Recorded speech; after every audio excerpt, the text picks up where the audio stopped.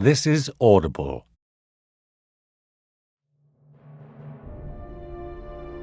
Callis and Toll, The Silver Shard, by Nick Horth, read by Barnaby Edwards.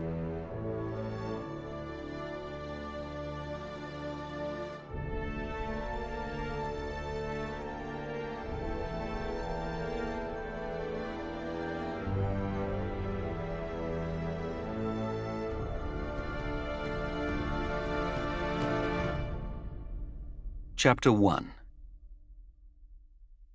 Sunlight trickled down through the canopy of violet leaves and crystalline tree trunks to cast a shimmering amethyst glow across the jungle floor.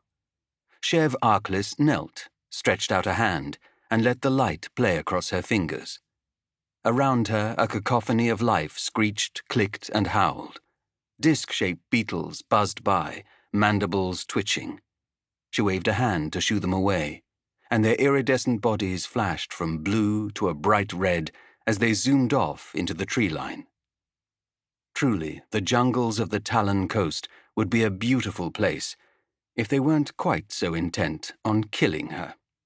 She reached back and unclipped a flask from her belt. It was worryingly light in her hands. The journey had taken far longer than she had hoped, and the sweltering heat had hardly helped. She let several drops of precious water drip onto her tongue. Scuffed footsteps sounded behind her, and a familiar stench of stale sweat and gungy smoke wafted through the trees. She sighed and turned. There he was, of course, her shadow. His beady, rheumy eyes narrowed in a suspicious frown, while he panted like a hound worn out from the heat, exposing a row of blackened teeth. "What are you sneaking off for, elf?" he hissed. "Trying to leave us behind, I reckon." "Where exactly would I run off to, cretin?" she snarled back. "In case you hadn't noticed, Howl, there's several hundred leagues of lethal wilderness between us and any scrap of civilization." Howl's eyes narrowed even further, and, as if by magic, a crude, saw-bladed dagger appeared in one hand and a barbed hook in the other. He trembled with barely contained rage. "You speak to me like that again, I'll carve up the other side of your face," he said. "You won't be even half pretty by the time I'm done with you." Chev rose slowly, moving one hand to her belt and the dagger stowed there.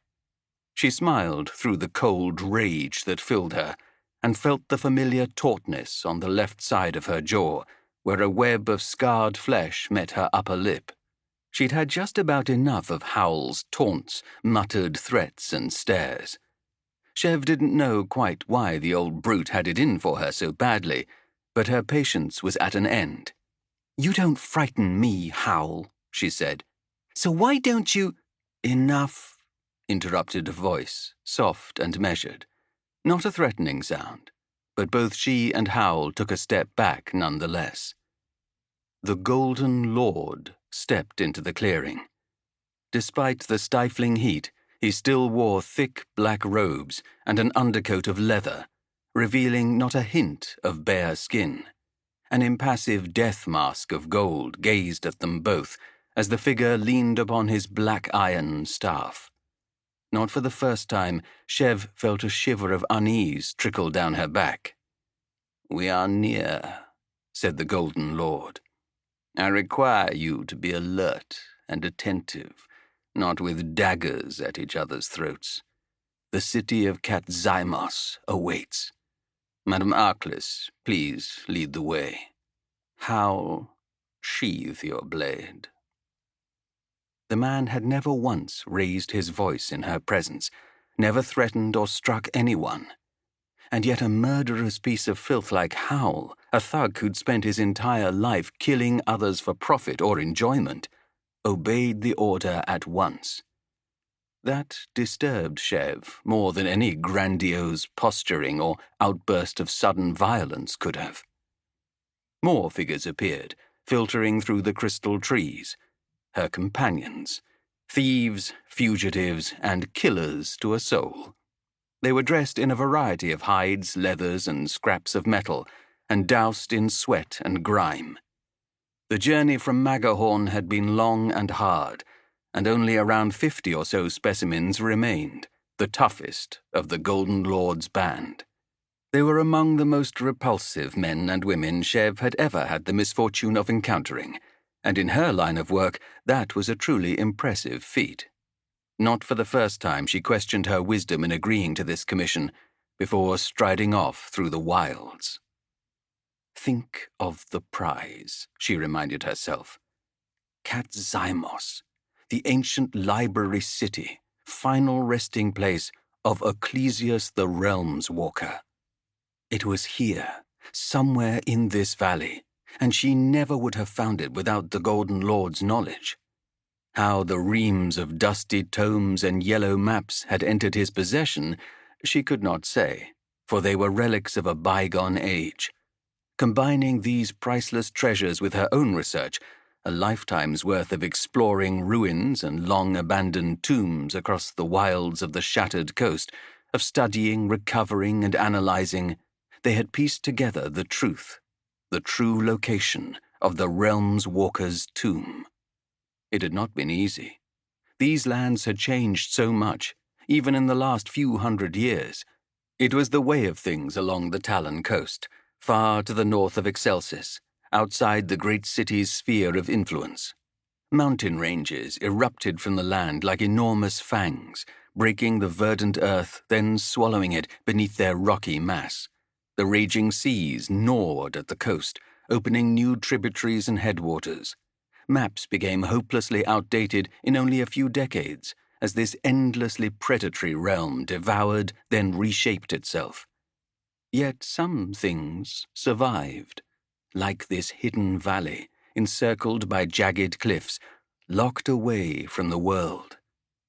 Katzimos, where great scholars from across the mortal realms had once gathered to store and disperse their knowledge amongst peers, where the body of Ecclesius, the most prestigious thinker, scientist, and inventor of his age, was interred. Chev's steps grew lighter as she thought about the secrets that awaited her, the fresh mysteries that would inevitably arise from her discoveries. "I apologize for the quality of servants I must rely upon," came a voice at her side. It was the gold-masked lord. "Reliable souls are a rare breed these days, and so we must compromise." Chev shook her head. "You're clearly a learned man. How did you ever find yourself working with this scum?" There was a muffled choking sound, and Chev glanced at the man.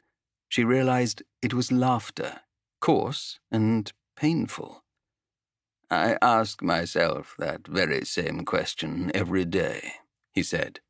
"The truth is that we do not live in an age of enlightenment, Madame Callis.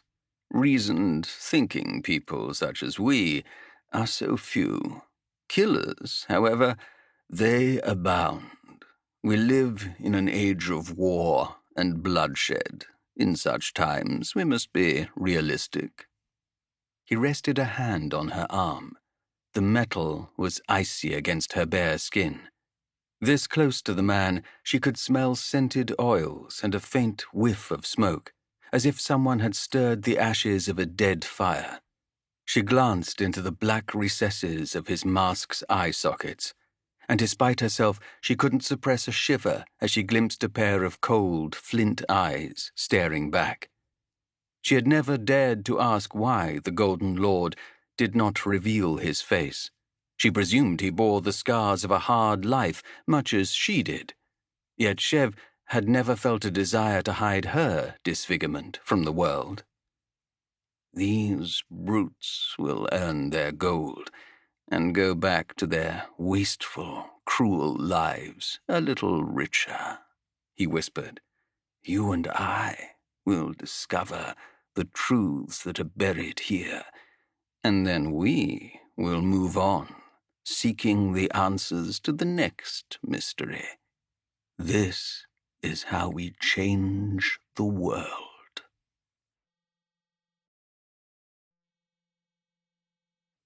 Chapter 2. For hours they walked on through the stifling humidity, too hot and miserable to speak. Chev struggled up steep slopes of stinking clay, trying to ignore the barbs and thorns that tore at her clothes and flesh. That same clay came in particularly useful when they passed a dozen blood wasp hives, smearing the stuff all over their bodies to avoid the insects' agonizing stings.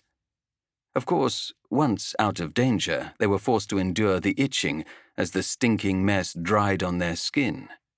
Chev counted herself in good health, but soon even she was panting as she hacked her way through the tangled undergrowth. Howl kept close, as he always did, and she was uncomfortably aware of his dead-eyed gaze, despite the fact that she never turned to meet it. After some time, they heard the trickle of running water. Some of the others sighed in relief, and she heard the clinking of metal as they retrieved their flasks and water skins, hoping to refresh their dwindling supplies. Chev paused, hunched down, and surveyed their surroundings. The thickest of the jungle had recently given way to a sparse woodland, dotted with tall, thin blackwood trees. Purple and red leaves pooled around their ankles. They were traversing a shallow incline at the foot of which ran a brook of crystal-clear water.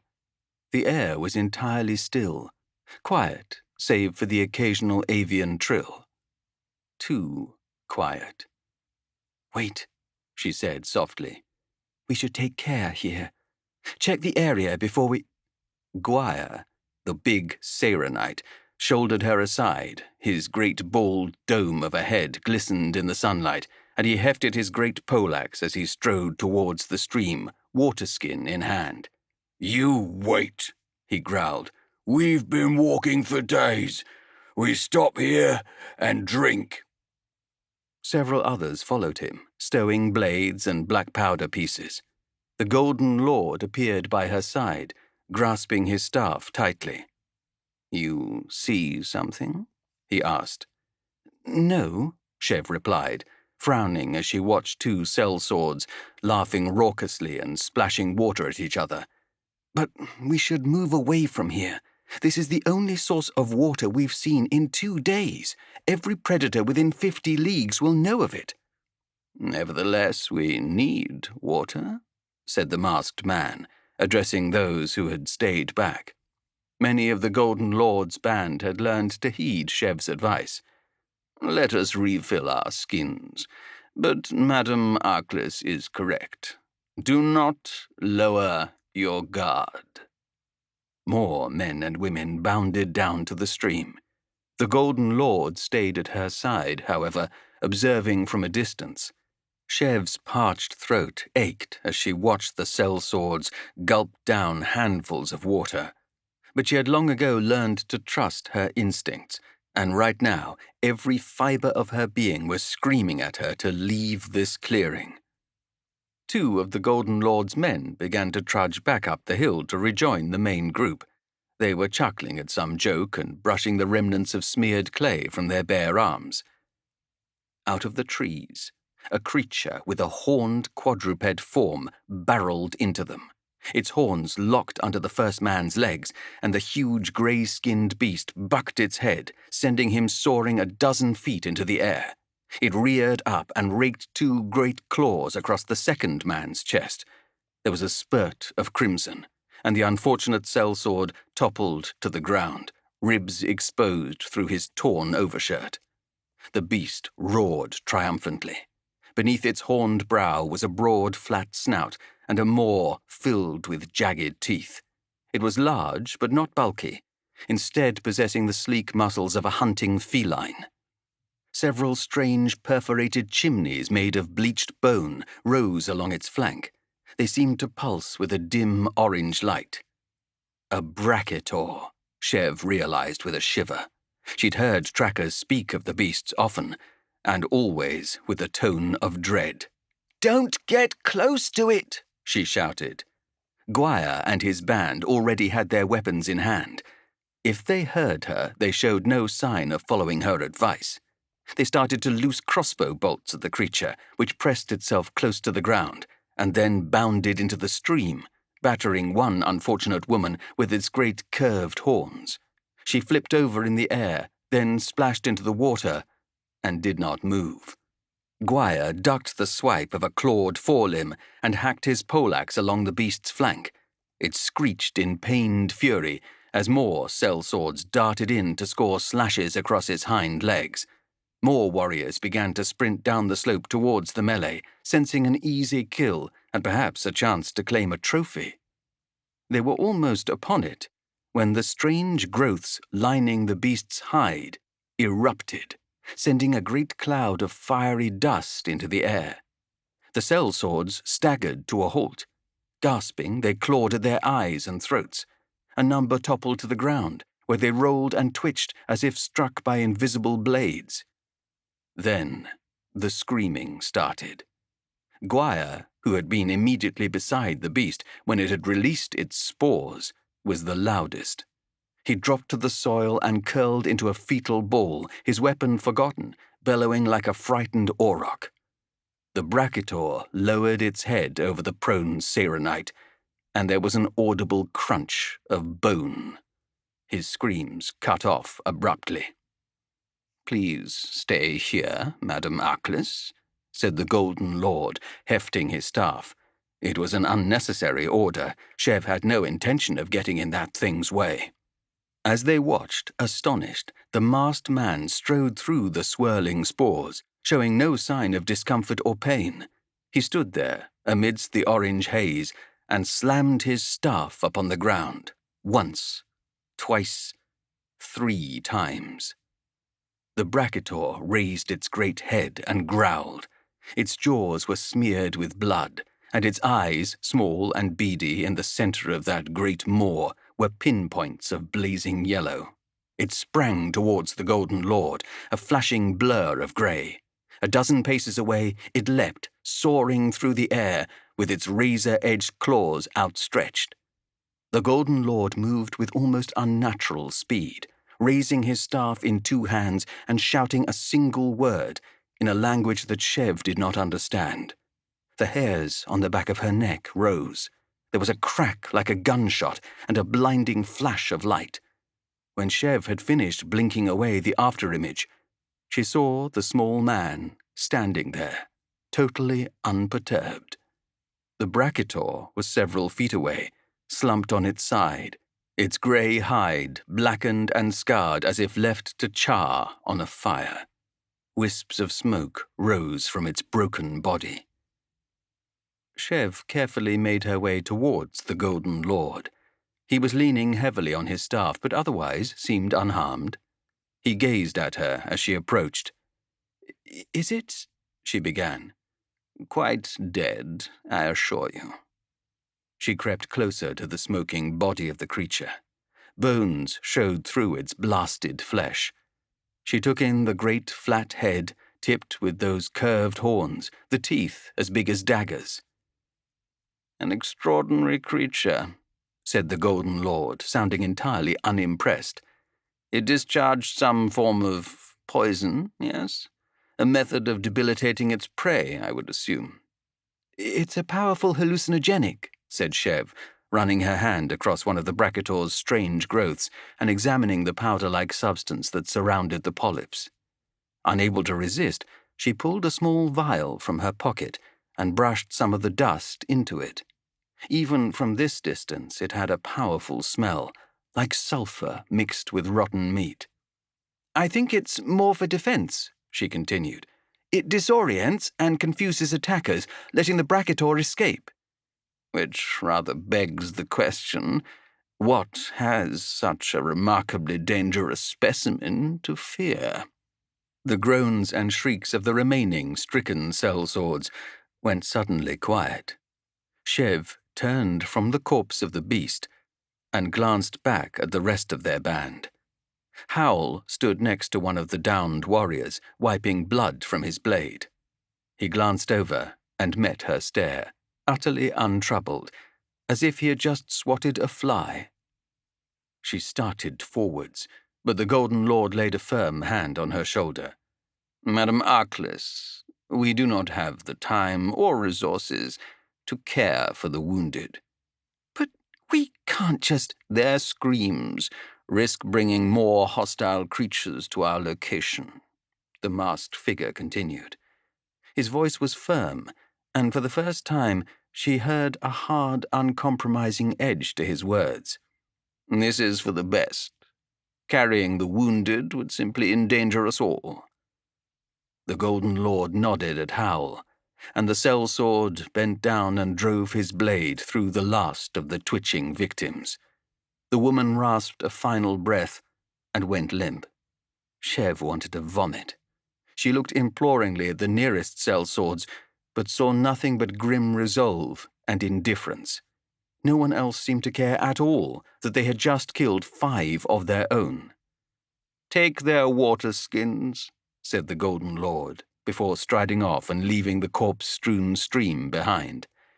"And leave the bodies. We've no time for looting. There will be more than enough compensation for you all once we reach Katzymos." Howl gave Chev a black-toothed smirk before he and the others strode after their leader. Chev looked at the littered corpses, their glazed eyes staring sightlessly at the azure skies above, and then spun to follow.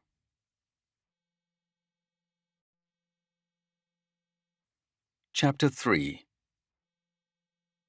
They trudged onwards through the fading light, cursing and grunting as the land became rougher and steeper with every step. Chev could not dispel the image of Howl culling their injured companions from her head. In this job, it paid to be practical, she told herself. Truly, what could they have done?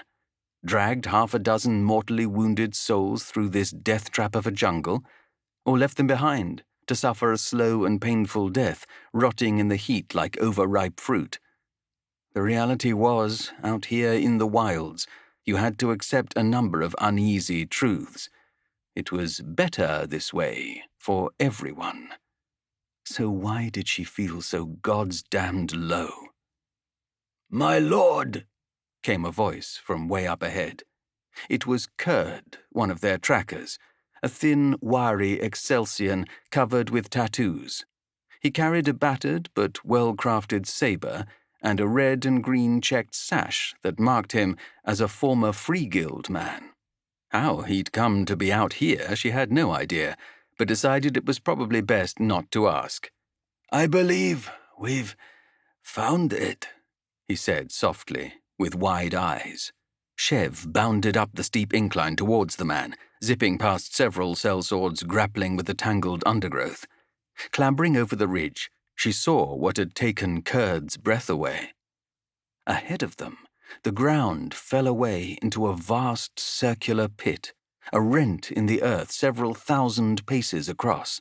Shards of broken rock circled the rim of this crater, and limbs of ancient trees jutted out from the earth, dangling over the precipice like a giant's crooked fingers. At several points, streams of water poured over the edge, gleaming and glittering as they tumbled away into vast channels far below.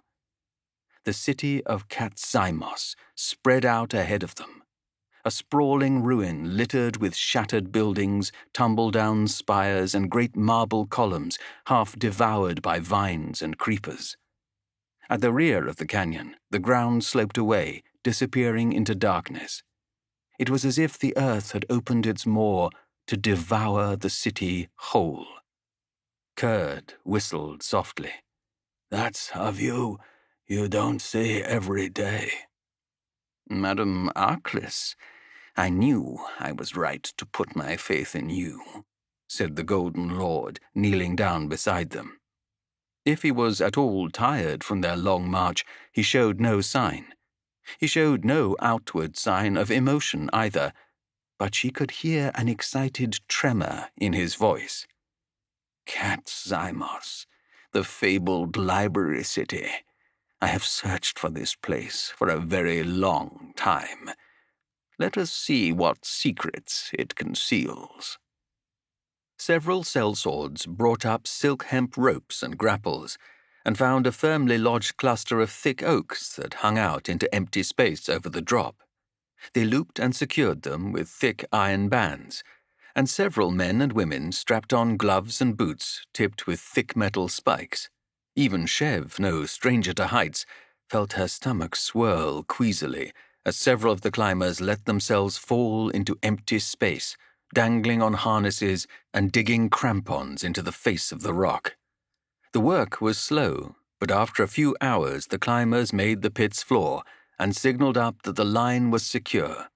Chev didn't wait. She pushed forward to claim her spot on one of the lines, securing her belt to the rope with a clamp and strapping on a pair of fingerless auroch hide gloves. The sooner the descent was over, the better.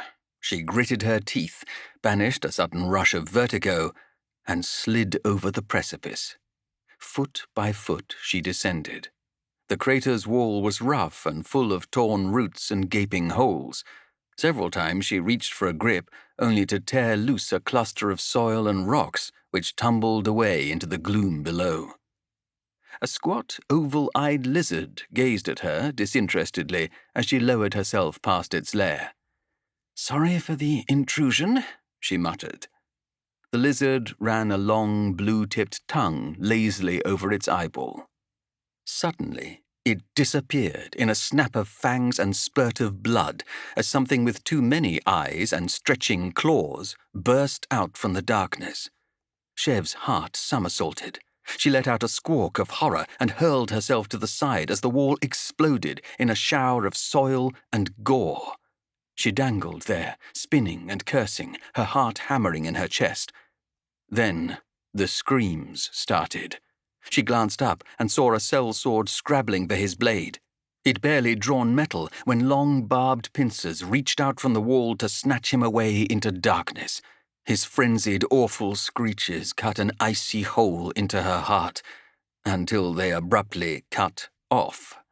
Soil and rocks rained down into her hair and her eyes. Something fell past her, shrieking, close enough to make her ears ache. Desperately she began to climb down. Abandoning caution for haste, she missed a grip and fell, scrabbling for a handhold. Her head struck something hard and stars exploded behind her eyes. But by some miracle, she managed to hold on to something firm and gnarled, jutting out of the wall. The impact sent a shock of pain up her arm, but she clung on, opening her eyes. A tree root. She wrapped herself around it, holding onto it like a shipwrecked sailor on a piece of driftwood. There was more screaming, and the snap-click of crossbow bolts thudding into solid surfaces. Blearily she looked upwards and saw at least a dozen sellswords descending at speed as the cliff face erupted to life around them, insectile appendages darting out in search of prey. She had to get down. Below was only a long drop to certain death. Those fortunate few who'd managed to get down safely had crossbows and repeaters drawn, but what could they do, really? If they fired a hail of bolts, they'd be as likely to skewer their own as strike one of the creatures. Another cloud of sun-baked mud exploded outwards to Chev's left, and she caught sight of one of the beasts for the first time. It had a long, segmented body like a centipede, bedecked with barbed armor plates that shone razor-sharp in the sunlight. Its head was small, bulbous, like that of a spider, with hundreds of pitch-black eyes and a pair of snapping mandibles. Its forelegs were long, thin spears of jet-black chitin. It swept those enormous limbs around while a pair of curving antennae whipped at the air. She clutched her lifeline even harder, frozen in both terror and indecision. Yet even though she was only a few feet away, the beast did not seem to notice her. It was blind in the sunlight, she realized with a surge of relief. As long as she stayed corpse still, maybe she could survive this yet. The branch groaned beneath her, and there was a crack of splintering wood. Of course. With a shriek, the tunnel horror stabbed its claws out at the sudden sound. Chev rolled, hanging by her aching fingers underneath the drooping tree branch. She tugged at the rope secured to her belt. It was hopelessly tangled, pulled so taut that it was cutting into her stomach. All she could hear was the frenzied hissing of the tunnel horror and the thunk as its spear limbs thudded into the branch that held her. It swiped a leg across horizontally and snipped clean through the silkweave rope. The pressure on her abdomen was blissfully released. She fumbled, unhooking the slack, which fell away. Now at least she could move. Unfortunately, she was also now hanging free a few feet above cold, hard rock, with a frenzied monster doing its best to eviscerate her. First things first, she snapped her head around, looking for some escape. There, below her and to the left, was another jutting root, maybe large enough to hold her weight. Maybe not, of course, but Chev knew sometimes you had to take your chances. She waited until the thing had stopped thrashing, slipped her flask free from her pack, and hurled it over the monster's head and into the canyon wall. The tunnel horror whirled its many-eyed head about with a rattling hiss. Chev hauled herself up onto the branch, swaying as it dropped lower. It splintered, and she saw a jagged line zigzag down the length of the wood. The tunnel horror spun back around, its limbs raised high. Chev took a step and flung herself into space. Something whipped past her head close enough to brush her scalp.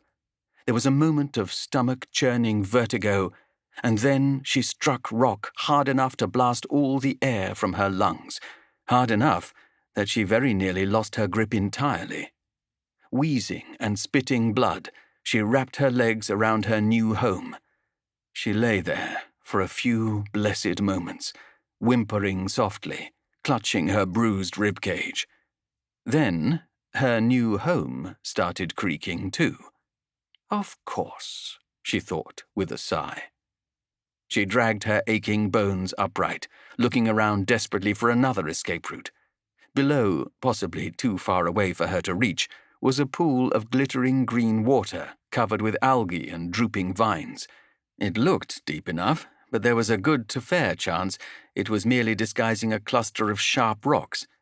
There was a chorus of hissing behind her, and two more insectoid monstrosities hauled their chitinous bodies free, antennae lashing, razor-tipped legs gleaming wetly in the fading light. That made her decision to jump much easier. She ran and leapt high into space, tucking her arms across her chest, pointing her toes, and screaming so loudly it hurt as she plummeted down. She struck the pool of water like an arrow. The chill made her reflexively gasp, and she swallowed a brackish mouthful. Her foot struck soft, muddy earth, and stuck fast, and she kicked and struggled in panic, swallowing more water. Finally, her lungs burning, she tugged her foot free of the sucking morass and darted for the surface. One hand scrabbled for a hold, and she raised her head into daylight, spitting out the rancid liquid. Strong hands grasped her under the arms, and she felt herself being lifted free of the pool. She blinked foul-smelling water out of her eyes, and a figure swam into focus. Curd. He was shaking his head. "Sigmar's teeth," he said with a chuckle. "You're a mad one, elf. You're goddamned lucky you didn't splatter all over the flagstones." "Every inch of me hurts," she groaned. "Yeah, well, it could have been worse," he replied. She hauled her aching body to its knees and looked around. Barely 20 souls remained of their brave fellowship, and at least a couple of them were sporting deep lacerations across their arms and chests. She was irritated to see that Howl was one of the survivors, though she noted he was nursing a nasty gash across his upper arm and grimacing in pain. The tunnel horrors had disappeared back into their lairs, presumably having gorged themselves to their satisfaction. Chev decided not to think about how in the 8 realms they were going to make it back up that cliff face later. The Golden Lord was there, somehow unharmed and barely out of breath. He muttered an arcane phrase, and the tip of his staff began to glow with a soft yellow light, bathing the weathered stones beneath their feet in a warm amber haze. The ground on which they stood sloped away into a wide avenue, which led further into the ruins. "We are near," he said. "Follow me." They began to walk down what was once a central thoroughfare and now a stretch of broken flagstones lined with toppled statues, invaded on all fronts by thick, barbed gorse and patches of yellow-green grass. The statues were of men, elves, and duardin, but not warriors or rulers as you might expect from a city this size. All of them bore the trappings of inventors and scholars. A man reaching out towards the heavens, a bizarre mechanical contraption in one hand, wearing what seemed to be a pair of many-lensed goggles. There was an elf, wielding nothing more than a long feathered quill, a look of intense concentration upon his angular face, slightly ruined now by the smears of verdigris that covered his body like a rash. "I don't think it was a battle that caused all this," Chev said, wondering aloud. "There's no sign of weapons, no skeletons lying in piles on the streets." "I would estimate this city to have had a population in the low thousands," said the Golden Lord. "It is indeed strange to see so few remains. Most likely Katzimos was abandoned." "If so, what caused them to leave?" "Let us continue on. Perhaps we may find answers within." The Golden Lord kept up a fearsome pace, hardly caring to take in the wonders that surrounded them. That seemed strange to her, considering how effusive he had been about discovering this place. Perhaps the dangers they had already faced had robbed him of his excitement. They continued on, tramping over scattered masonry, shards of age-old glass and broken pottery. All around them was the spectre of destruction. Entire avenues of columned halls lay crumpled and crushed, as if they were the abandoned playthings of some vast titan. After what seemed like several hours of travel, Howl held up a hand. "Listen," he growled, kneeling to press one hand to the ground. They fell silent, weapons drawn, gazing around at the ghost of Katzimos uneasily. The light was fading now, and shadows crept from doors and hallways like questing fingers. After a moment, Chev could hear the sounds. Drums, beating to a frenzied staccato rhythm. Low, guttural sounds like bellowed chants. They were only a few hundred paces from the far side of the canyon now. The sheer cliff face rose above them at an angle, and the city descended beneath it into darkness. It was as if the earth itself was opening its jaws to devour Katzimos, and the ruins of the city were sliding slowly down its gullet. "We're going down there," said Howl. Even the old mercenary's voice was hesitant. "We are?" said the Golden Lord, who showed no sign of fear or trepidation. He might as well have been announcing a camping trip. "You heard the drums," said Howl. "There's something down there." "Then we shall take great pains to avoid it, if it poses a threat to us. We have suffered greatly to get here, my friends, but we have made it. Within lies our fortune, if we only have the fortitude to seize it. Are you with me?" There was a mumbled sound of assent, decisive, if not particularly enthusiastic.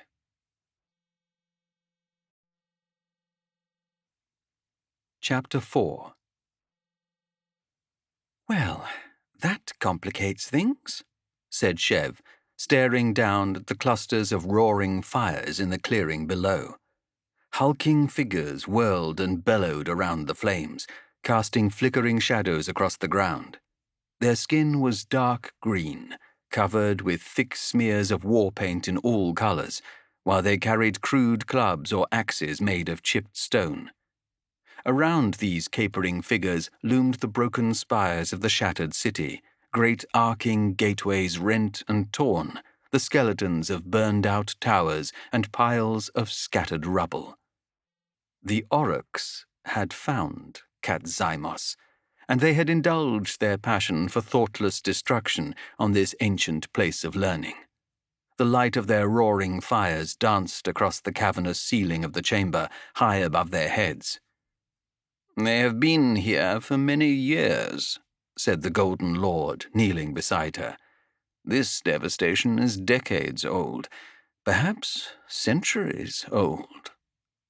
Leering, bestial faces were carved into the walls in this corner of the city, and great totems of bone littered the chamber, painted garishly with lurid color. The place stank of sweat and filth. "More and more of 'em every season," said Howl, spitting in disgust. "Come pouring out of the jungles, chanting like mad folk. Port Crassin fell not 2 months past, burned to ashes." "The Men of Lightning defeated them at the Battle of Blistersand," said one of the Golden Lord's hirelings, a pock-marked youth named Fegel, with an air of sage wisdom. "They killed an orc the size of a mountain, so they did. My uncle told me. He fought there." Howl snorted. "Your uncle's a drunk or a liar. Besides, there ain't no defeating greenskins, not for long. You just kill as many as you can. Enough that they don't rise up again for a good long time." "There must be 100 of those creatures down there," muttered Chev. "Then we are fortunate we have not stumbled upon a full war party, armed and ready for slaughter," said the Golden Lord. "We can avoid them." "You think Ecclesias's tomb still stands?" asked Chev. "It must," the masked man snapped. Chev raised an eyebrow. It was the first time she had heard him lose his composure. He shook his head and glanced at her. "I apologize, Madam Arclis," he said. "It is simply that we are so close to our goal, and to be foiled in our quest now would be the harshest of punishments. Please enlighten me. Where do you believe the tomb is located?" She turned and scanned the encampment below. The Oryx fires occupied a central square, what she assumed would once have been a plaza or some kind of forum. The buildings had once been impressive structures, towering spires and great archways of gleaming marble. Most had been leveled long ago, torn down and claimed by the ravenous wilderness. Yet not all had suffered such a fate. Far across the way, beyond the hollering bands of Oryx, stood a building larger than any other. It was tall and angular, in the style of many Sigmarite cathedrals she had seen, but there was a wide range of clashing architectural styles visible even through the damage it had suffered. Sweeping buttresses supported a central spire, which tapered to an iridescent spiral of dully gleaming crystal. The windows were circular portals in the fashion of the ancient Asmahari churches. They were almost all smashed. The roof, meanwhile, seemed oddly organic, an almost chitinous shell of disc-shaped tiles arrayed in yet more spiral patterns. There were many gaping holes in the building, and the main archway lay shattered and broken on the steps leading to the main entrance, but the place retained a sort of tragic grandeur, despite the savage desolation around it.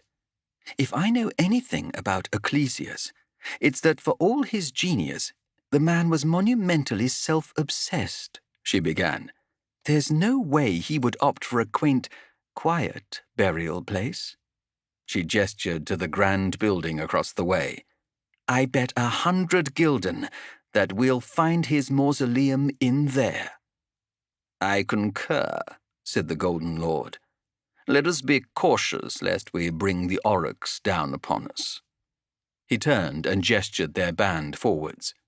Howl led them down the nearest incline, a steep ravine that dropped between the spines of 2 broken buildings, crafted from green-black stone. Everyone had their weapons drawn, a wicked assortment of blades of all shapes and sizes. Some carried crossbows and alley pieces, but all those who bore firearms kept them tucked in their belts and holsters. A single shot here would bring hordes of greenskins down upon their heads. The drums of the Oryx were like a hammer in their skulls, and their stamping feet seemed to echo around every corner. Silhouettes leapt and spun across the dusty road ahead as they crept ever closer to the Oryx war camp. They could hear the creatures' idiot howls and the clash of weapons, and see glimpses of their bodies through the skeletons of the ruined buildings. Ahead, the cover of the ruins broke for a dozen or so paces, and to their left they could see the Oryx camp. In groups of 2 or 3, they dashed across the open ground, fortunately bathed in shadows now in the receding light. Dozens of Oryx were slumbering next to crude huts fashioned from cured skins and bound bone. These lairs were festooned with skulls and rib cages, some human, but mostly the large, broad bones of fellow Oryx, victims from an opposing tribe, no doubt.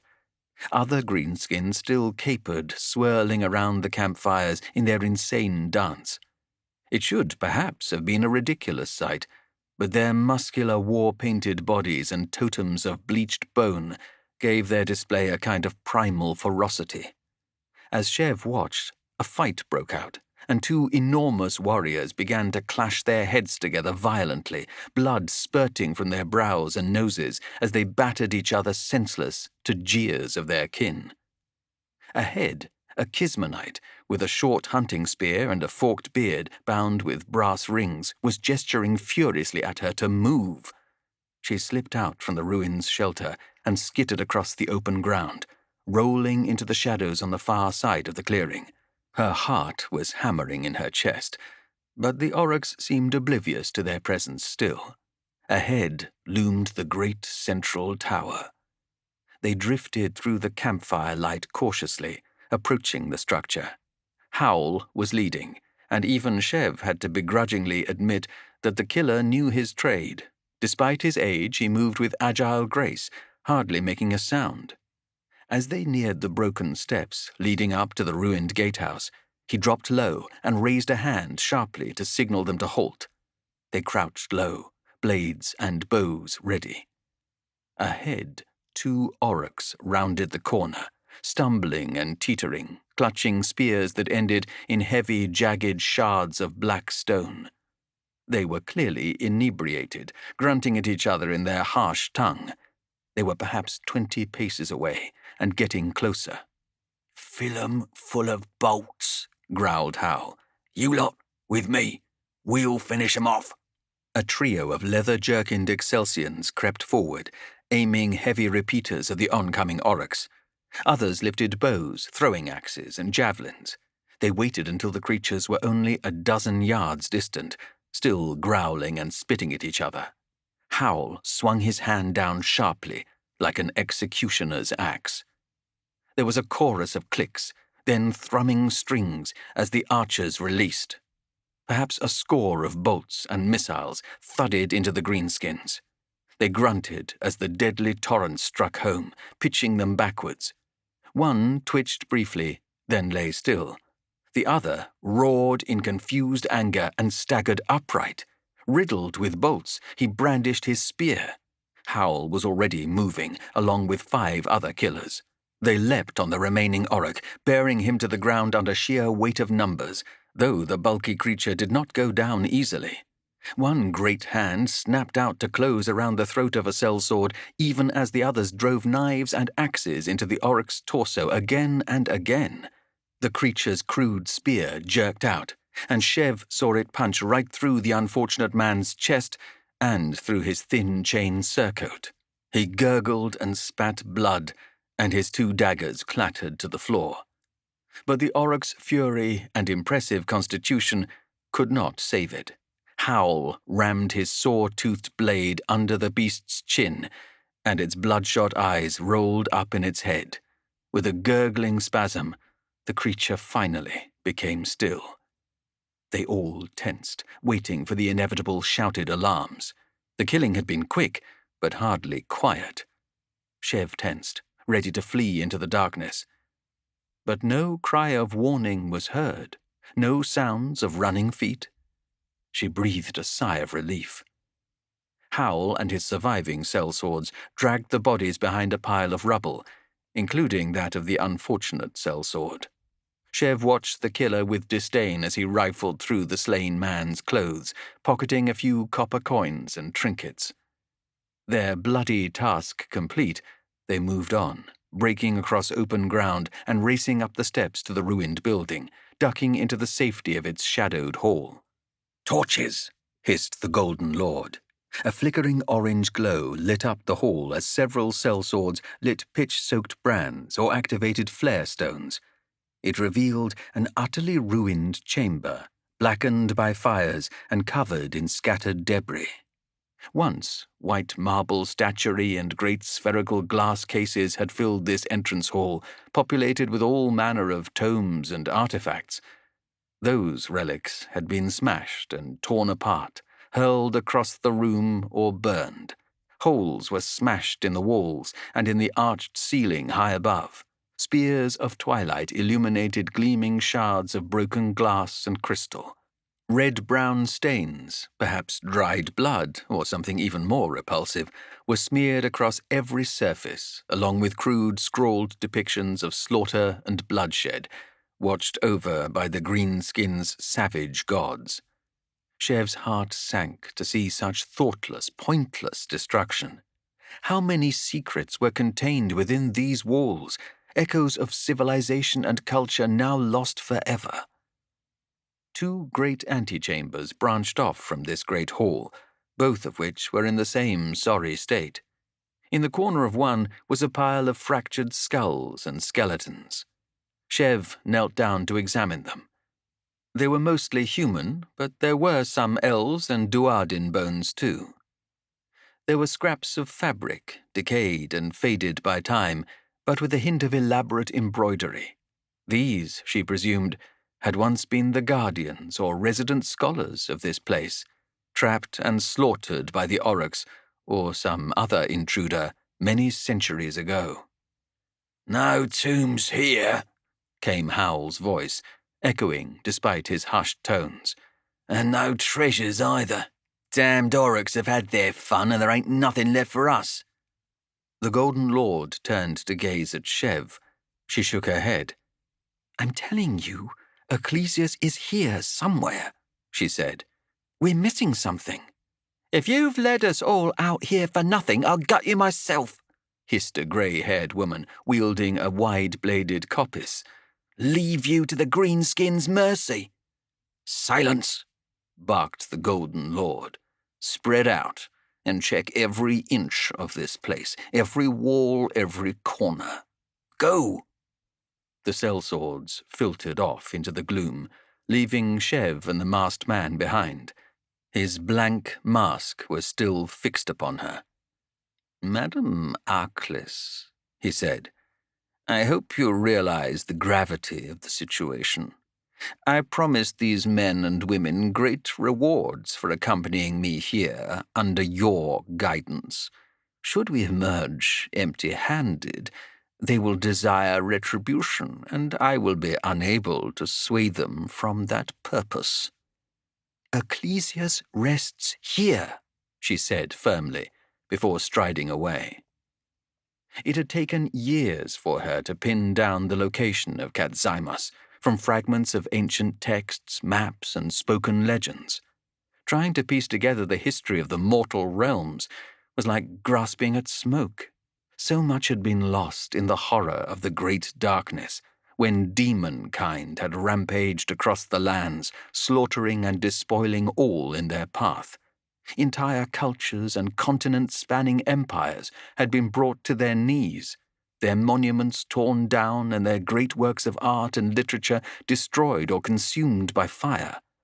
Little oral history remained, for the citizens of these once proud kingdoms were either butchered or forced to join the dark god's mortal legions, devolving into little more than sadistic killers. Only amidst the ruins of murdered civilizations could scraps of the truth be found.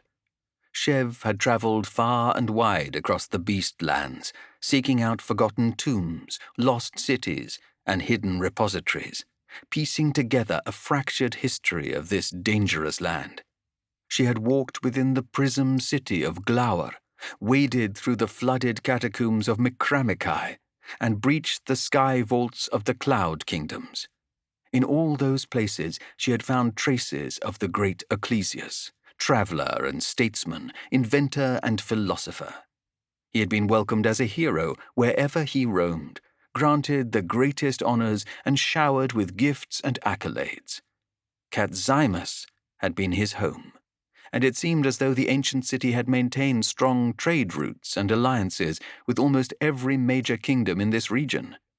Experts from the city were valued as greatly as the mightiest warriors, depicted in great murals leading the construction of wondrous monuments and monolithic statues in honor of the gods. And then, in the blink of an eye, all that grandeur had been torn down, trampled, and burned. As she crept through the dusty halls, the light from her torch illuminated ancient frescoes and murals, most of which had been smashed or scarred so badly they were no longer decipherable.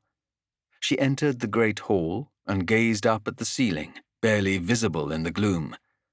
There was something up there, poking out of the darkness. A great hanging ornament, trailed by cobwebs and ghostly white with dust, but unlike everything else in this place, it was largely intact. From a central disc of dull metal, broad enough for a person to walk along its length with ease, dangled 6 globes. Now she looked closer, she could see flickers of color beneath the patina of dust. Clambering up a nearby column, she leapt across and grasped a handhold on a cluster of burned bookcases that were leaning against one another precariously. From there, she could reach a thin ledge that ran around the edge of the chamber. She hoisted herself up and turned to face the device. "What are you up to now?" shouted Curd from below. She grinned down at him. "Exploring," she said, and jumped from the ledge across to the hanging ornament. The entire thing groaned, swaying under her weight. For a moment she wondered if she had misjudged this horribly.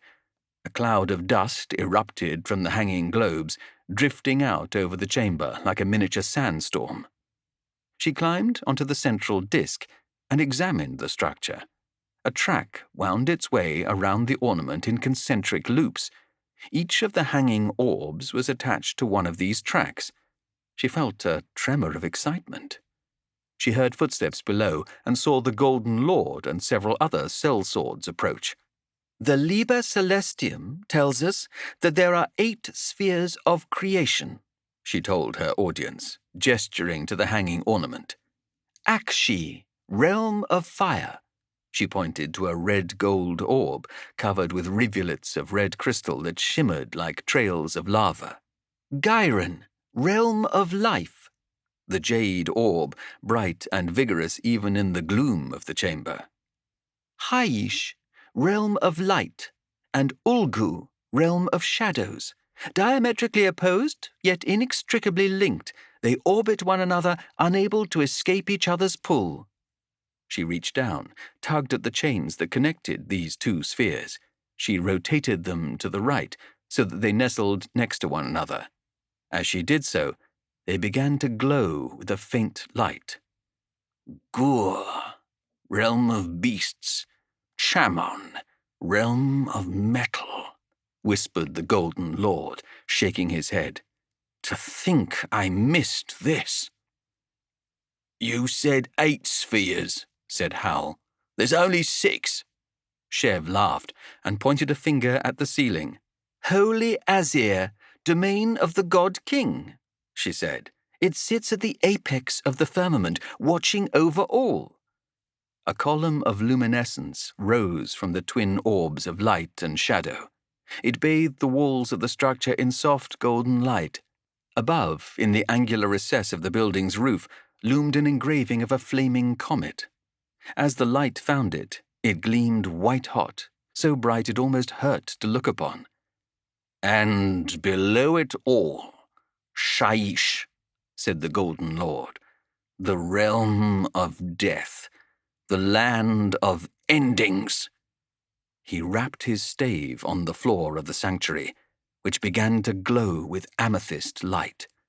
The floor creaked, and several startled sellswords leapt out of the way as a great aperture yawned open beneath them. An avalanche of dust toppled away into the darkness, and by the flickering torchlight they could see a stairway spiraling down. The steps were exquisitely carved from obsidian, through which ran veins of gleaming azure. Shev punched the air, unable to help herself.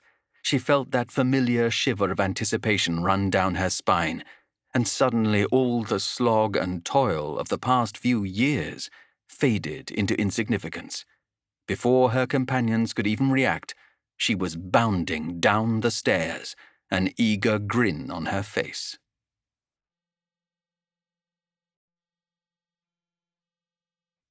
Chapter 5. The stairway wound down perhaps a couple of 100 paces before ending at an archway of white marble. She wondered at the stonework. Images and icons had been worked into the structure and inlaid with gold and silver. Soaring sail arcs drifting over a jagged mountain range. A city built within a molten waterfall. Primordial monuments of forgotten gods beneath the waves.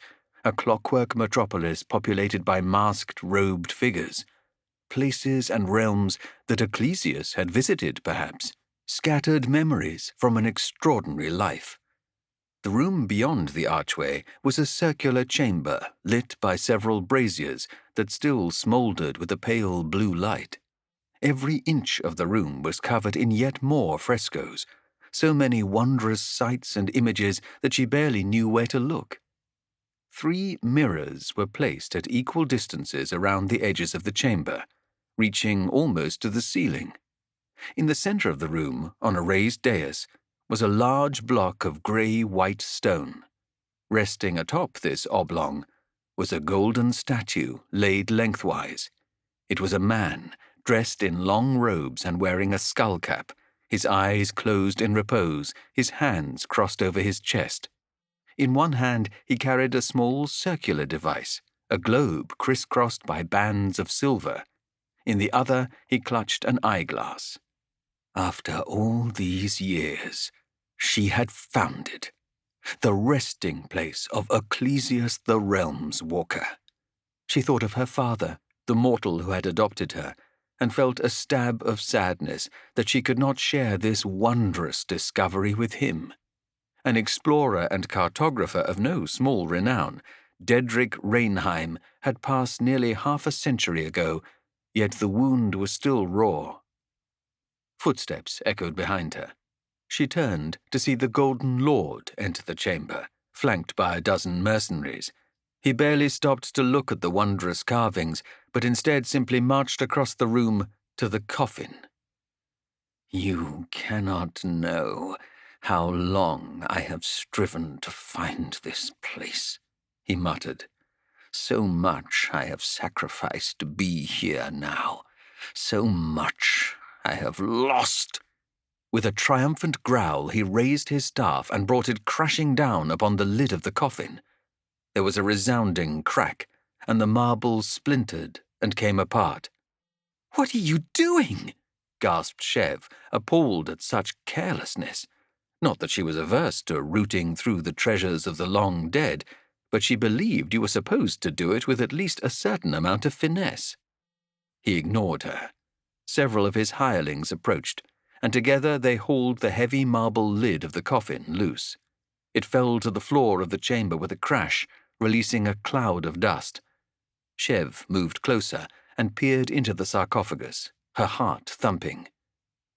There lay Ecclesias.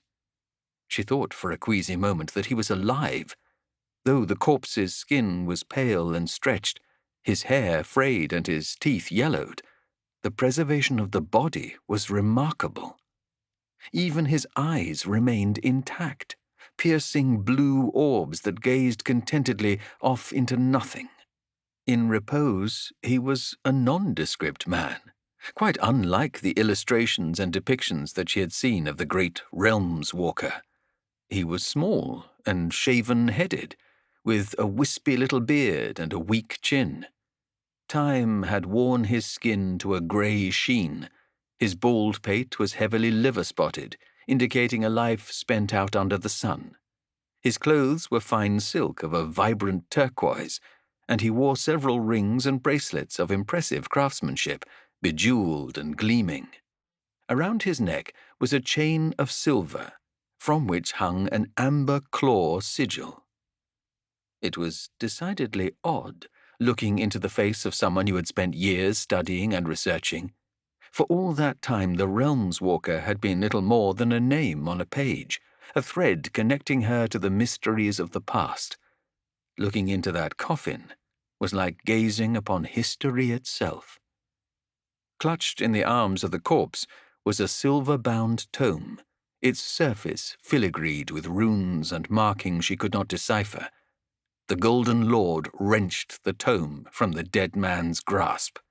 The collected writings and memories of Ecclesius of Asiltane, the Realms Walker, the Golden Lord whispered.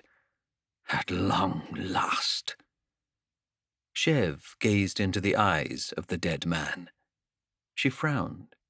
There was something strange about the man's crystal blue orbs. The right was milky and glazed, while the left seemed sharper, glimmering in the torchlight. She reached out and tapped it with her finger. It was hard, clicking at the touch of her fingernail. She glanced around. The Golden Lord was engrossed in the tome, not even looking in her direction. It must be here, he muttered. It must. She had no idea what he was talking about. The sellswords were eyeing the frescoes and golden filigrees of the tomb, no doubt wondering if anything in here could be easily looted. Fishing a small knife from her belt, Chev delicately pried the orb out of its socket. It popped out easily, and she palmed it. It was indeed a crystal, fashioned in the image of an eyeball. Upon further inspection, she could see small trails of silver light whirling and coalescing within the iris, casting a faint light across her palm. Odd. As she watched, the streams of light grew brighter and more insistent, the crystal flaring in her hand like the thorax of a glowfly. She stared into its depths, almost hypnotized by the mesmerizing patterns. There was something there, in the depths. She peered closer. You know, in many cultures it is considered the height of rudeness to break into a man's tomb and start digging the eyes from his sockets. Chev gave a startled yelp and dropped the crystal, which bounced hard on the edge of the coffin and rolled across the floor. Will you please be more careful with that? Said the voice in her head, with an air of extreme irritation. It was incredibly difficult to attain, and if it breaks, there is no telling what will happen to me. The Golden Lord rapped his staff upon the floor. He was staring at her from across the chamber. What did you do? He said. His voice was ice-cold. Chev struggled for words. She began. I do not like this one's tone, said the voice in her head. What? She gasped. He's trouble, believe me. At my age you get a sixth sense for these kind of things. Stop it, she shouted, clutching her head as if she could squeeze the unwelcome intrusion out of her skull. What in the name of Sigmar is going on? Tell me now, growled the Golden Lord. Oh, how rude of me. Allow me to introduce myself. Ecclesius of Asiltane, at your service, my lady, said the voice. Or at least as much as a disembodied consciousness can be. I am sorry I have had precious few intelligent conversations in the past few 100 years. I fear I am going somewhat peculiar. Peculiar? She sputtered. Who are you speaking to? Snapped the Golden Lord. Answer me. She backed away, but someone grabbed her from behind. She smelt that familiar, pungent stench and knew it was Howl. She struggled, but he twisted her arm painfully, locked her in place. The Golden Lord strode over to her, his staff grasped in two hands. You will tell me what happened, now, he growled, or I will allow Howl here to begin his work. I have witnessed the results of his art, Madam Callis, and I have no wish to see them practiced upon you. So speak. There was a voice in my head, she gasped, nodding to the crystal that lay dormant on the floor. That thing, it was speaking to me. The Golden Lord strode over to the orb. He knelt down to inspect it, then reached out a hand slowly to grasp it. Could it be? He muttered to himself. Shade glass, taken from the haunted city of mirrors. Now I understand. Our great thinker could not bear to enter the lands of the dead, not with so many sights left to see. No, he sought to exist beyond the grasp of the tyrant of bones. The Golden Lord stood, grasping the orb tightly in one fist. Listen to me, Ecclesius, he said. Do not address the girl, but speak to me alone. How long have you dwelt here, amidst the rubble of your life's work? Hundreds of years at the very least. I can help you, Realms Walker. I can take you from this place, free you from the prison you have made for yourself. There are ways, my friend, ways to restore you to life. All I ask in return is this. Tell me where to find the silver shard. There was a rustling sound, like the brushing of a soft hand over silk. Chev thought she saw a flicker of movement within the mirror to her left. The silver shard, said the voice of the Realms Walker. By the way the Golden Lord's head twitched and the mercenaries jumped in shock, Chev was sure they all had heard it too this time. He sounded cautious, perhaps even afraid. How do you know of that name? My reasons are my own, the Golden Lord continued. I know you traveled to the lost city of Zoantica, Ecclesius. I know that you alone returned from an expedition of 500 souls. Tell me where it lies. I know not, said the voice. I cannot tell you, for the memories are lost to me. Only a shadow remains, the echo of a nightmare I cannot recall. Try, said the masked man. There are worse fates than death, Realms Walker, and I will subject you to them all if you do not tell me what I wish to know. All I know is that death surrounds this silver shard. Abandon your quest, masked one. I tire of this, said the Golden Lord. He hurled the orb to the floor, and it skittered across the stones. Then he raised his staff, which crackled and spat arcs of lightning. What are you doing? Cried the voice of Ecclesius. If you do not tell me how to find Zoantica, I will shatter this crystal. What will happen to your spirit, I wonder, when I break the cage that holds it? Perhaps you will travel to the underworld, and the great necromancer will finally get his due. Let us find out. He aimed the tip of the staff at the crystal and unleashed a stream of crackling energy. Green smoke began to rise from the sparking orb. No, you cannot do this. Of course I can, said the Golden Lord, continuing to pour lightning into the relic. There was a high-pitched shriek that echoed around the chamber, a disembodied sound of pure agony.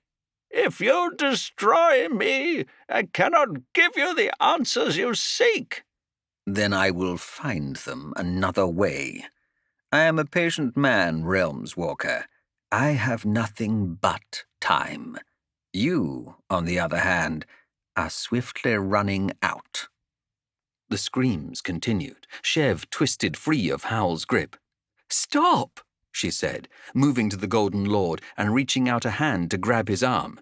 He pushed her away indifferently. The lightning was blinding now. It rippled across the roof of the chamber, and a cascade of dust poured down from the shuddering roof of the tomb. I will tell you nothing, came the voice, sounding pained and thin. You will tell me everything, snarled the masked man. He touched the tip of his staff to the crystal. There was another burst of electricity, and Chev heard a crack, like splintering stone. Far to the north! Please, I am not ready for death. There is so much yet to learn. Travel to the farthest reaches of the Talon coast, where the mountains drift far above the earth." "The Fate Scar Mountains," the Golden Lord said. "I know of this place. Continue." "Hidden in the highest peaks is a city named Zoantica. It is shielded from mortal eyes by illusion and magic. That is all I can remember. Only death lies within that place. I promise you that. If you enter, you will not leave." The Golden Lord's spell ended abruptly. The floor was charred and smoking, and the crystal orb glowed bright, like a hot ember. "Allow me to worry about that," he said. He bent and picked up the blazing crystal in one gauntleted hand. "You merely have to worry about guiding me there." "I am speaking to you alone now, elf," came the Realms Walker's voice, low and urgent and pained. "This man will lead you to your death. You must escape as soon as you can, and take me with you. This man cannot be allowed to find Zoantica. Please." "Madam Callis," said the Golden Lord, turning to her, "I want to thank you for taking me this far. Without your assistance, I may never have found this tomb. And yet, I am now faced with a dilemma. You are in the unfortunate position of knowing too much about my intended destination. I wonder, can I trust you to keep my secrets? I am not a trusting man by nature." Someone stepped in close and grabbed her by the arm. She felt the edge of a blade in the small of her back. She could tell by the rush of stale breath that it was Howl. Shev's eyes darted to the stairs. 2 sellswords, Kurd and a lean spearwoman, stood guard there. The Golden Lord sighed and held up a hand. "Please, do not be foolish," he said. "Even without the ministrations of Mr. Howl, you would not make it more than 20 paces. Honestly, I'm not some mindless savage. I do genuinely appreciate your skills and your knowledge of the Talon coast. You are a uniquely gifted woman, Shevanya." "You lied to me," she said. "All this time, all this nonsense you spouted, and you're nothing but a petty thief after some magical trinket." "You knew I was no historian, no scholar. I never even played the part with any relish. I happen to be very skilled at deception. But the truth is that with you, it was never called for. Don't lie to yourself, Shevanya. You are not in this trade for anything but your own sense of adventure. Tell me how many great discoveries you have presented to the colleges of Azir?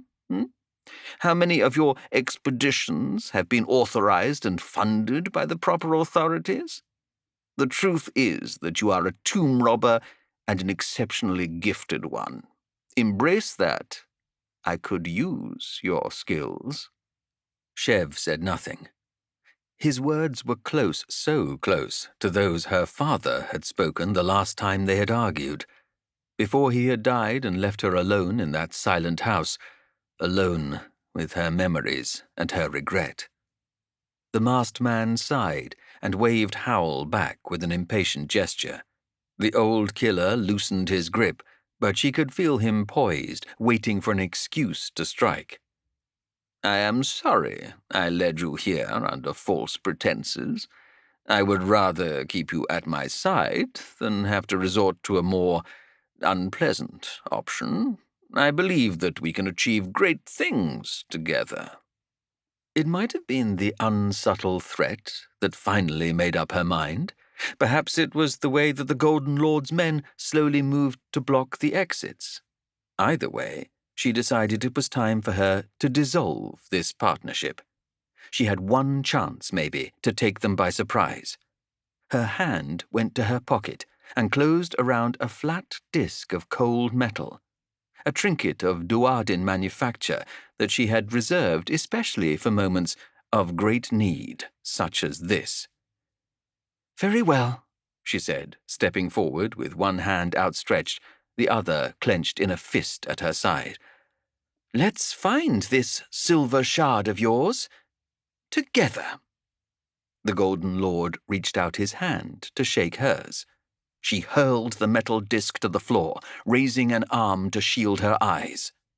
The chamber exploded with light and noise, a thunderous crack of silver-blue lightning that blasted them all from their feet and left a vicious ringing in their ears. The three mirrors shattered as one, sending shards of glass whipping across the chamber.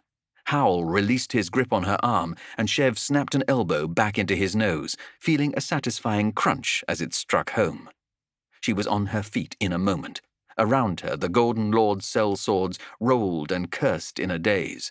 The Golden Lord was on his knees, hands covering his face. His mask lay scarred and smoking on the floor. He glanced towards her, and beneath the web of his fingers, she saw something writhe and blink. Not human eyes, not eyes at all, in fact. If there were any lingering doubts about abandoning this expedition, they evaporated in an instant. He turned away, grabbing for his mask. The crystal spilled from his grasp and skittered across the floor towards her, and she bent and scooped it up. "Miss Callis, is it?" came the voice in her head again. "May I suggest a swift egress?" Chev spun on her heel towards the entrance to the tomb. There was Kurd, staggering to his feet, sword in hand. She bounded over to him, dodging around his clumsy attempt to grab her, and sank her knee into his groin. He folded with a groan, and she pushed him aside, feeling only the slightest hint of guilt. Compared to the rest of them, Kurd really wasn't such a bad sort. And then she was free, bursting up the stairs into the gloom of the cathedral. Chapter 6. As she emerged from the tomb and started forwards, two sellswords came around the corner to bar her path, weapons raised, staring in confusion. The sound of clattering footsteps echoed up from below. She spun on her heels and ran in the other direction, darting off into the darkness, her former companions close behind. She pounded through a door at the far side of the hall, entering a corridor lined with shattered marble busts. After several yards, the corridor opened out into a vast hall filled with looming statues and row upon row of stacked tomes, stretching up into the gloom of the arched ceiling. As Chev darted between the closest opening, there was a deafening blast, and a stack of yellowed, curling scrolls to her left exploded in a cloud of choking dust. She could hear muttered curses behind her, echoing across the open chamber. "No guns, fool! You'll bring the whole cursed place down on us," someone barked. Howl, perhaps. Well, that was something, Chev thought. Her relief lasted a scant few moments. Crossbow bolts slammed into the bookcases and display cases around her as she wheeled around a tight corner. Loud, but nowhere near as deafening as the gunshot, glass shattered and another cloud of dust erupted into the air. Someone had themselves a repeater bow.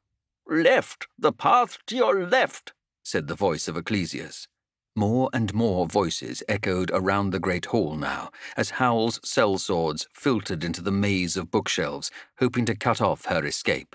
She had to get out of here before they surrounded her. As she pelted down another long corridor, more bolts skipped and deflected off the stone floor. Something whipped past her cheek, close enough to singe her hair. Two figures stepped out ahead of her at the end of the channel, a burly woman armed with a wicked silver steel mace, and a sallow man wielding a hooked dagger. Chev kept running, and they rushed to meet her. At the last moment, Chev shifted her momentum, leapt out to the right, and caught a foothold on the nearest shelf. As the woman swung her mace diagonally across, missing her by several blessed inches, Chev planted her other boot on the sellsword's face, feeling a satisfying crunch as her heel squashed the woman's nose flat. She kicked off, launching herself high over the remaining mercenary's trailing dagger, landing cat-like high up on the far bookcase, scrambling and hauling herself up as more bolts thudded around her. She was just hauling herself over the lip of the case when something slammed into her shoulder, pitching her forward. Agony rippled down her left arm, and she lost her grip and tumbled over the far side of the rack, grabbing futilely at anything within reach as she went. Her fingers closed around a cluster of books, but the paper tore at her touch, and she only succeeded in pulling them down with her. She struck the stone floor with enough force to blast the breath from her body, and her jaw bounced hard, sending her head spinning. Spitting blood, she hauled herself to her knees. Despite the chaos and shouting around her, she spared a moment to collate her various agonies. Jaw, possibly broken. Ankle, little more than a ball of pain. At least 2 ribs fractured. And a headache like she'd spent the last fortnight swigging Duardin fire whiskey. Oh, and the crossbow bolt, buried in her shoulder. She reached back and tugged out the barb, which took a chunk of flesh with it. The pain almost dropped her to her knees again. What a joyous day this was turning out to be. "Where now?" she said, throwing the bloody shard away. "The statue," said the voice in her head. "Climb the statue at the end of the hall. There is a window there at the very top which should take you safely outside." "Should?" she said. "Well, it's been quite some time, but as far as I can remember, the fall should not be lethal." She sighed and glanced around blurrily. There was thick stone at her back, the outer wall of the reliquary, to her left and right more bookcases, and ahead a statue of a winged creature in flight, half draconic, half leonine. Above this marble sculpture was a small arc of violet stained glass, bathing the nearby walls and floor in a haze of purple. More voices reverberated around her. It was hard to pick them out above the ringing in her ears, but it sounded like they were getting closer with every moment. Chev rushed forward, staggered on her injured ankle, but hobbled on, making for the statue. Howl stepped out in front of the statue. He had a loaded hand crossbow aimed at her in one hand and carried his saw-bladed cleaver in the other. His injured shoulder was bound with dirty bandages. "No sneaking away this time, girl," he said, shaking his head. She lowered one hand to her belt. "Ah," he said, brandishing the alley-piece, barbed bolt nestled in the groove. She sighed and raised her hands. He came closer, within a few feet. With a smile, he slowly lowered the hand bow and spun his blade in one hand.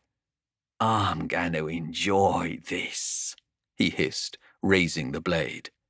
Chev stepped forward and blew a handful of gleaming powder into his face. Howl cursed and screeched, swinging the knife blindly with one hand, clawing at his eyes with the other. Chev let the blade whistle past her neck, then stepped in close and brought her knee up between Howl's legs. He groaned, then slumped to the floor, twitching with drool spilling from his mouth. Chev grabbed the handbow from his belt and pressed it to the back of Howl's head, into his greasy mop of grey-black hair. "I should put a bolt in your head, but I'd hate to rob you of the nightmare you're about to experience over the next few days," she whispered into his ear. "That's pure bracketor poison, burning its way into your eyeballs right now." Howl groaned in horror and began to claw and rub at his eyes in panic. "Don't worry, it's actually not lethal, but you'll wish it was. It causes an intense fever and incredibly lifelike hallucinations. It's going to bring all your greatest terrors to life, Howl. Consider this a parting gift."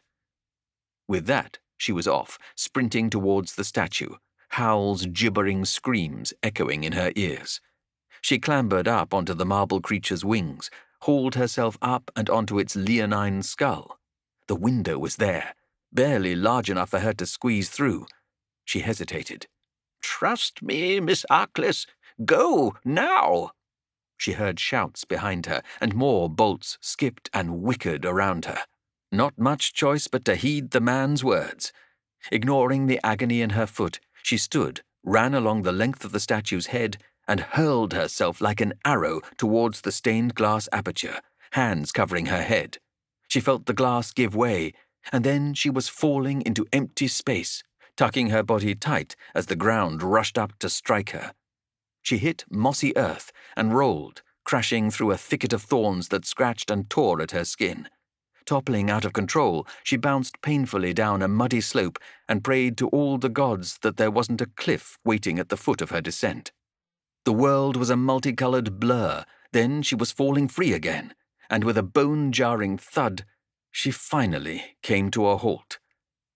She spent a blissful few moments just lying there, panting and trying to catch her breath as her head spun. Then she felt a hand grasp her arm and pull her to her feet. Through her pirouetting vision, she glimpsed a face staring into her own, a man's face. He appeared to be shouting at her. She snapped her head forwards into his nose.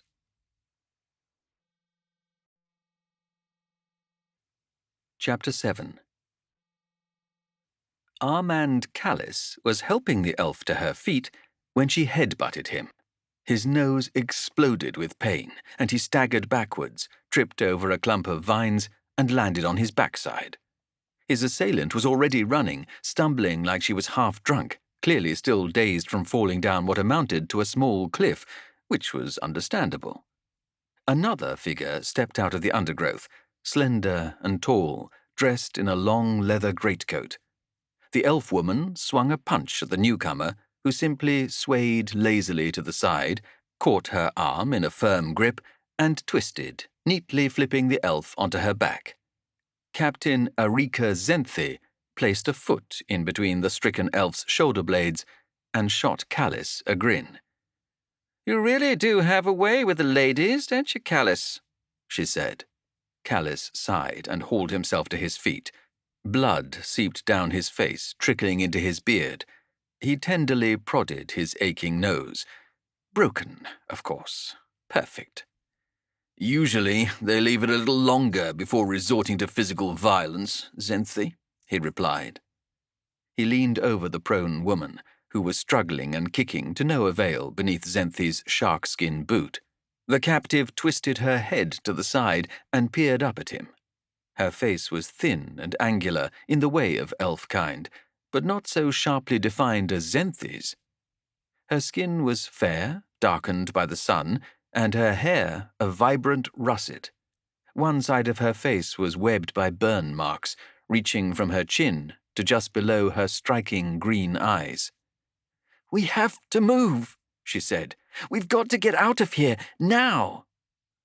"Apology accepted," he replied, nursing his injury. "Now what exactly are you doing here?" "There's no time," the captive hissed. Behind him, twigs crunched underfoot, and Callis turned to see Hanover Toll emerging from the trees, accompanied by several of Zenthi's retinue. The elven corsairs had already drawn steel, a variety of rapiers, daggers, and heavy-bladed cutlasses. Toll was wielding his 4-barreled pistol. The man's eyes were bright with eagerness. It had been a long hunt, and the witch hunter was sensing the kill.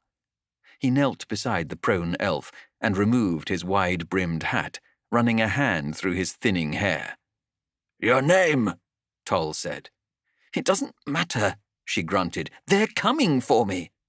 "Good," said the witch hunter, "because the man you came here with is a killer and a heretic, and I am here to see him dead. My name is Hanover Toll, of the Most Holy Order of Azir, and you are my prisoner until such time as your own complicity in the traitor's crimes can be determined." It was then that they heard the sound of bellowing voices, deep and guttural, accompanied by the beating of drums and the stamping of feet.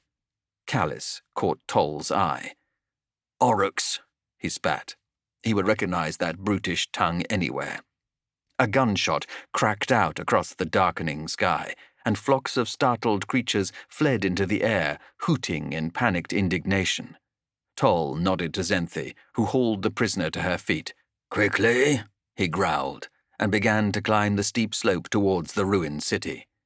Callis darted after him, drawing his own blade.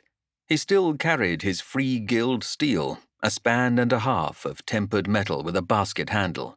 He drew his pistol, a Duardin wheel-lock piece, heavy and reassuring in his grasp. The elves of Zenthi's crew filtered after their captain, bounding up the steep ascent with graceful ease, eager for the killing to start. Even after months of sailing with these rogues, Callis still felt uneasy in their presence, like a brayhorn amidst a pack of wolves.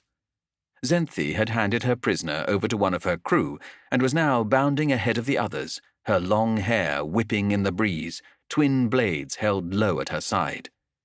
Ahead, the ragged slope levelled off, and Callis could see lit torches and the glimmer of blades.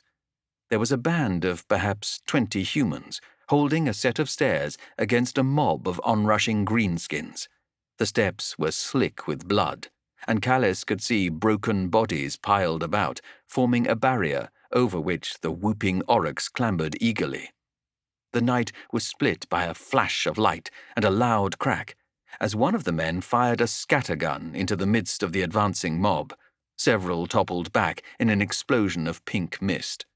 Behind the struggling warriors, in the doorway of the shattered building, stood a golden-masked figure, wrapped in black robes and carrying a staff. As they broke from cover, running towards the melee, the figure turned its head to them. Callis glanced across and saw Toll staring at the figure, his mouth set in a grim line, his fingers bone-white where they gripped his gun. "The Maya!" he shouted, and even over the din of battle, his voice rang clear. Then the witch hunter was running again, levelling his pistol. More aurochs bounded from the ruins to their left, their voices raised in a single bestial howl of battle lust. Without even stopping, Toll aimed his gun to the side and fired. One of the onrushing creatures slumped bonelessly, a bloody hole in its skull. Callis aimed at a second figure and fired, but his shot failed to put the beast down. He had fought these brutes before and knew well how difficult it was to kill the damned things. Suddenly, they were close enough to see the creature's bloodshot eyes, to smell their rancid sweat. Captain Zenthi ducked the clumsy swing of a broadaxe and spun, whipping her blade through the neck of her assailant. The auroch dropped to its knees, and she reversed her grip on the blade and brought it stabbing down through the thing's neck. It gurgled and fell to the ground, and she twisted her sword and pulled it free. Another greenskin barreled across Callis's vision and bore an elf to the ground, smashing the unfortunate soul's face into a bloody ruin with a succession of heavy punches. Callis stepped up behind the auroch and fired a bullet into its skull, and it slumped over its victim, twitching. He turned to see another elf cut down. Hot blood splattered across his face, and he stumbled backwards, cursing. More gunshots, and a piercing, haunted scream above the carnage. He blinked gore from his eyes and sought his bearings. Bodies writhed and killed and staggered in the near darkness.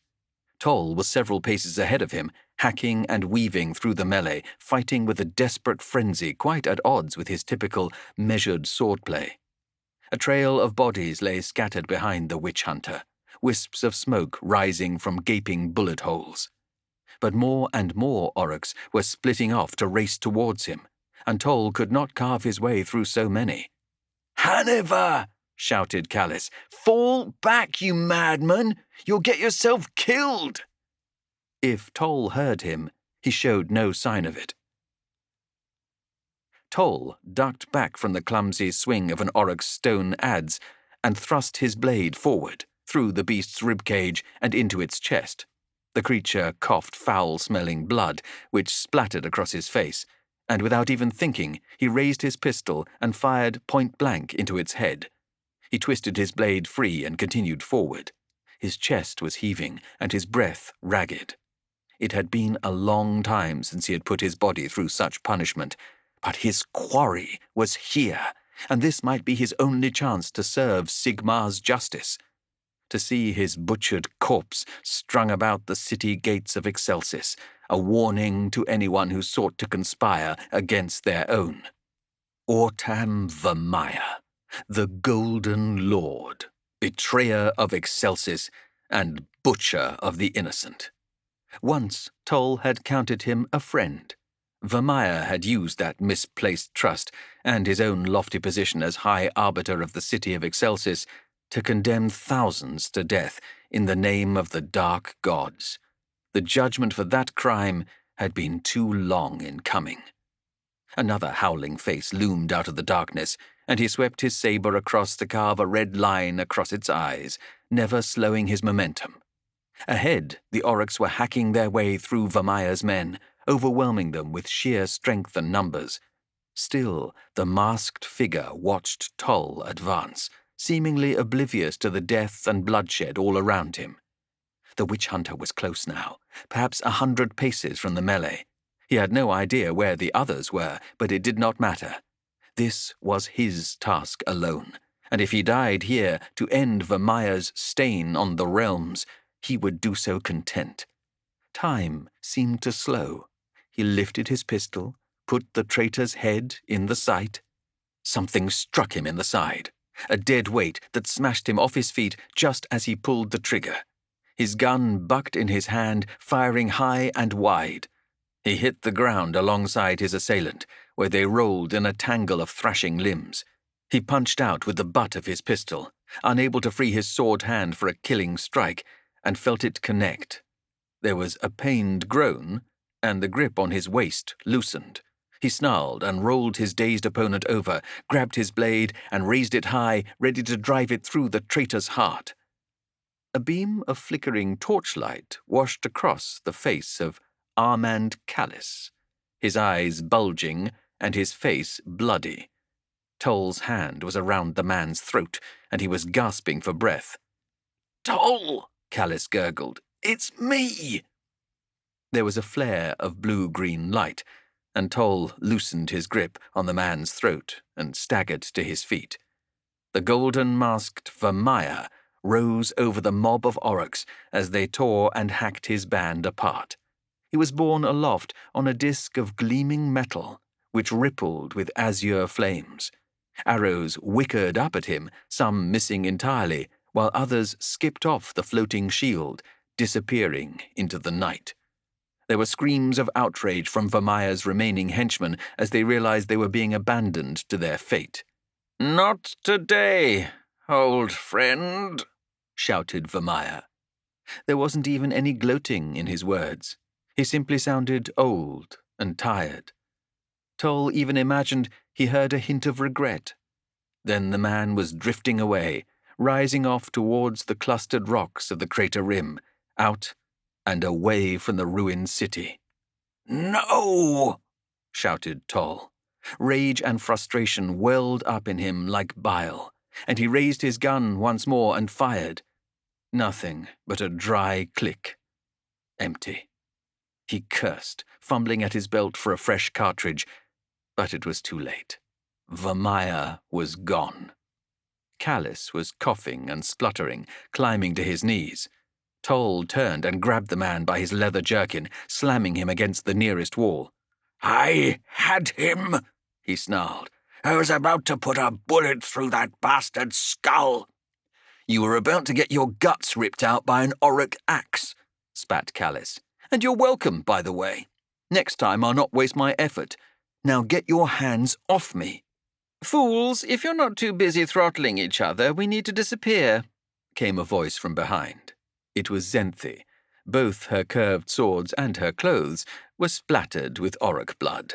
Her crew were falling back, loosing bolts as they retreated. Behind Xenthi was their prisoner. "I can get us out of here," said the elf girl. "I know a path out of this crater." "Your quarry's gone, Toll," said Xenthi. "Now let's move, before the Oryx tire of hacking his hired fools into chum and come for us."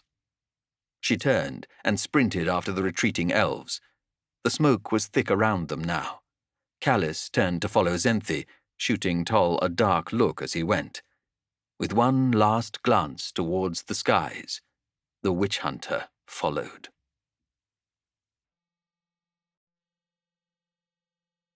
Chapter 8. Chev ran, slipping and sliding across moss-slick rocks and through dense tangles of barbed vines. She could hear bestial howls as the oryx gave chase. Arrows skipped around them. Ahead, a burbling channel of clear water trickled down a rise of shattered columns.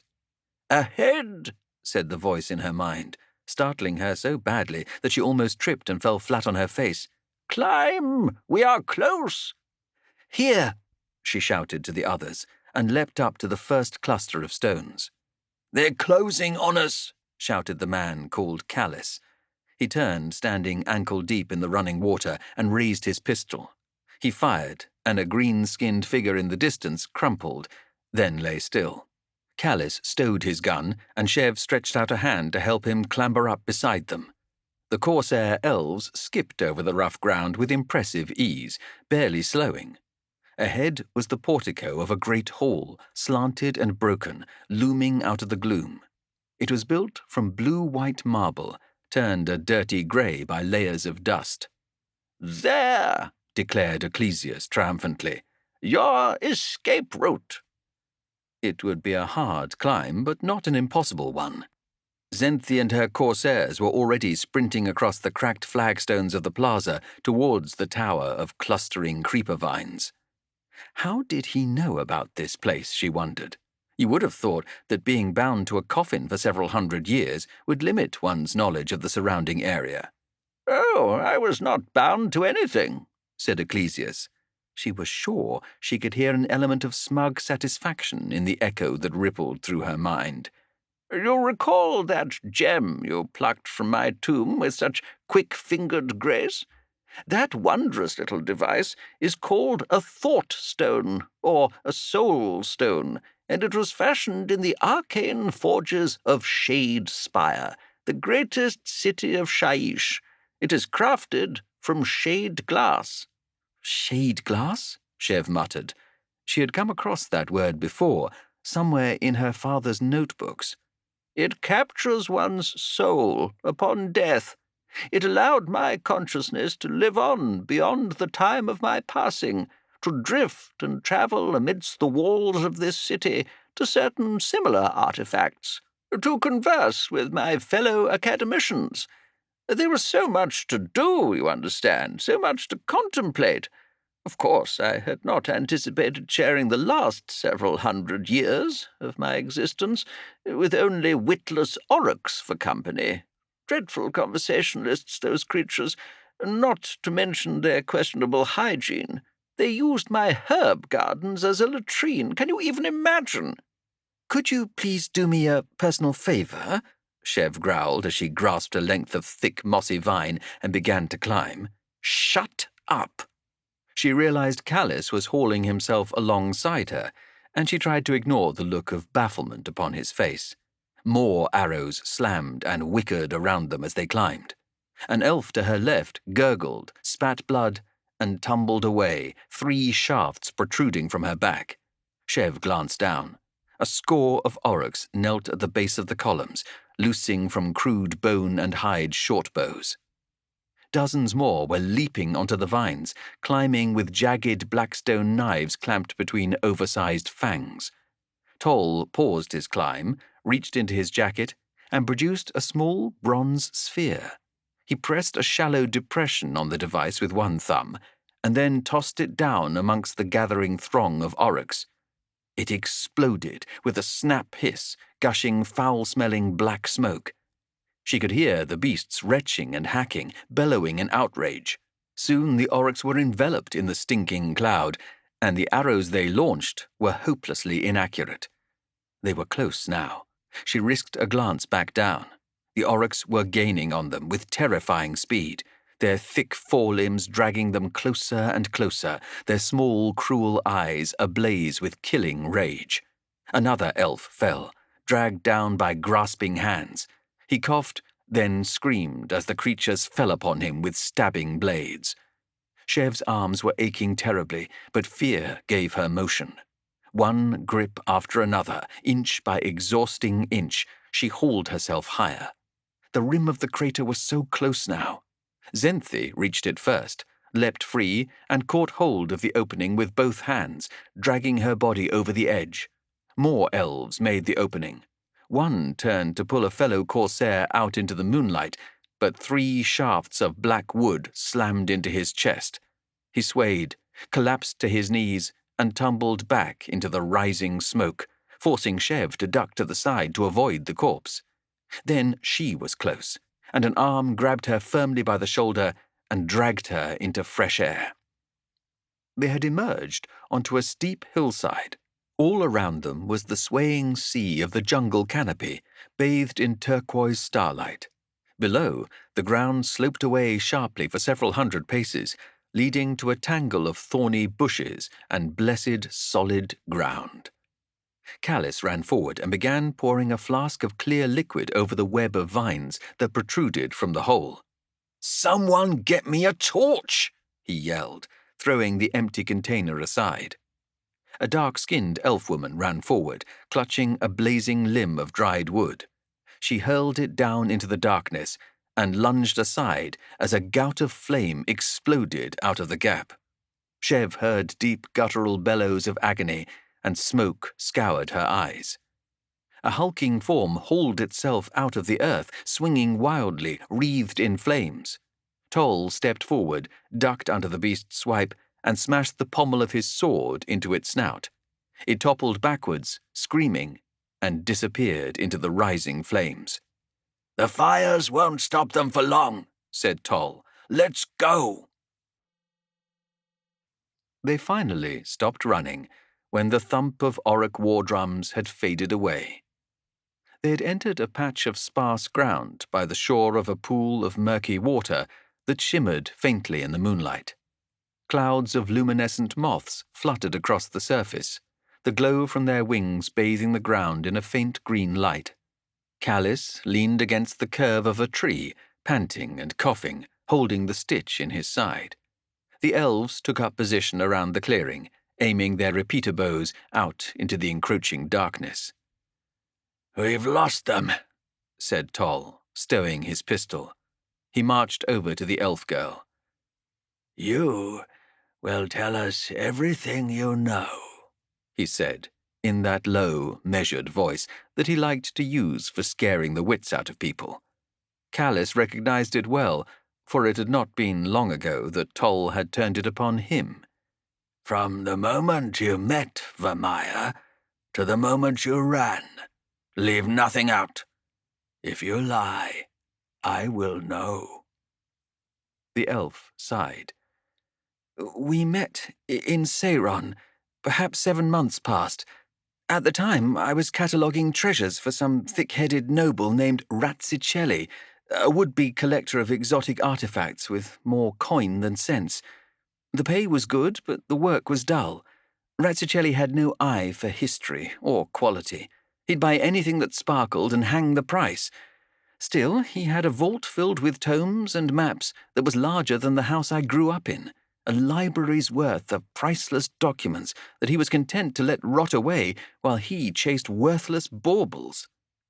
Zenthi snorted with amusement. "Sounds like half the nobles in Excelsis. The man you call Vermeer introduced himself as a trader of rare goods," the elf went on. "I guessed he was from old Azerite stock, because he had plenty of coin. He wasn't interested in Razzicelli's goods, though, only his library. He was looking for a map of Katsaimos, and he found it, with my help." "Did he tell you what drove him to find this place?" asked Toll. "It was the resting place of Ecclesius the Realmswalker." "A traveller and explorer from many hundreds of years ago," said Toll, answering Callis's confused expression. "Before the fall. His writings survive in the great libraries of Azerheim, but the location of his tomb has long been a mystery."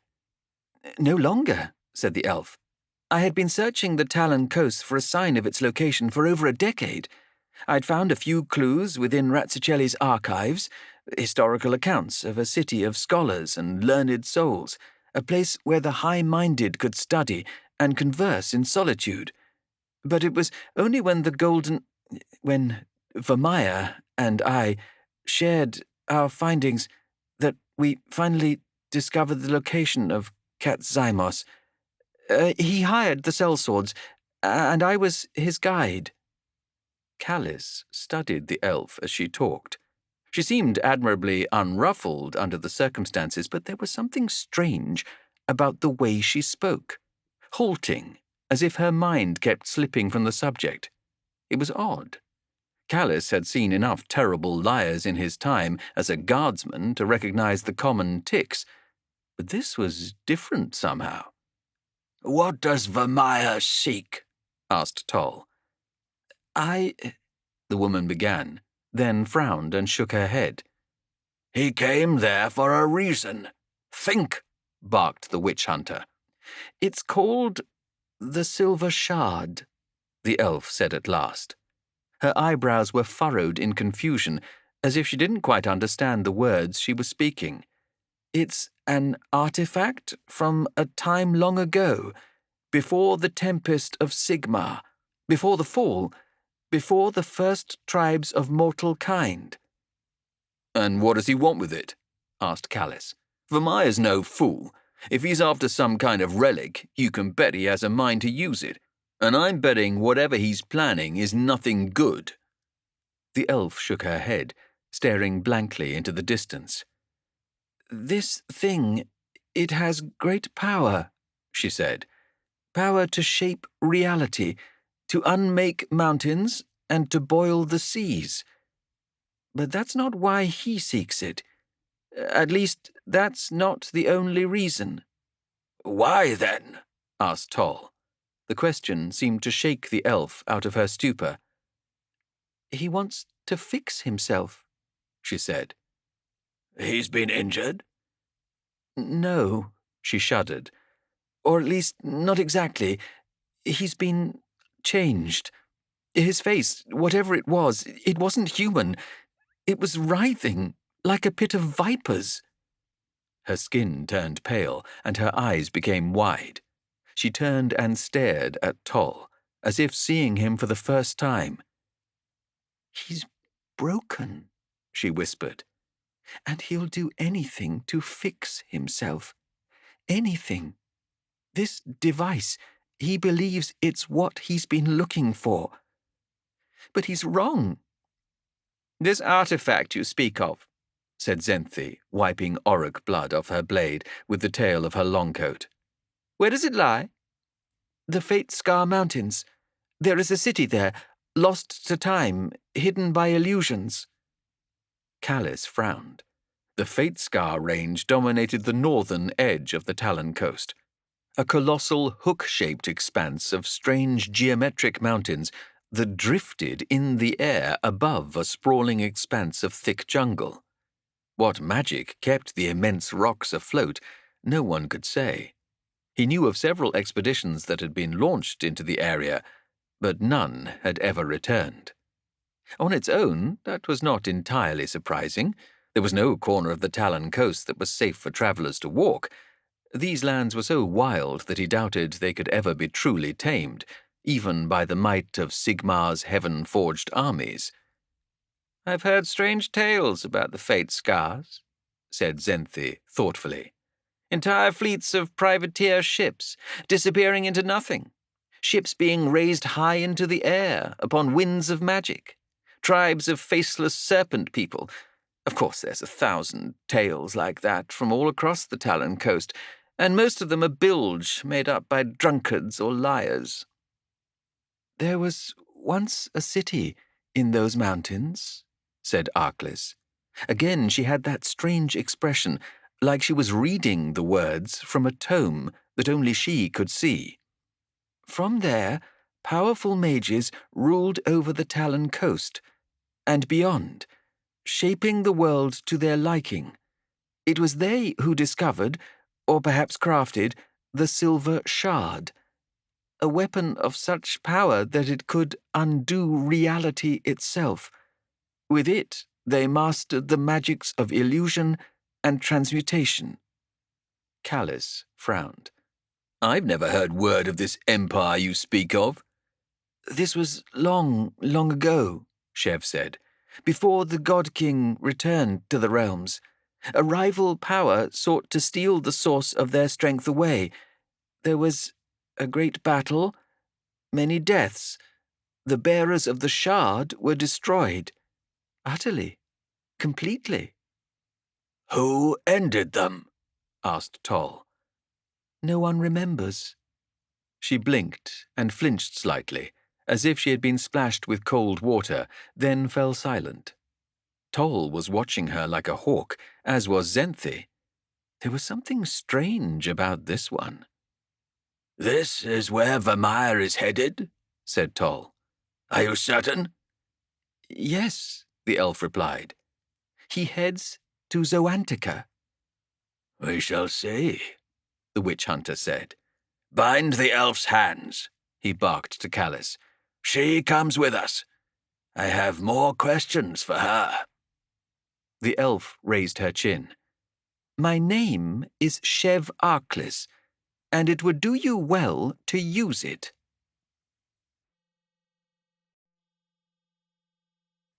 Chapter 9.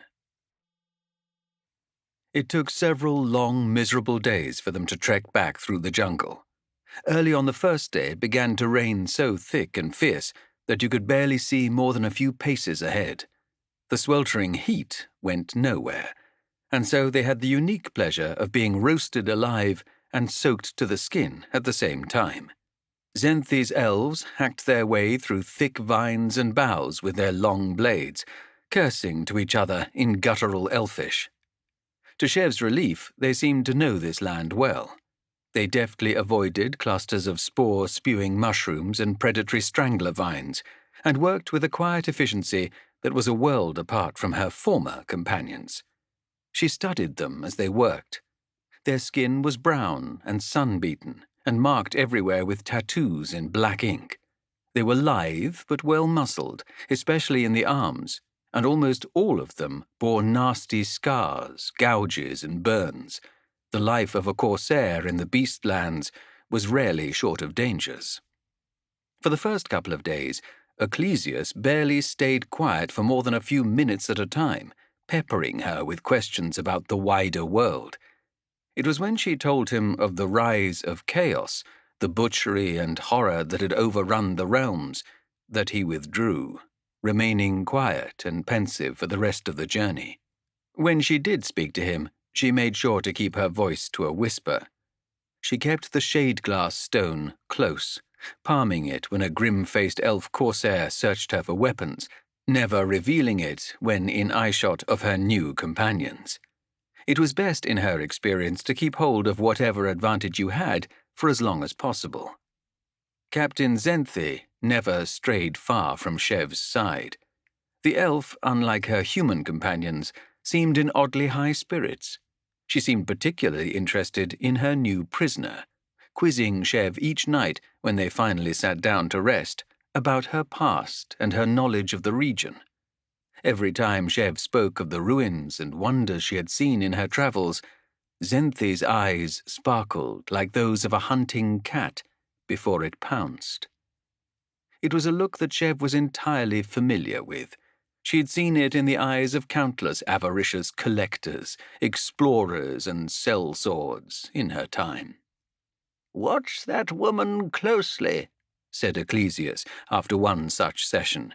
"She is the most dangerous creature among this band." The humans, Callis and Toll, remained something of a mystery. The witch hunter was hardly what she had expected from the stories she had heard of the most feared order of Azir. He was quiet, unassuming, allowing Zenthi to command the expedition and bark out orders, while he followed on behind in brooding silence. Occasionally, however, she felt his eyes on her, and when she turned, his gaze sent a faint shiver of unease rippling down her spine. That was another look she had seen before, in the eyes of the Golden Lord, cold, calculating. She had no doubt that if he deemed it necessary, this man would snuff out her life without hesitation. Callis was another oddity. He was no sellsword, that was clear, His posture was too stiff, his weapons and gear too well-oiled and expensive. He had a soldier's bearing, alert and precise in his movement, his hand never straying from the hilt of his blade. She could hear an almost constant stream of curses coming from the man as he strode after Xenthe's elves, wiping sweat from his grimy brow and swatting at the finger-sized insects that buzzed and hovered around their party, waiting for their moment to dart forward and partake in a feast of drained blood. He was a city boy, not an explorer. His dark hair was cut neatly in a military style, and his neat beard and moustache had grown bushy and wiry from days out in the wilderness. His skin was dark and sun-beaten, and his unremarkable yet rugged clothes, a dark poncho over a loose cotton tunic with simple brown breeches tucked into abhor hide boots, suggested to her he was one of the reclaimed, a descendant of mortal tribesmen rather than a citizen of Arnhem. She wondered how it was that a simple Free Guild foot-slogger had ended up in the employ of the Order. Eventually, blissfully, the jungle and the deluge began to recede, and they could glimpse the glimmering azure sea in the distance, through the scraps of withered mangroves. Ahead, she saw cliffs of jagged granite curving around to form a shadowed inlet. There was no beach. The overgrown thickets of the fate scars reached out over the water, as if outraged at this intruder into their domain. Looming in the center of the bay was a sleek, black vessel, perhaps 200 paces from stern to keel. It hung low to the water, almost as if it could slip into the surf like some great aquatic beast to hunt the ocean depths. Its sails were pitch black, angular like barbed daggers, and on each flank it bore a score of wicked-looking ballistae. "The thrice lucky," said Captain Xenthe, as they looked down upon the wolf ship. "Have you ever sailed on an elven wave-cutter, girl?" No," she replied. "She's a beauty." "That she is," said Xenthe, sounding like a doting parent discussing her favourite child. "Black oak hull from the Septilian forest can stop a Duardin cannon from a dozen paces. 200 azure-forged grand arbalests, strong enough to punch through an kraken's hide. She's fast as a zephyr, and will kill you with a look." "Sigmar, spare us this speech again," muttered Callis as he brushed past. Xenthe gave Chev a smirk. "The human has no appreciation for the finer things in life." They picked their way gingerly down towards the bay, hauling themselves through the thick foliage. Chev's feet ached terribly, and her wet clothes had rubbed her skin raw. She would trade 100 gold pieces for a minute's rest. Not that she had such money, or was within 1,000 leagues of anywhere to spend it. As they splashed into the shallow waters of the bay, heading towards the ship, a figure appeared on the deck, leaning nonchalantly against the guardrail. It was an elf, dressed in the same black leathers as the rest of Xenthe's crew, and similarly swathed in ink and piercings. His angular head was bald, and he wore a violet bandana stained almost black with sweat. "Captain!" he shouted, and gestured back over his shoulder. Several more of the crew approached and dangled a rope ladder over the side. Callis gestured Chev forward, and she began to climb. Xenthe didn't bother with the aid, instead nimbly scaling the hull, somehow finding foot and handholds in the smooth black surface and leaping gracefully onto the deck. Chev hauled herself over the side and found herself face to face with 200 hard-eyed corsairs. "Lock her in the brig," said Toll, clambering onto the deck behind her. Xenthe nodded to 2 burly ship hands, who grabbed Chev none too gently by the shoulders and marched her towards a covered hatchway in the deck, down a flight of rough, stained stairs, and into the guts of the ship. It smelled of oil, salt, and blood down here, though it was a far cry from the stinking galley she and the Golden Lord had hired to transport them. The woodwork was sleek, intricate, polished. well maintained without a sign of rootworm infestation or other damage. More crew members were oiling the huge spring mechanisms of the great ballistae she had seen from afar, placing barbed spears of black iron in metal containers next to the artillery weapons. A barrel marked with a crimson skull was positioned next to each weapon, tied firmly in place and secured with an iron cap.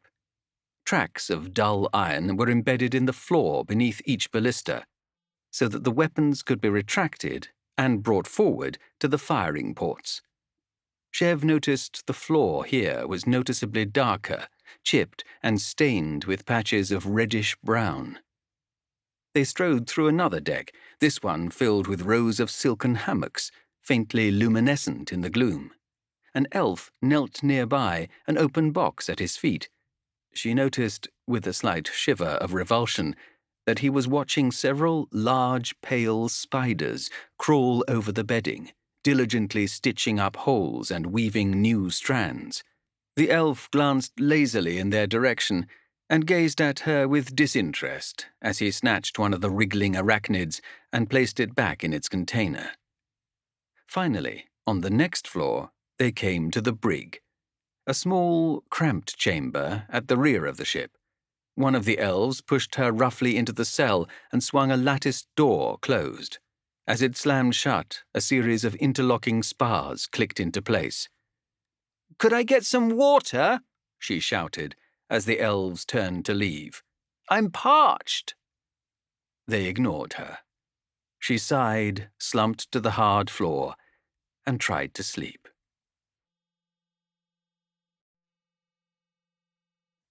Chapter 10. "Tell me again," said Toll. "All of it. Everything you can remember about him. Anything he said to you, any detail that you can recall." Chev sighed and raised her eyes to the ceiling of her cell. "I've told you over and over," she said. "What more can I say?" The witch hunter got up from his chair facing her cell and paced the room, spinning his wide-brimmed hat in his hands. She watched him, eyes heavy with fatigue. His questioning had not been exactly what she expected. When he had first appeared, emerging from the darkness bearing a single candle, one hand on his sword hilt, she had feared the worst.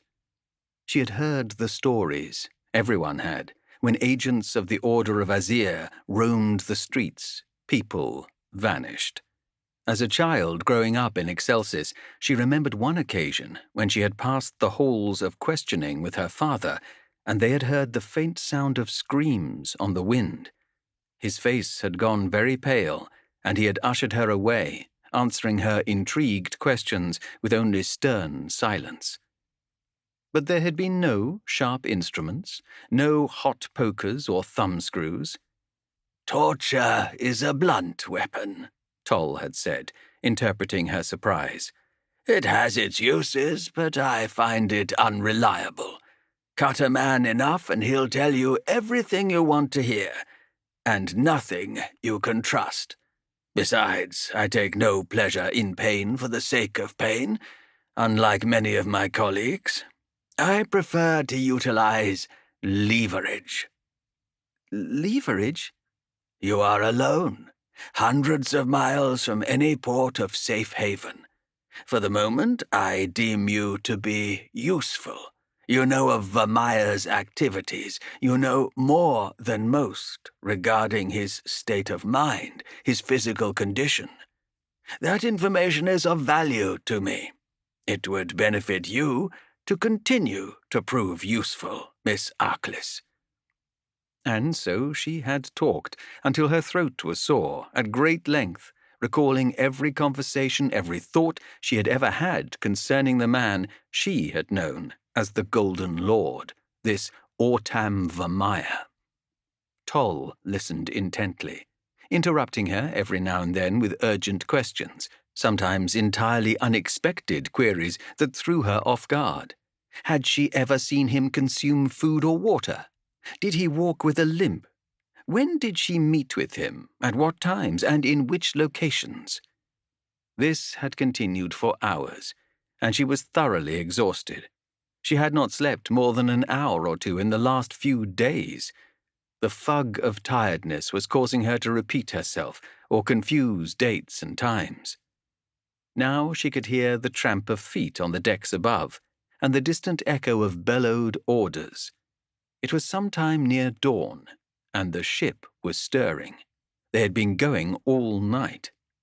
Toll stopped his pacing and placed his hat back on his head. If he was as shattered as she was, he didn't show it. He nodded to her. "You're of no use to me half asleep," he said. "Rest. We will continue this later."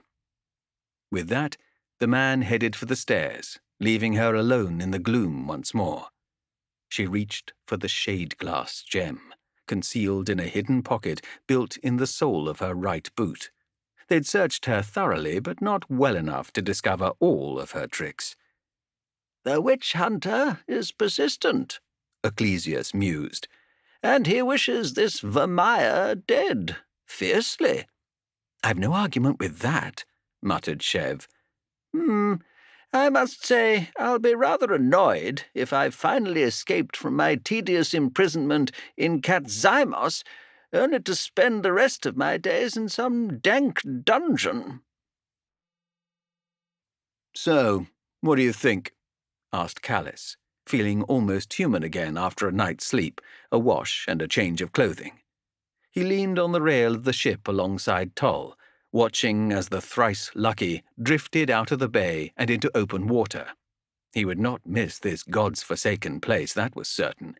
"About the girl's story?" said the witch hunter. "She doesn't strike me as a cutthroat, nor a thief, in all honesty. I don't think she was misleading about Vermeer, at least. But she's hiding something. I've been doing this long enough to recognize the signs. There's more to her than meets the eye." Callis nodded. "I was thinking much the same." There was an awkward silence, broken only by the roar of waves crashing against the hull. Callis glanced at Toll out of the corner of his eye. The witch hunter stared expressionlessly towards the departing coast. He looked old, tired. "Speak if you have something to say," Toll said at last. "But for Sigmar's sake, stop staring at me like that." Callis shook his head. "You almost got yourself killed back there," he said. "I almost get myself killed every other day," Toll replied.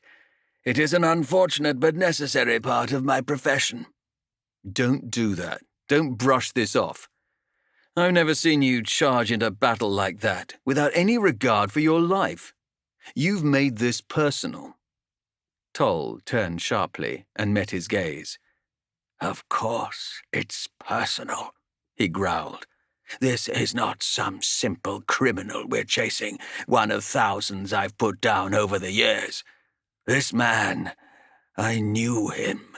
I called him friend. For years, Callis, for decades, and I never saw it, not once.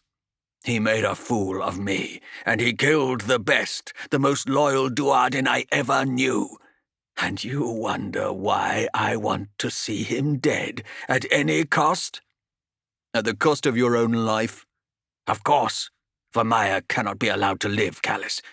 He almost brought a city of the God King to its knees.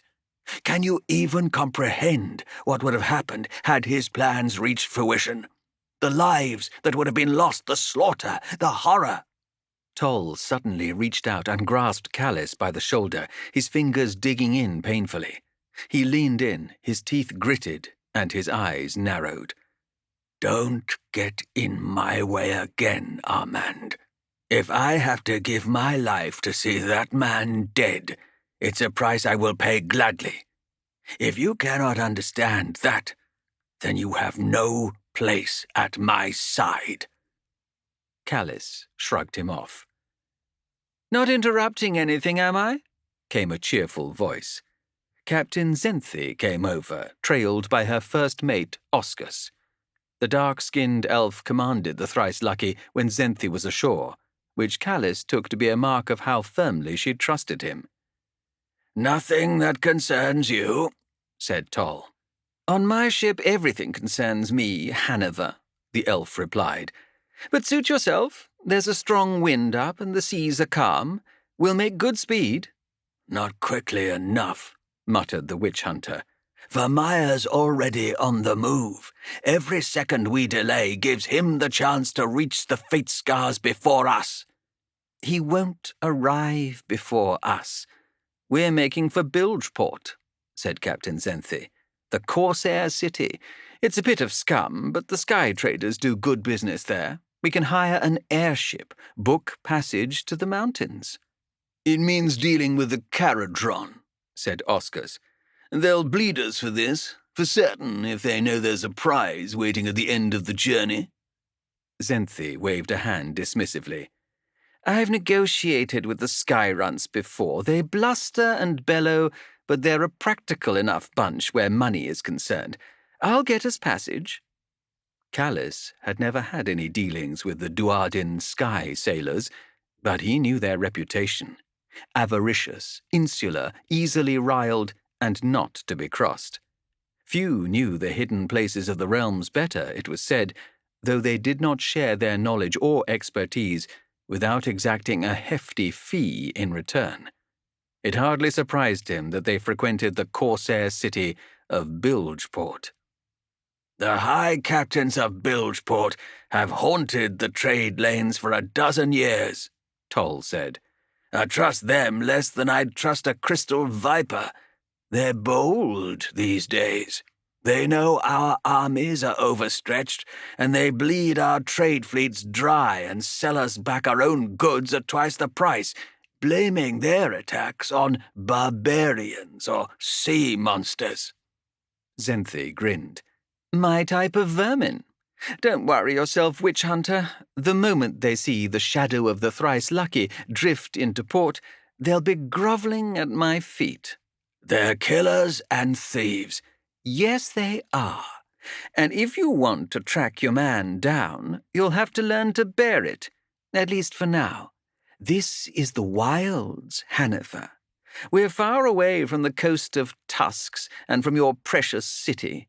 You're only one man, and your reputation means less than nothing out here.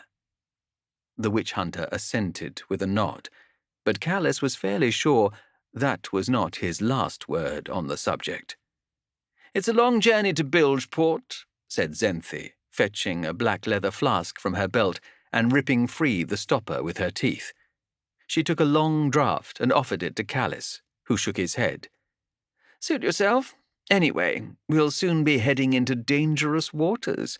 You keep your eyes open and act as we say, and you might just make it through alive. Callis felt his stomach sink. During the voyage from Excelsis, they had found themselves within an inch of a bloody death on several occasions. Pods of leathery behemoths that hurtled through the waves at frightening speed, and unleashed tidal waves large enough to drown an entire town every time they breached the surface. Gales of razor-sharp teeth that had whipped and shredded at the hull as they huddled below decks. Translucent, glowing pseudopods that wrapped around the hull in the depths of night, searching for flesh to drain dry. With these memories fresh in his mind, he wondered exactly what constituted dangerous waters to the elf captain.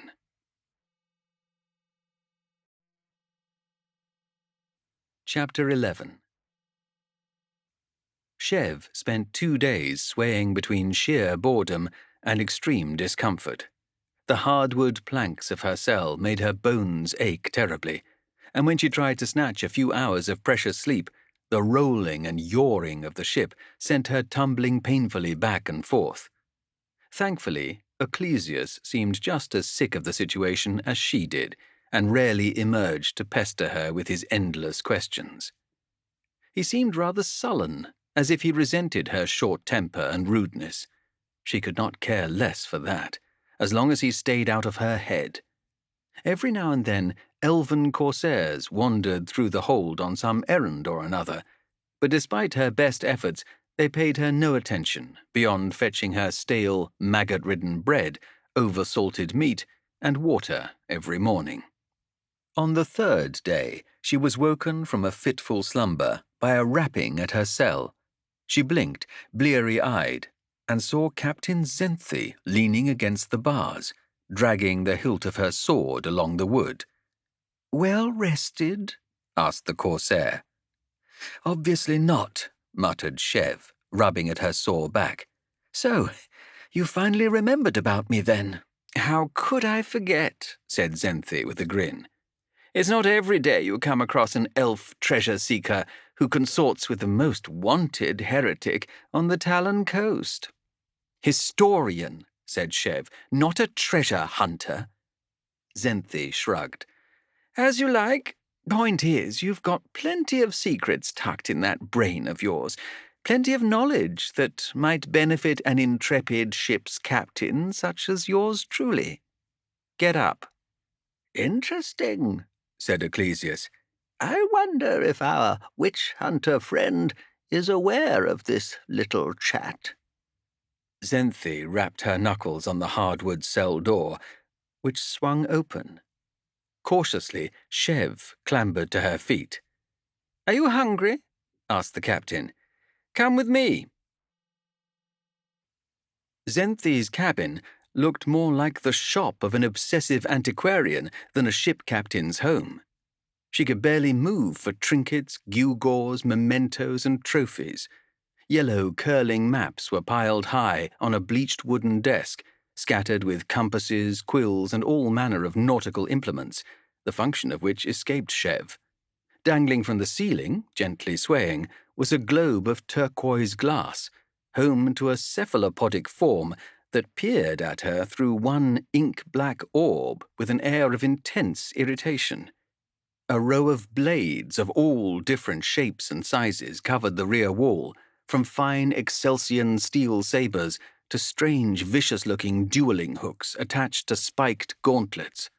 There was a strong smell of oil and rich wood, with a hint of spices. "A truly fascinating collection," mused Ecclesius. "Clearly this elf has done a fair bit of travelling herself. Pray, ask her what that squid creature up there is. I've never seen one of those before." "No," hissed Chev under her breath. "Sit," said Zenthi, gesturing to a stool piled high with detritus. Chev brushed it aside as carefully as she could manage. Something darted out from under the pile of leather-bound tomes and scattered trinkets. A golden scarab. No living creature, but a ticking, whirring automaton. It settled on Zenthi's desk until the elf captain brushed it away with an irritated swipe and put her boots up on the hardwood surface. She stared at Chev with narrowed eyes, rapping one finger on the side of the desk. There was a rather long silence. "So," said Zenthi finally, "how does someone like you end up in league with a traitor like Vermeer?"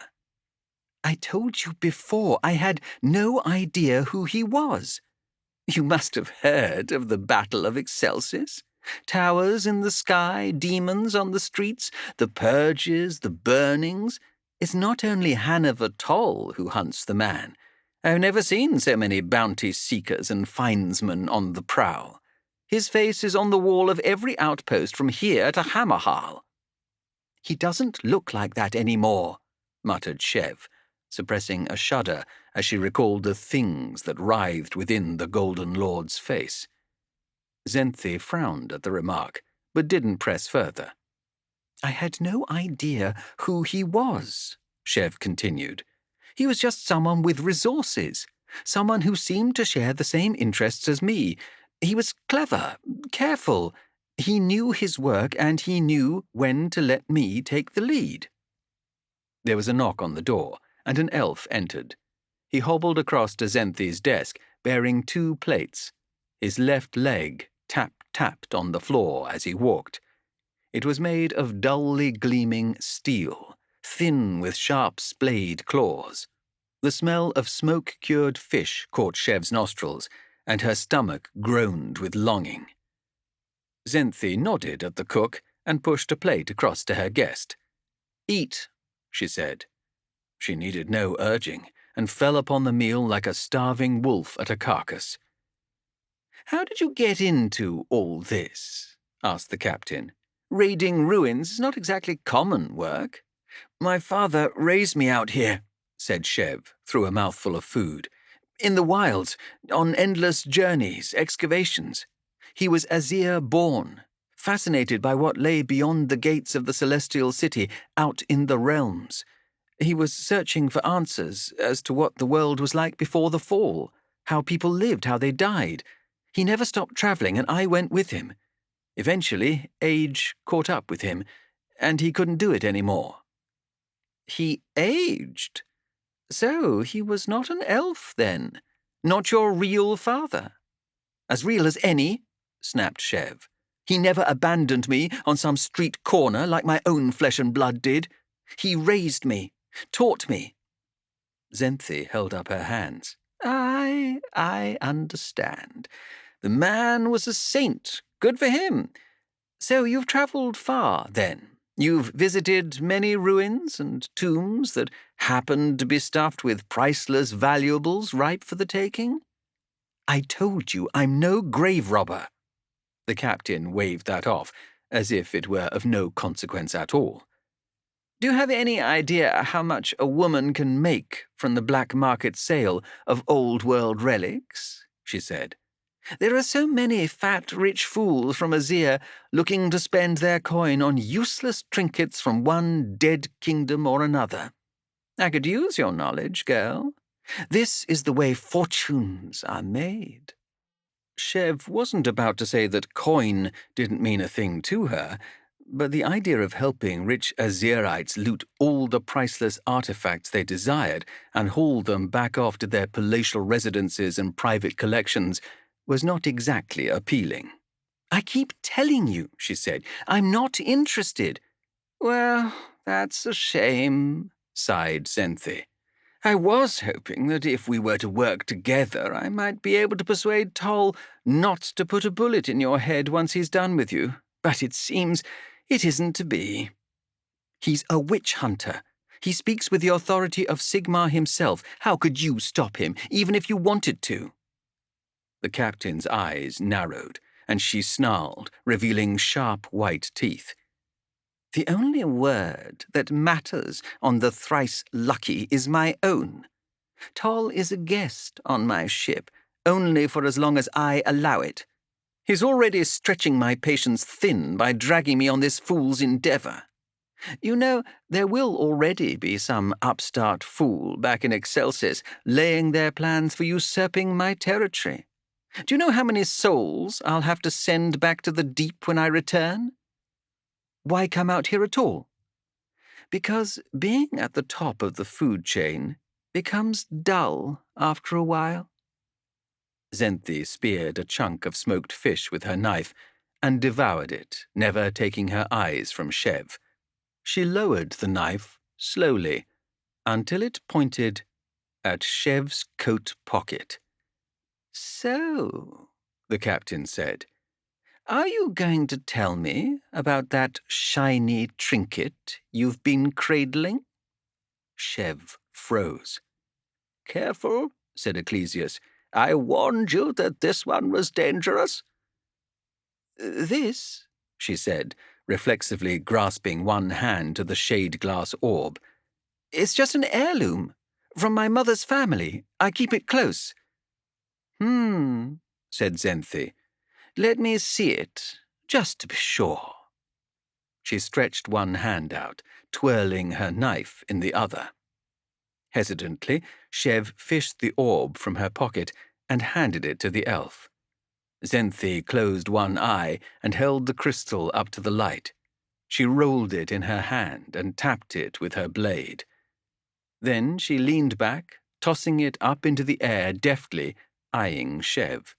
Catching it, she wrapped the stone in her palm, slammed her hand down on the desk, and raised it again, fingers splayed, to show that the orb had disappeared. "Looks valuable. Maybe I should take care of it for you," she said. "How would you feel about that?" "I told you," said Chev, leaning forward and meeting the captain's eye. "It was my mother's jewel. I'd like it back." The captain's hand shot out so fast that Chev barely saw it move. It stopped an inch before Chev's eyes, the jewel once again clutched between the captain's fingers. "I can appreciate a clever liar, but I don't like being taken for a fool," Xenthi whispered. "Think carefully about your place on this ship, girl. You have few enough allies as it is."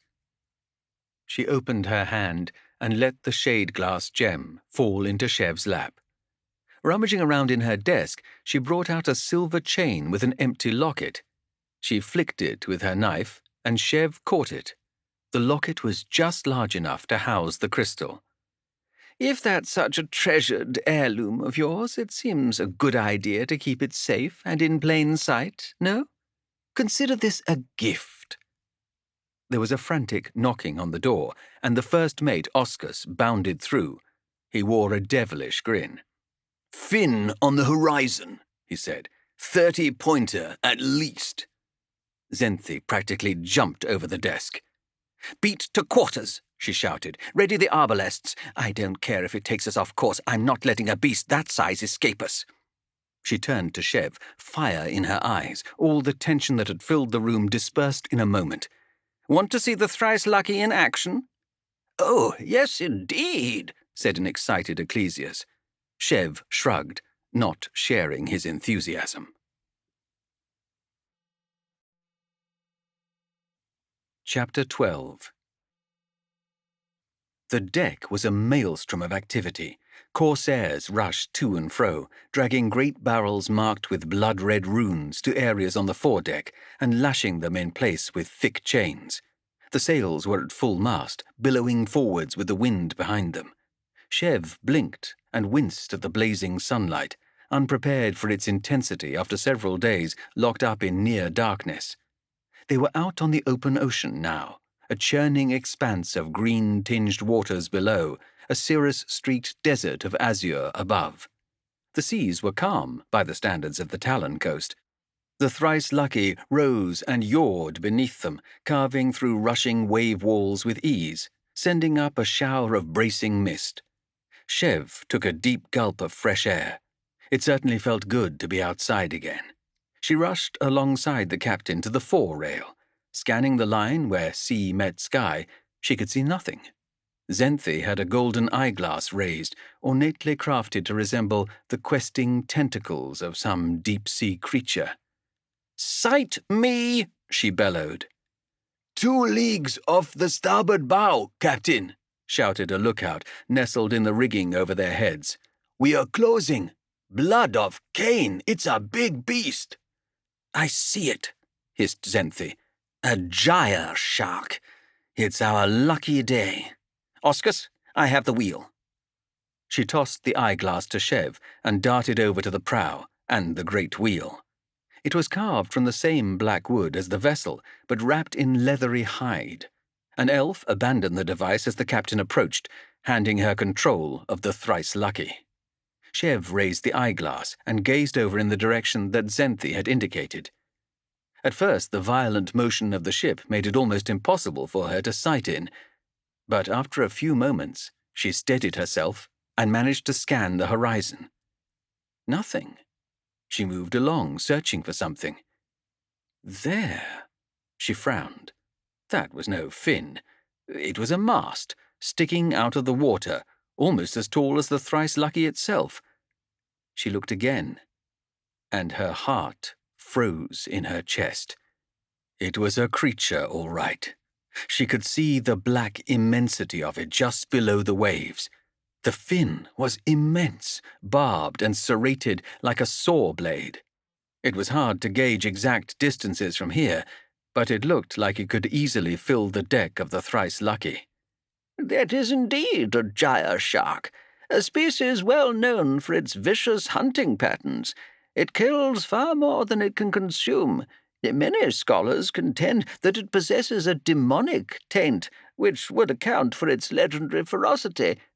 "We are going to die," she whispered. Oscars heard her and gave a malicious bark of laughter. "Maybe we will," he said, and flashed her a grin. "Or maybe we'll earn enough from the kill to make this entire voyage worthwhile." Hanover Toll emerged on deck, his companion, Callis, in tow. The ex-soldier looked ever so slightly green. He was clearly not a nautical man, then. "Are we under attack?" shouted the witch hunter, rushing to the rail and peering off at the horizon. "Not yet," laughed Zenthi, pulling the wheel far to starboard, angling the thrice-lucky in towards the looming monstrosity. "But I'd recommend holding onto your hat, witch hunter. This may get a little rough." Toll turned and saw Chev. She backed off a little, raising her hands. He strode over to her, and for a moment she thought he was going to grab her and drag her back down to the brig. Instead, he held a hand out for the eyeglass. She handed it over. The witch hunter raised it to his eye. "Sigmar's blood," he cursed. He handed the eyeglass back and marched over to Zenthi. "This was not the deal, Arika," he growled. "You were handsomely paid for this journey, and I bled myself dry getting you what you wanted. Our target is Vermeer. We are not here to go fishing." "We're 6 months past the deadline you gave me, witch hunter," Zenthi replied, not even turning to meet the man's gaze. 6 months. And have I complained? Have I threatened to abandon you here and return to Excelsis? "Yes, every day. In fact, you threatened that exact thing this morning, not 4 hours ago." Zenthi laughed. "Perhaps you're right about that." She turned and slapped Toll affectionately on the shoulder. "Don't look so worried, Hanover," she said in a cheerful voice. "This will be a morning's work at that. The beast's close, and there's nothing on these seas that can outrun the thrice-lucky when her blood is up. We'll have the thing gutted and skinned before you can blink." "Or it will eat this ship whole, and we'll all die out here for nothing." "Or that might happen, yes. But there's no use complaining, as you so rightfully pointed out to me. Just make yourself useful and do as I say, and we'll be back on the trail of your traitorous friend in no time." Chev held the glass out for Callis, who stood at her side, looking very far from comfortable. "You want to look?" she asked. "No, thanks. I think I'll save the soul-rending terror until the sea monster's a bit closer, if it's all the same to you." Chev laughed. "The captain knows what she's about," she said. "This is what they do for a living, after all. I'm sure we'll be fine." That unearned confidence faded, flickered, and died over the following minutes, as the thrice-lucky drew closer to their quarry, and the true scale of the Jaya shark became clear. Chev clambered midway up the main mast for a better view, grasping a firm hold of the sinew ropes that bound the thrice-lucky's sails in place. She looked ahead and could see the great fin sending streams of water surging in its wake. The creature was vast. One could see the shimmering silhouette of it a few feet beneath the waves, enormous and streamlined, carving through the water like a bullet. Its great tail flicked from side to side, large enough to crush a dozen warriors with a single swipe. How could they even begin to hurt such a monster? Its angular head was large enough to engulf the prow of the ship. As she watched, the creature rose, letting its snout break the surface. One enormous eye gazed sidelong at them, a huge pitch-black orb nestled above a maw crammed with fangs the size of greatswords. "That is rather larger than I had been led to believe. My rune's Scourges of the Beast Sea contends that the Jaya shark can grow no larger than 200 spans, but that seems markedly larger." "Maybe they've grown up a bit while you've been trapped in that amulet," she said. "It would appear so." There was something primal and terrifying about the sleek, blunt ferocity of that body, colossal even in such a vast expanse of open water. All she could think of was how easy it would be to tumble overboard into that bottomless abyss, and how helpless you would feel splashing around and choking on water while that enormous shadow circled closer and closer. She gripped the guide rope so hard it hurt. "They should not be standing open on the deck," said Ecclesius. Chev glanced below and saw the elves rushing to and fro with barbed harpoons in hand. She could see Callis struggling to maintain his footing on the yawing deck. "Why?" she said. "Those great jaws are not a gyre shark's only weapon." Callis had long ago decided that the open sea was not for him. The jungles of the Talon coast might be filled with slavering monsters, flesh-eating insect swarms, and all manner of other horrors, but at least there you could run, or stand and fight, or hide. Out here, you were so awfully exposed, with only a few score lengths of solid wood between you and the great bottomless nothing of the ocean, which was filled with creatures like the one currently eyeing them, like they were a floating dinner table piled high with its favorite treats. He wanted to throw up, and only refrained from hurling his meager breakfast over the side of the ship because he didn't want to give Xenthi's crew another reason to despise him. "Eureka, Xenthi," muttered Toll, striding over and shaking his head. "She'll be the death of me, I swear it." He glanced at Callis and winced. "Throne of Azir," he said. "You look awful." "If it matters, I feel even worse," he snapped. "Look at the size of that thing. How are we going to do anything but scratch its hide with these glorified crossbows? You need cannon to take something that size down. Lots of them." The witch hunter squinted out towards the great shadow of the beast. It was close now, within the range of an arbalest volley. As they watched, it sank out of sight, its great fin dipping below the waves. Xenthi hauled on the ship's wheel, and the thrice-lucky turned sharply to port, leaning so hard that the two men had to shuffle and stagger to regain their balance. "She's circling for a strike," yelled the captain. "Give her a volley as soon as she breaches." Toll grabbed Callis by the shoulders. "Trust me, the thrice-lucky is built for this work," he shouted over the groaning timbers and the roar of the flapping sails above them. "Do as they say, and for Sigmar's sake don't fall over the side." Comforting. And with that he was gone, racing down towards the access hatch that led to the gunnery deck. "You!" shouted Oscars, sprinting over to Callis with an armful of vicious-looking barbed spears. "You know how to hurl a javelin?" "I do." "Then grab one of these and wait for my signal." Toll cursed as he bounded down the stairs into the gloom of the gunnery deck. This was a pointless, foolish endeavour. If it had been anyone but Xenthi ordering it, he would have simply put a gun to their head and ordered them not to be so goddamned stupid. Pulling that trick on the thrice-lucky, however, would be a sure way to him and Callis being thrown overboard. He would have to simply hope they scraped through this intact and remonstrate with the stubborn elf afterwards.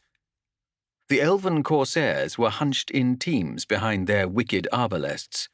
One sat at the firing level, squinting through the porthole across the raging sea. Another two would hand-crank the arms of the weapon back once a round had been loosed, and a third stood by a rack of black iron shafts, cruelly barbed with razor-sharp hooks that would ensure that once the missile had sunk into flesh, there would be no tearing it out. A great barrel had been lashed beneath each ammunition rack, all marked with an angular rune in blood-red paint, or possibly just blood. "Ready yourselves," bellowed the gunnery chief, a tall, broad-shouldered elf missing the lower half of his right arm and one of his ears. He gave Toll a gap-toothed grin and nodded to the rearmost port-side arbalest.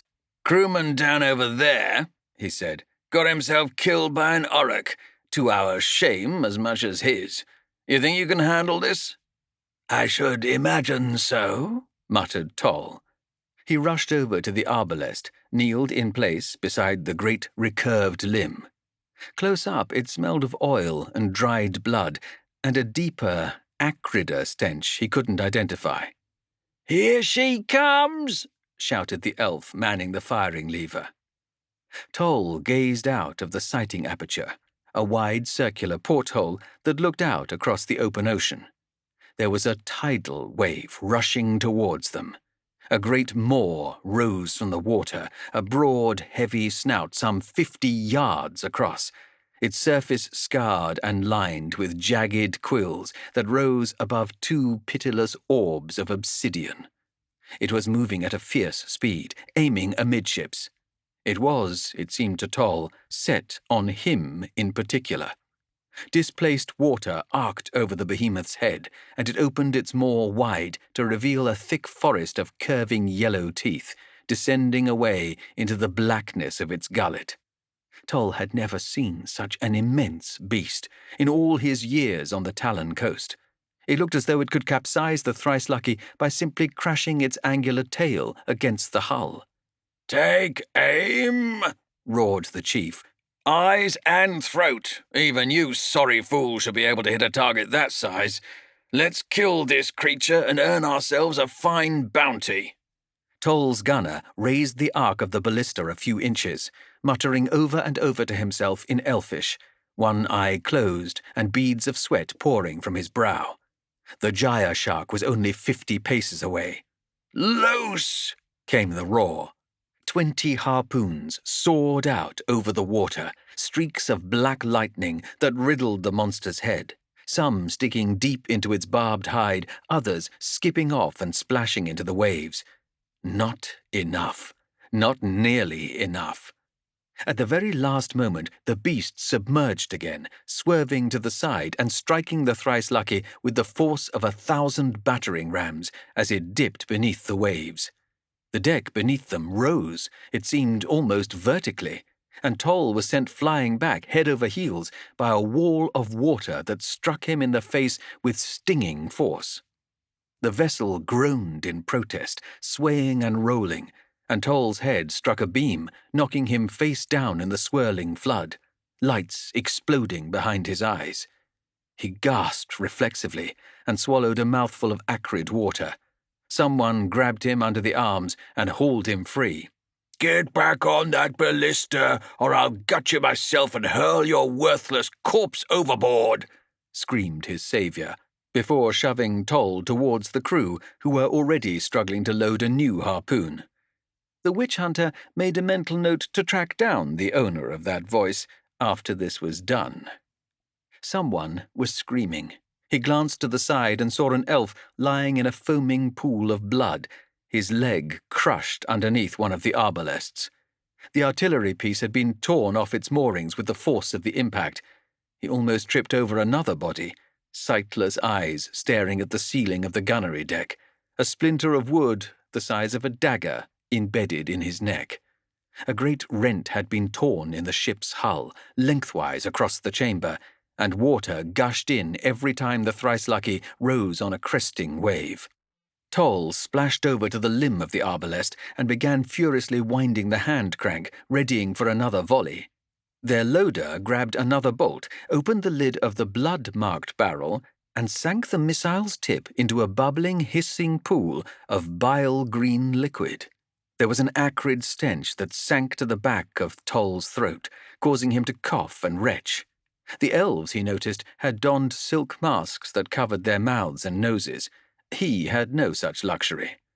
"Let's see how she likes the taste of Althasca venom," shouted the chief. Callis picked himself up off the deck, his head spinning, spitting water. "Ready yourselves," shouted Oscars, who was somehow on his feet, holding another javelin. "She's coming around." Callis staggered over to a rack full of the black iron missiles and grasped one. The cold metal was reassuring in his hand. The corsairs were dipping their projectiles in a steaming barrel of bubbling liquid. He followed suit. The vicious barbs at the tip of the weapon began to hiss and smoke, and where the substance, whatever the hells it was, dripped onto the soaking deck, it left wisps of steam and pockmarks of blackened wood. Captain Zenthi was wrenching the thrice-lucky around, and the deck swayed beneath Callis, almost sending him tumbling. He had no idea what the substance on the end of his javelin was, but he was fairly certain that accidentally sticking himself with it would not be wise. A score of elves lined the rail, each hefting a missile. At least 3 had been swept overboard, and he could see them writhing and splashing in the foaming spray, screaming for help that he knew they could not provide. A living missile exploded from the depths. The full weight of the Jaya shark's barbed upper body broke clear of the waves, and 2 of the stranded elves were swept into its gaping jaws. They hurled their missiles. Callis bent his body, added all his weight to the throw. Even so, his was the shortest throw by far. The elves' missiles clattered into the creature's head, while his sank into the grey-white flesh above its gills and stuck firm. He saw a gout of blood spurt free, and the surf turned foamy reddish-brown. As the beast crashed back into the waves, it sent up an enormous geyser of bloody water, covering them all. It sank below the thrice-lucky, blessedly not striking the ship this time. Callis and the crew grabbed more javelins and raced to the far side. Nothing. There was a long, horrible silence, broken only by the clatter of waves against the ship's hull. "Do you see it?" shouted Zenthi, holding the vessel in a straight line. "Nothing," came a voice above Callis. He looked up to see Chev, their prisoner, up in the crow's nest. She was scanning the waters around them. "Maybe it dived." Oscars laughed. "We barely scratched its hide, and Jaya sharks do not abandon a kill. She's coming back, mark my words." Seconds stretched on into minutes. The tension was worse, if anything, than fighting the damned thing. They nervously hefted their javelins, every muscle poised for action. One of the elves inched over to the rail, peering over the side into the murky depths. "I think it's gone," he said. "I can't—" There was a deafening smash of timbers. The thrice-lucky was lifted almost vertically by the impact, sending them rolling and tumbling across the deck. Callis struck the aft cabin wall with bone-jarring force, and something heavy slammed into him. A groaning corsair writhed with one arm twisted at a sickening, unnatural angle. Then, with awful inevitability, the front of the vessel dropped, slamming into the water, which rushed up eagerly to swamp the deck. A flailing, screaming body was sent hurtling over the port rail, grasping helplessly for a handhold. Callis staggered upright amidst the chaos, and, with a score of remaining elves, staggered to the side of the ship. There was the monster, sweeping around the thrice-lucky, its barbed hide bristled with harpoons and javelins, pouring black-brown blood into the foaming surge. Its great eye was fixed on them, a hate-filled gaze that seemed almost human in its intensity. It pulled alongside them, its great bulk parallel to the thrice-lucky. "Down!" yelled Oscars. Callis was too slow, still dazed from the fall. Someone barreled into him from the side and sent him tumbling to the floor. He saw a tangle of auburn hair and realized it was the Arkless girl who had pushed him to the deck. In that same moment, the monster's hide undulated strangely before it spat forth a hail of barbs, each as long as a spear. They whickered across the water and slammed into the hull of the thrice-lucky with a rhythmic series of thuds, digging deep into the wood. An elf next to Callis was struck through the eye by a shaft. More went down, as those too slow to react were riddled like pincushions. Oscars stood, sighted, and hurled his javelin. It soared out and struck the beast in the eye. The creature thrashed, unleashing a horrible, gurgling groan, driven to a mindless frenzy by the agonizing wound. Callis hurled his own javelin, which fell just short, sinking into the depths. The thrice-lucky cut sharply ahead of the floundering Jaya shark, circling its great bulk as it drifted and thrashed in the bloody waters. Its enormous head was covered in lacerations and seeping gashes, and the eye that Oscar's had pierced was little more than a ruptured crater. As they came around to face the beast broadside on, Callis found himself staring into the creature's one undamaged, hate-filled orb. "Loose!" came the command from the gunnery deck. A dozen missiles whipped out across the churning sea, each striking home across its ruined moor. With one last shuddering twitch, the beast rolled over, exposing a grey-white belly riddled with ancient scars. The cheering only grew louder. Someone clapped Callis on the back. He leaned against the gunwale and let out a heavy sigh.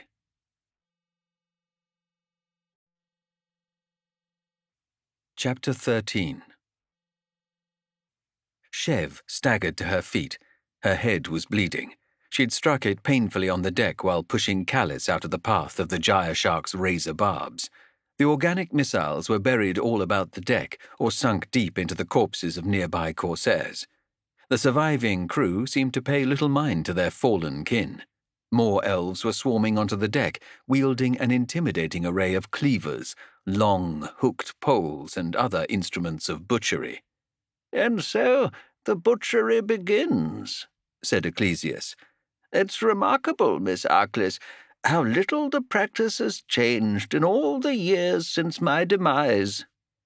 "You don't strike me as the type who did a lot of privateering," she muttered under her breath. "Indeed, no, but I was given the rare honour of accompanying the King of Carcinian upon one of his famous Scythiger hunts, on the occasion of his 41st marriage. I do believe that he died on that very trip, eaten by the very creatures he sought to bring back to his feast tables. A tragic case." She rolled her eyes. Several of the landing craft that were stowed on the deck of the ship had been smashed to kindling, but the remainder were being attached to thick ropes and lowered overboard.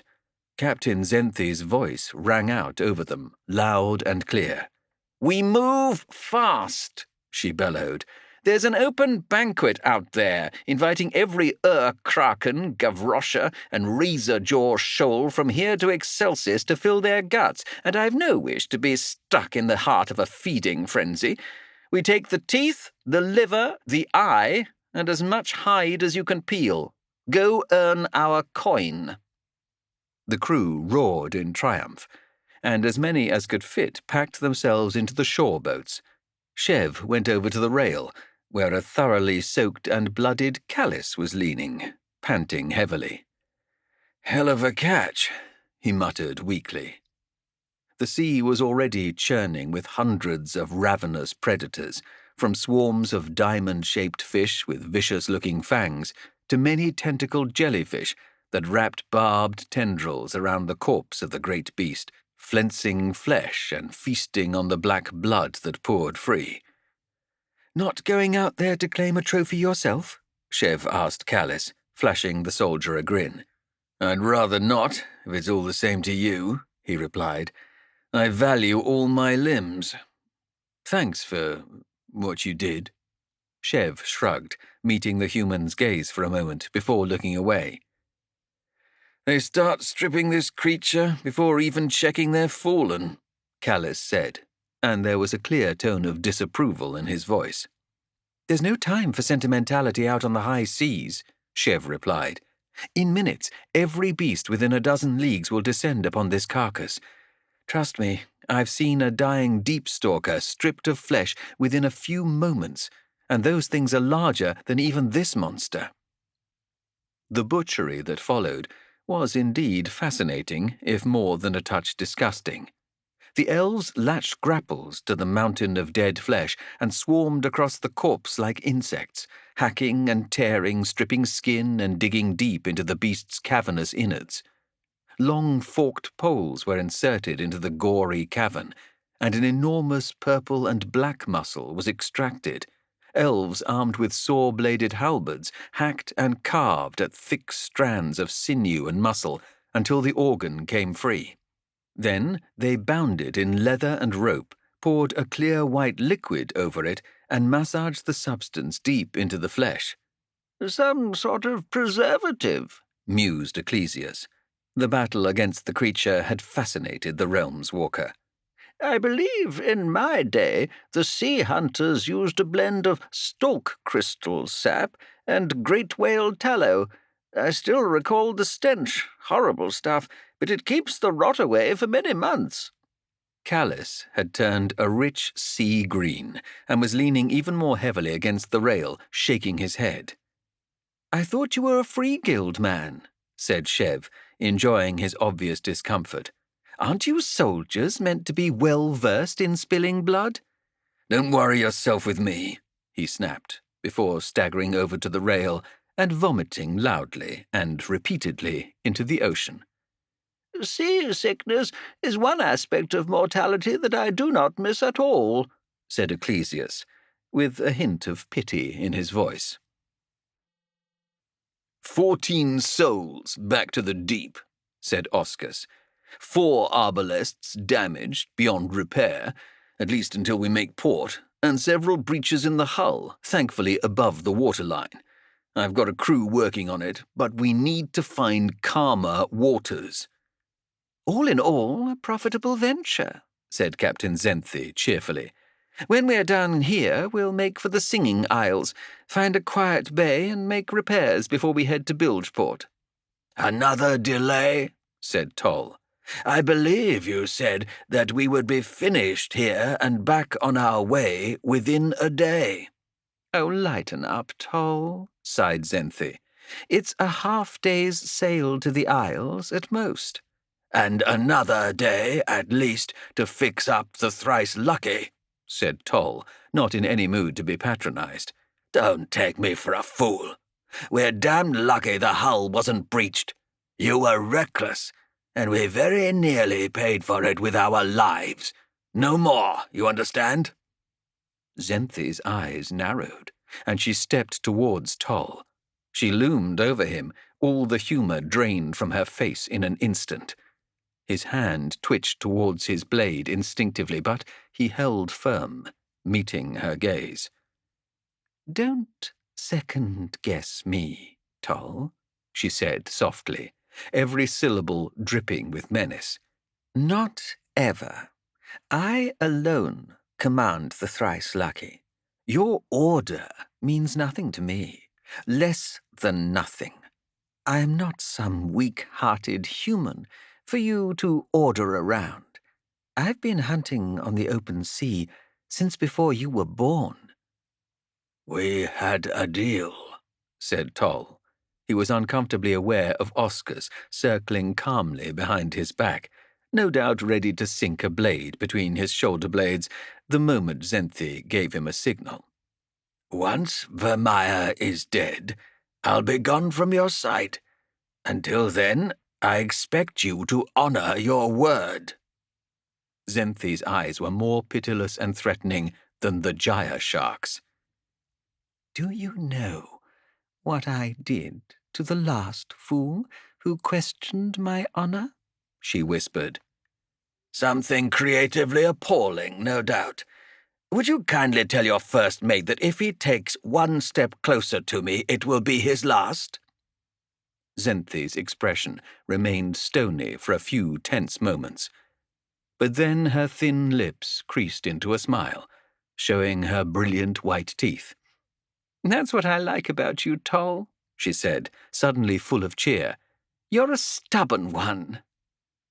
She clapped him on the shoulder, and Oscars stepped back, leaning casually against the rail, his eyes still fixed on Toll. The tension had not entirely broken. Don't worry, said Zenthi. We'll be back on the trail in no time. And look on the bright side. We've made enough on this kill to hire the sky runts to take us all the way to Azir itself, if we please. With that, the captain was away, bellowing orders at the elven crew members who were hauling the stripped trophies from the Jaya shark carcass up onto the deck. Oscars stared at him for a while, expressionless, then returned to cleaning grime from beneath his nails with his flensing knife. Toll met his gaze for a few moments, and then walked away. His heart was thumping in his chest. That had almost been the moment, he was sure. Ever since he had met Xenthi, a confrontation with the mercurial corsair had seemed inevitable. She was beyond doubt a useful ally who had saved his life more than once, but he could never trust her. And today was a firm reminder of that. She cared for nothing beyond her own desires. He had been foolish to question her command so openly, he knew. To the corsairs, that was little short of mutiny. He'd heard of fleet masters who had flayed their lieutenants alive for less. He had let his frustration get the better of him, and not for the first time in recent days. Picking a fight with Xenthi aboard her own ship was akin to slicing your arms bloody and leaping into shark-infested waters. "What was all that about?" said Callis, approaching, his clothes soaked in blood and grime. He looked as battered as Toll felt, but his eyes were furrowed in concern. Nothing," Toll said, not feeling in the mood to elaborate. "Where's the girl?" "She's helping them carve up the prize," said Callis, smirking and shaking his head. "She's only been out of her cage a half day, and already the crew's got more respect for her than either of us." "They don't trust my kind," said Toll. "and they care even less for Free Guild soldiers. You can bet Xenthi's mixed up in a dozen rackets for which I'd be obligated to summarily execute her and her entire crew, and they know it." "Well, that's comforting," said Callis. "I'll expect a knife in the back any day now." "There's no danger as long as Xenthi's kept happy," said Toll. "I've already paid her a lord's ransom to take us after Vermeer, as well as a dozen other favours that damn near drained every resource and contact I have in Excelsis." "All that for one man," muttered Callis. "A price I pay gladly," snapped Toll. "I would think that having yourself witnessed what that man is capable of, you would agree." "I want him dead, sure enough. I'd just rather not sell my own life in the process." "Then perhaps you are not cut out for this line of work after all," said Toll, and strode away towards his cabin.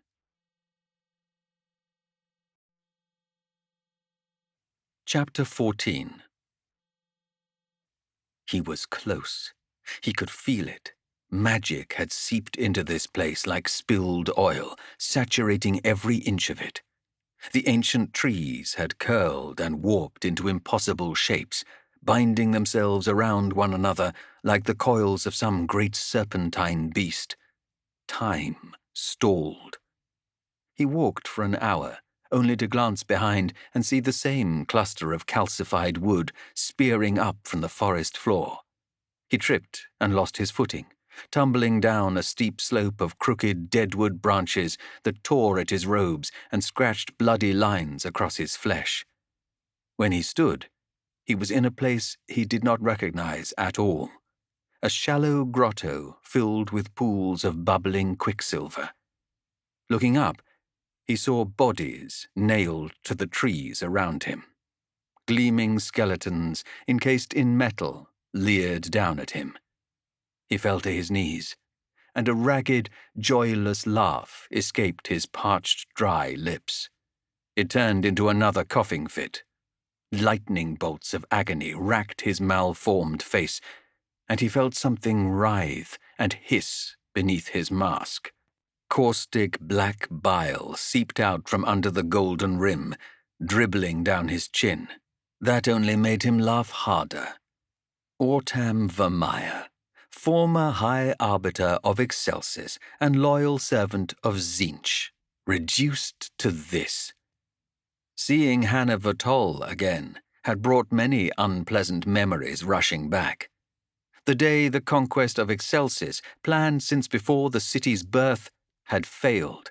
The day he had failed. His transformation had started soon after. At first it was an itch beneath his skin, one that could not be satisfied. Then he had awoken amongst bloody sheets and scraps of skin in some lice-infested hellhole, and he could not feel his face at all. He remembered the purity of horror he had experienced as he raised one trembling finger to his cheek and felt. To know that you had disappointed a god, it was quite the humbling feeling. Vermeer had exhausted his vast reserves of money and influence in search for some way to fix his malformed body. He had trawled through libraries full of ancient lore. He had spoken to wise men and healers, wizards of the Celestial College, and agents of the dark gods. He had known, of course, that it was useless. No mortal could cure the corruption seeping into his body. He had seen the same thing happen to others many times when he served the will of the god of sorcery. But the certainty of his damnation only made his search for absolution more frantic. With no more resources to call upon, he had turned to desperate measures. Like a creature of the night, he had slipped back into the city of Excelsis. Where once he had ruled this city, perhaps its most powerful and influential figure, now he was reduced to a misshapen shadow, crawling through sewers and alleyways, terrified of showing his face.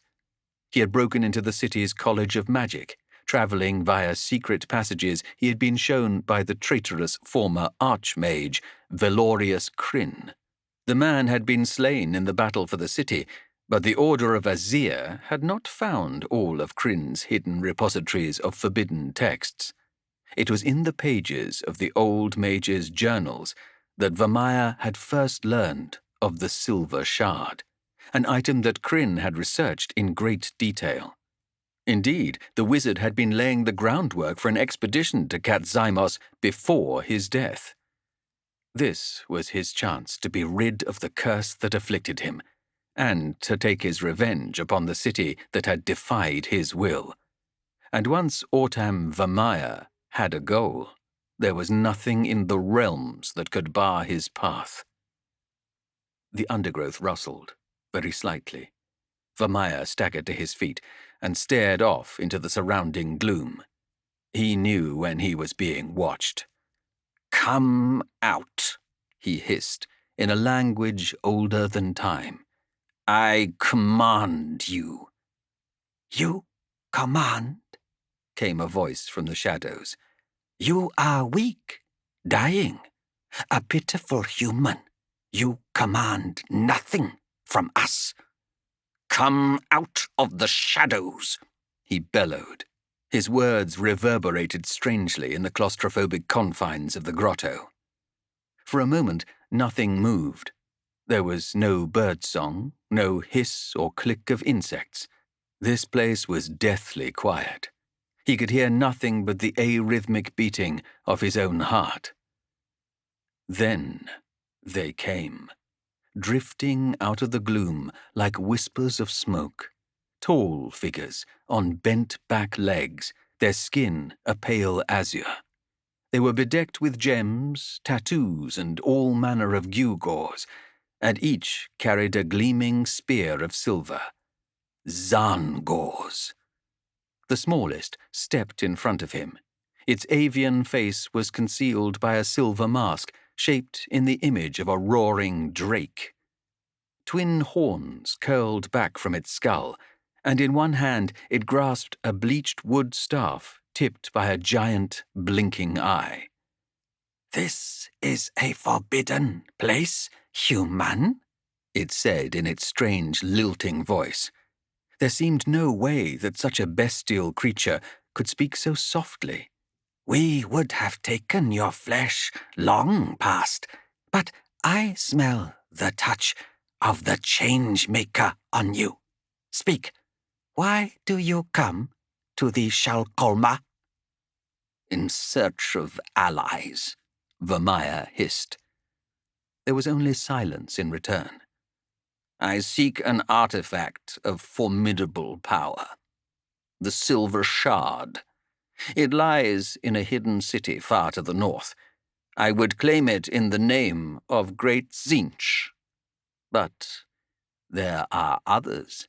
The hunter, the soldier, the corsair, the seeker, said the creature. We know of them. We saw them in your dreams. Then you know they are enemies, Vermeer hissed. They would claim this artifact for themselves, for their god-king. We do not follow the weak, said the beast man. The eye on his staff pulsed, flicked from side to side. The creatures stepped back as one, and the shaman followed. Vermeer ground his teeth together so hard he tasted blood. Not like this. It could not end like this. Do not turn your back on me, he screamed. I command you. They stopped, turned as one, gazed at him with pitiless eyes. We do not follow the weak, the shaman creature repeated. Only the strong, the worthy. Then he heard the tread of heavy feet, crashing through the undergrowth. The Zan-Gors began to chant, a high-pitched sound that made his gorge rise. An enormous form burst into the clearing. It was Zan-Gor, but a true monster of its kind. Where its kin were lithe, this thing was huge and muscle-bound, clutching a great two-handed club, dotted with vicious shards of green-black stone. Above its thick, corded neck, the creature's head split, as if it had been cleaved in two by an axe swing. Two malformed half-skulls emerged from the torn flesh, filled with misshapen needles of yellow-brown teeth. The thing howled, a sound of fury, pain, and sorrow. Vermeer felt an unexpected twinge of sympathy, and almost laughed at the inappropriateness of it.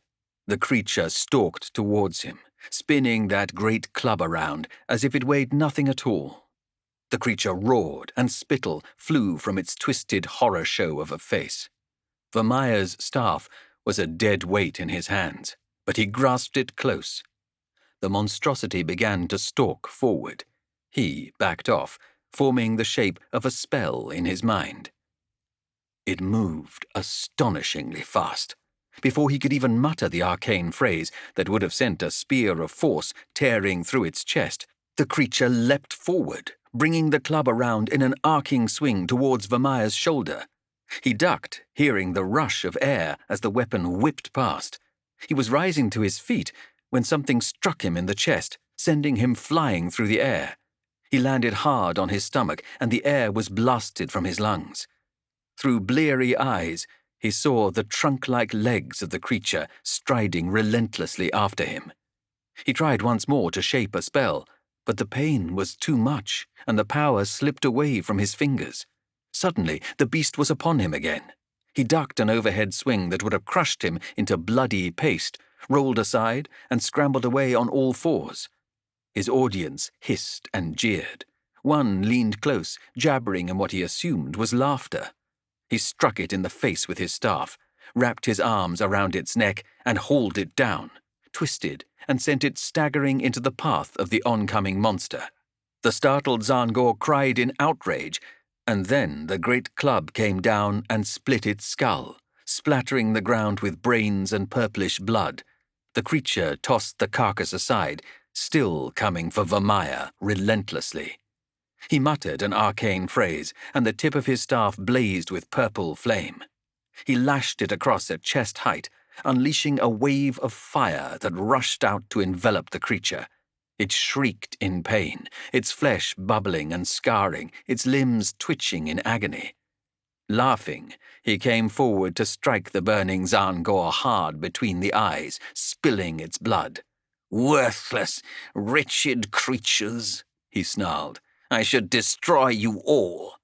He summoned another gout of flame and sent it whipping out towards the watching beastmen. It enveloped 3 of the brutes, and to Vermeer their screams were the most exquisite symphony. If the Zan-Gor's kin were enraged by this callous murder, they did not show it. The leader, the shaman beast, carrying the eye-tipped staff, simply gazed at Vermeer through expressionless eyes. Beneath him, the smoking flesh of the monstrous champion was stirring. Though he had scorched the creature to the bone, it somehow managed to drag itself upright. He struck it hard in the chest, battering with the heavy metal of his staff and feeling bone give way. The creature did not seem to notice. Its eyes were frenzied, maddened, its awful cloven skull now marked by patches of raw flesh. Even as he shattered part of the thing's beak with a two-handed blow, it rose and slammed the tip of its club into Vermeer's chest, bowling him over. The blow was as powerful as a close-range volley of scattershot. Vermeer's head spun. Breathing was agony, and he could feel the grinding of smashed bones in his chest, each rise and fall sending barbs of white-hot pain knifing through him.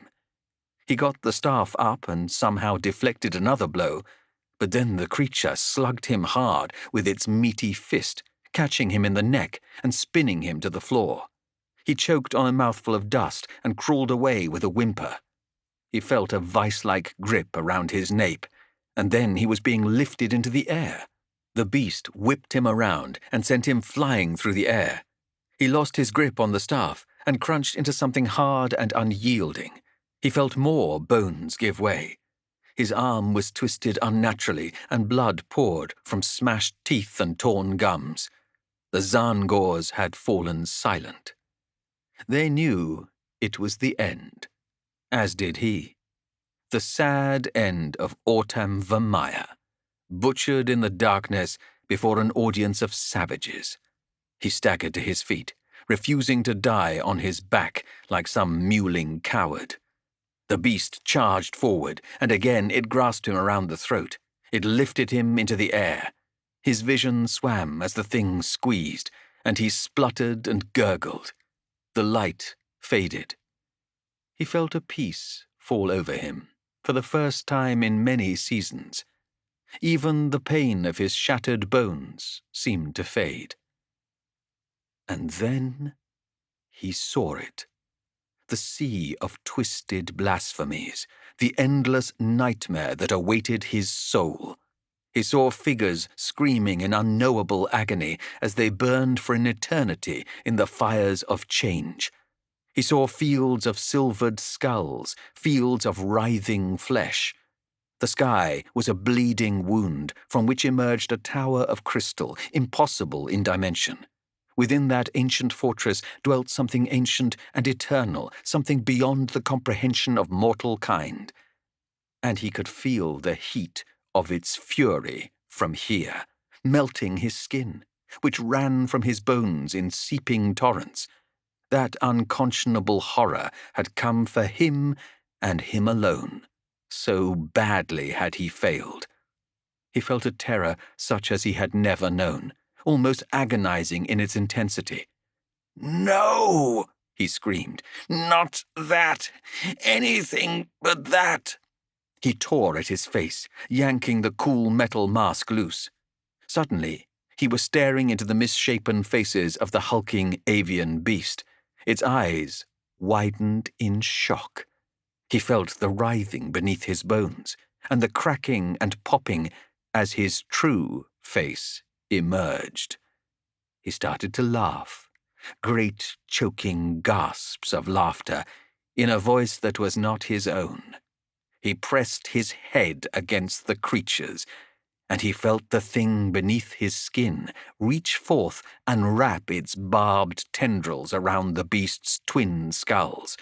It loosened its grip on his neck and desperately scratched at his skin, hammering at his ribs, but to no avail.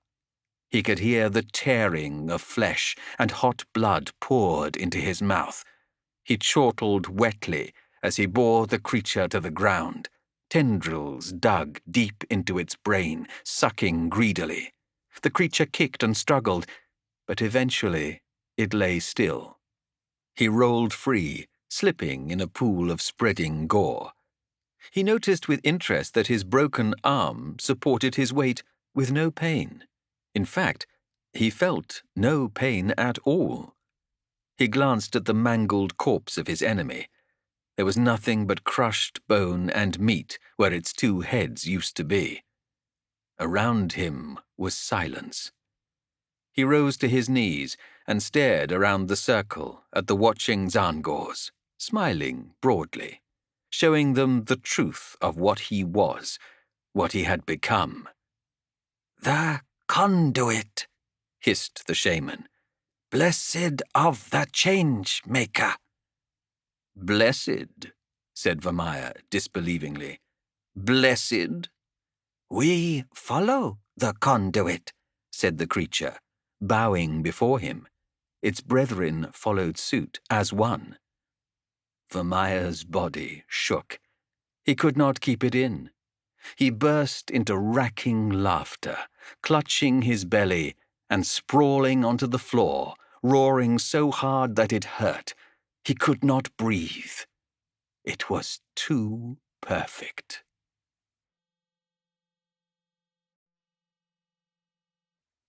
Chapter 15. The singing isles were well named. Even from a distance, Callis could hear a mournful, lilting sound, drifting over the crashing of the waves and the roar of the wind.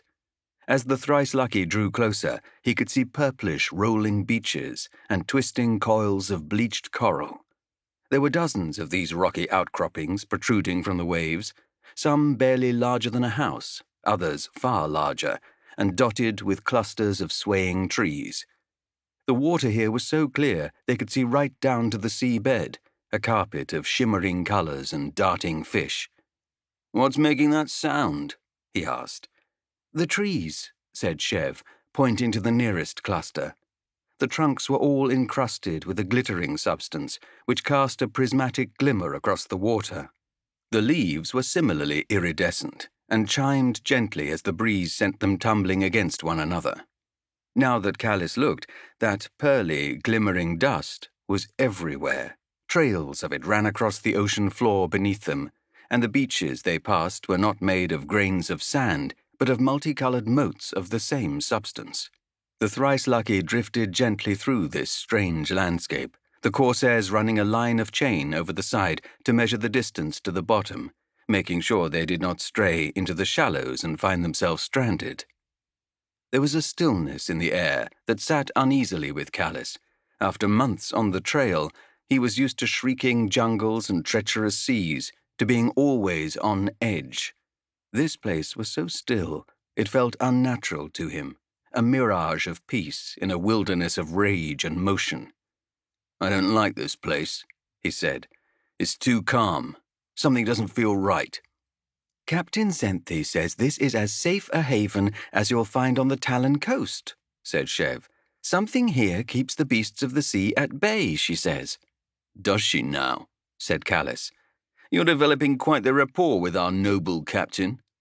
"Right now I'm short of allies," Chev replied, shrugging. "I'll take those I can find." "Erika Zenthi is no one's ally but her own," said Callis. "Trust me, if she values you, it's because she thinks you could be useful to her. Just watch yourself. This woman rules the waters within 100 leagues of Excelsis, and you don't climb that high without leaving a mountain of bodies beneath you." "I've heard the stories." "And I've seen her work," said Callis sharply. "I'm just saying, watch yourself." The elf smirked and leaned out over the rail, letting the wind rush through her outstretched fingers. They were sailing into a wide, semicircular atoll, hidden from sight by a wall of dead coral that wound along the island ahead like a ridged backbone. A long strip of beach reached out into the bay, and beyond that was a tangle of woodland, filled by yet more of those strange crystal-lined trees. "Sigmar's teeth, I can't wait to set foot on dry land," sighed Callis. Doubtless there would be all manner of blood-sucking beasts hiding in the vegetation, just waiting to sink their teeth into him as soon as he hopped ashore, but right now he hardly cared. They anchored a few dozen paces from the beach and lowered one of the shore boats into the water. Callis immediately clambered in, much to the grumbling annoyance of the corsairs. He checked his pistol to make sure it was primed, and took a bench next to the first mate, Oscar's.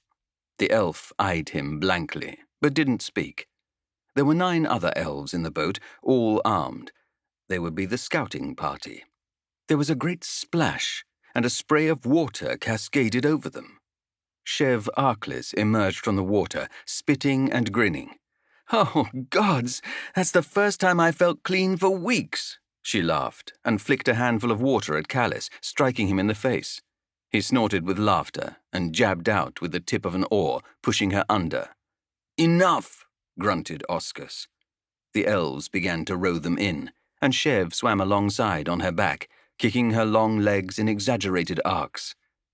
Her hair swirled around her scarred face in an auburn halo. She flashed him a wide grin. Callis realized he was staring, and looked away. The beach drew nearer, and they hopped over the side, weapons drawn, splashing through the shallows and onto dry ground. It was quiet. The undergrowth barely stirred. A few long-plumed avian creatures trilled from the tops of the gleaming trees. A faint, pungent smell met Callis's nostrils, like rotting meat. Chev emerged from the water, shaking her hair dry, leaving gleaming footprints as she strode up the beach towards them. "We are alone," said Oscars, waving to the thrice-lucky. More boats were lowered in the water, and several elves began to dive into the water to examine the wolf ship's many abrasions. From the shore, Callis could get a better look at the damage. She had held up surprisingly well against the gyre shark's battering strikes, but had not escaped unharmed. There was a gaping hole that ran across a section of the middle deck, and the ship was listing badly, which suggested a breach on the lower hull. "It'll take a good few hours to get her sea-ready," said Oscars grimly. "I do not like being out here, exposed. Reavers hunt these waters, and worse things will come drifting out from the abyss come nightfall."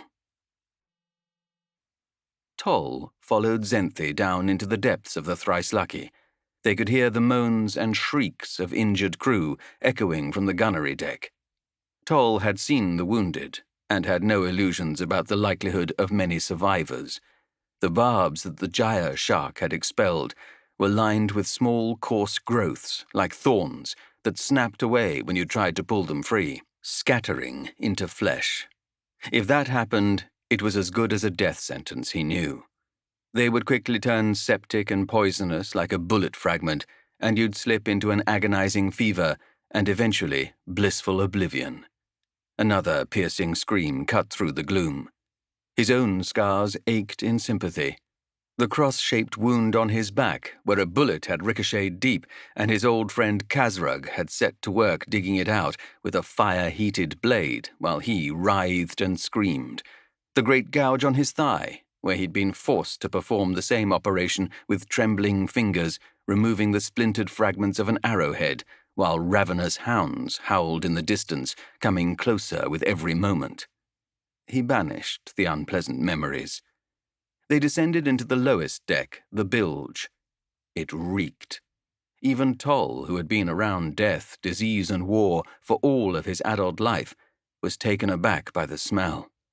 It was a piquant blend of weak old corpses, filth, and decay, backed by the sickly sweet aroma of rotting fish.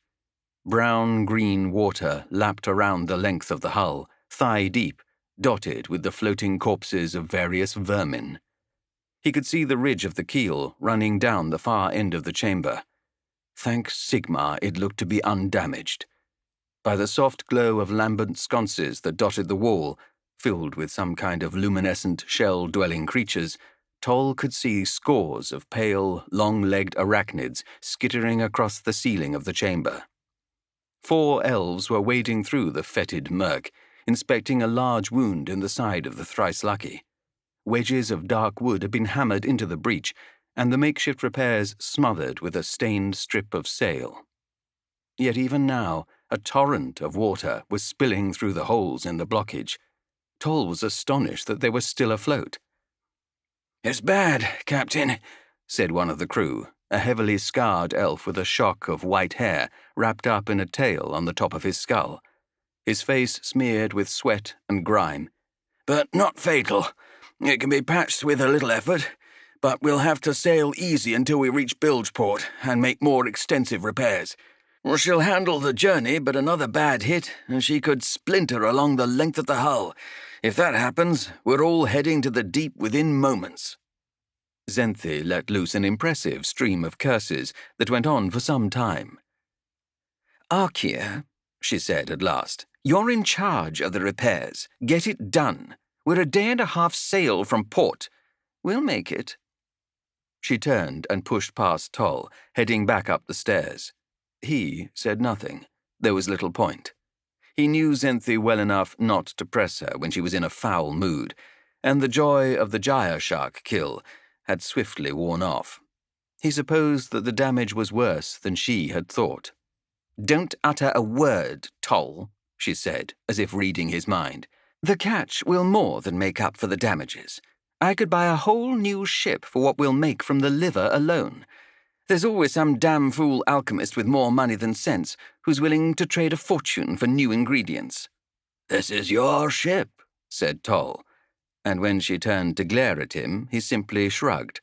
"I've no interest in going over the same territory again. Just get me to Bilgeport, and I'll be on my way. Our partnership is over." "You still owe me," she said, "and I mean to collect what is due." "I'm a man of my word, Arika. You'll get what you seek when we return to Excelsis." The tension hung in the air between them for several long moments. Finally, the captain turned and headed up the stairs to the main deck, saying not a word.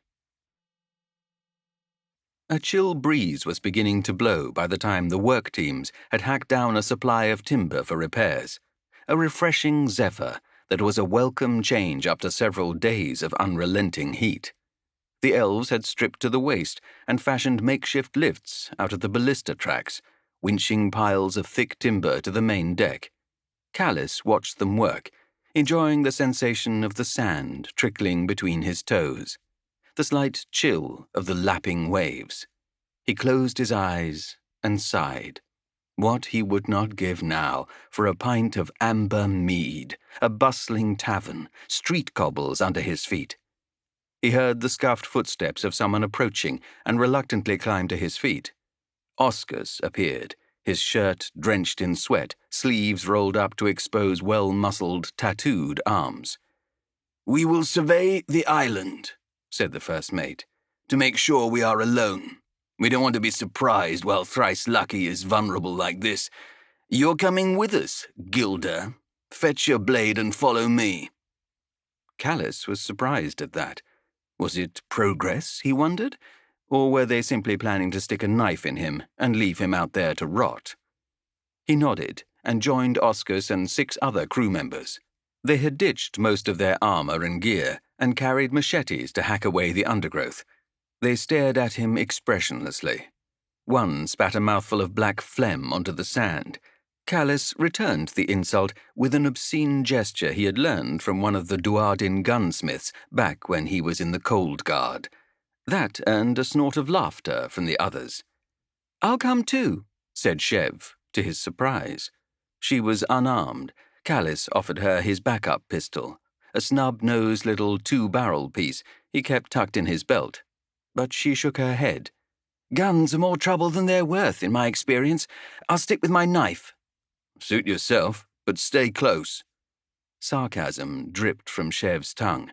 "I feel safer already." They filtered into the tree line, slow and careful.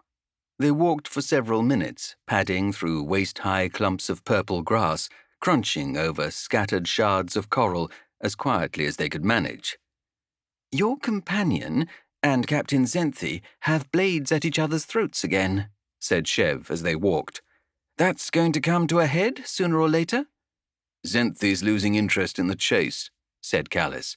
"She never gave a damn for capturing Vermeer. What Toll promised her, beyond coin, I've no idea. But whatever it was, it's not enough to keep her out here forever." "I always imagined that a witch hunter would rely more on threats and brute force than bribery." "I've never had dealings with any other agent of the Order," said Callis. "But Toll's not the kind to throw his weight around. unless the situation calls for it. He plays a long game, one that involves keeping our mercurial corsair content. Besides, there's few who know the sea lanes better than Zenthi. Stop your mouths, hissed Oscus. The noxious smell was slowly getting worse. Callis had an unpleasant feeling that he knew the source of it. He had been around enough battlefields to know the scent of flesh left to rot in the sun. Eventually they began to see flickers of blue through the trees, and a few minutes later they emerged on the far side of the island. Callis cursed softly. Ahead of them was a wide, rough expanse of dead coral, far larger than the beach on the opposite side of the island. It was littered with dead things, mounds of skeletons and enormous spiral shells as tall as the thrice lucky, thin cartilaginous racks of bone piled over thick slabs of rancid hide, a shapeless mass of flesh, long trails of winding tentacles rotting in the sun. There were more familiar corpses, too, humanoid, lying shattered and broken, skulls removed. This close, the smell was overpowering. Emerging from amidst this carnage was a crude obelisk of piled stones lashed together with sinew. A single, sickening totem rested at its apex. Callis moved closer. Bile rose in his throat. The totem had been delicately carved from the splayed rib cage of a human. Atop this macabre sculpture sat the victim's skull, mouth open in a silent scream. More skulls were piled high around the obelisk, which was stained a deep brown. The bones had been picked clean by scavengers, but they were still smeared with blood and patches of sticky brown gore. "Flesh reavers," said Oscus. "Mortal tribes who hunt the seas," he added, noticing Callis's blank expression. "Are they here? On the island?" asked Chev. "I do not think so," said Oscus. "They raise these shrines to their sea gods across the Talon coast. They hunt beasts, burn ships, raid the coasts. Then they bring their bounty of flesh to the nearest totem, offer the skulls to their gods. The rest they devour."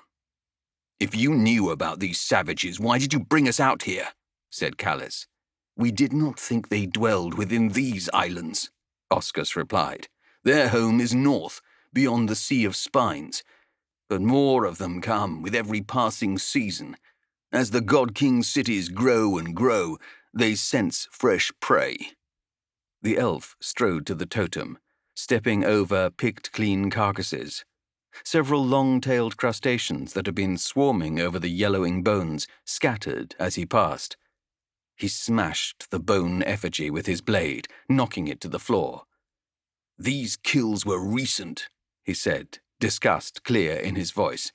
"Perhaps 10 days old, maybe less. They may still be close. We must not linger here."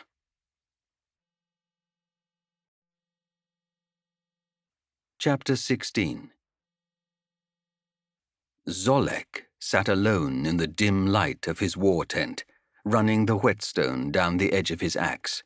The blade was already sharp enough to split skin at the merest touch, but the repetitive motion soothed him, quieted the throbbing in his skull, and so he continued. The tent parted, and Crom entered. The blood priest had to stoop, so tall and thin was he. His pale skin was smeared blue with dye made from crushed coral, and he had slicked his hair with blood. He carried his own weapon, a long-handled mace with a head fashioned from chipped obsidian. "It is time," said Crom. Zolek rose without a word and secured his horned barbuta in place. It sat tightly over his skull, the long cheek guards cold against his skin. He hefted his axe, twirled it in his hands, feeling the reassuring weight and balance. It was a strong weapon, forged by city dwellers from good iron. He had claimed it long ago, on only his third raid. Zolek had killed many people, so many that he remembered few of their faces. But the old soldier whom he had taken this weapon from, he could picture every line of that one's face, the weathered skin the sad eyes widening in pain and shock as the spear had slipped into his guts. "The clouds gather," said Crom, "and the seas churn red. Do not fail, my chieftain. Send him worthy souls, for it has been far too long since we honored him, and his anger is rising like the tide." Together they strode out into the light. Zolek glanced out across the endless expanse of the ocean. The priest was right. Swirls of red trailed through the water, which churned and foamed with gore. A killing frenzy. The beasts of the sea were devouring each other. He could see arcing fins tearing through the chaos, bursts of bloody spray jetting into the air. "The blood kraken watches," said the priest. They walked along the jagged shoreline of broken, dead coral.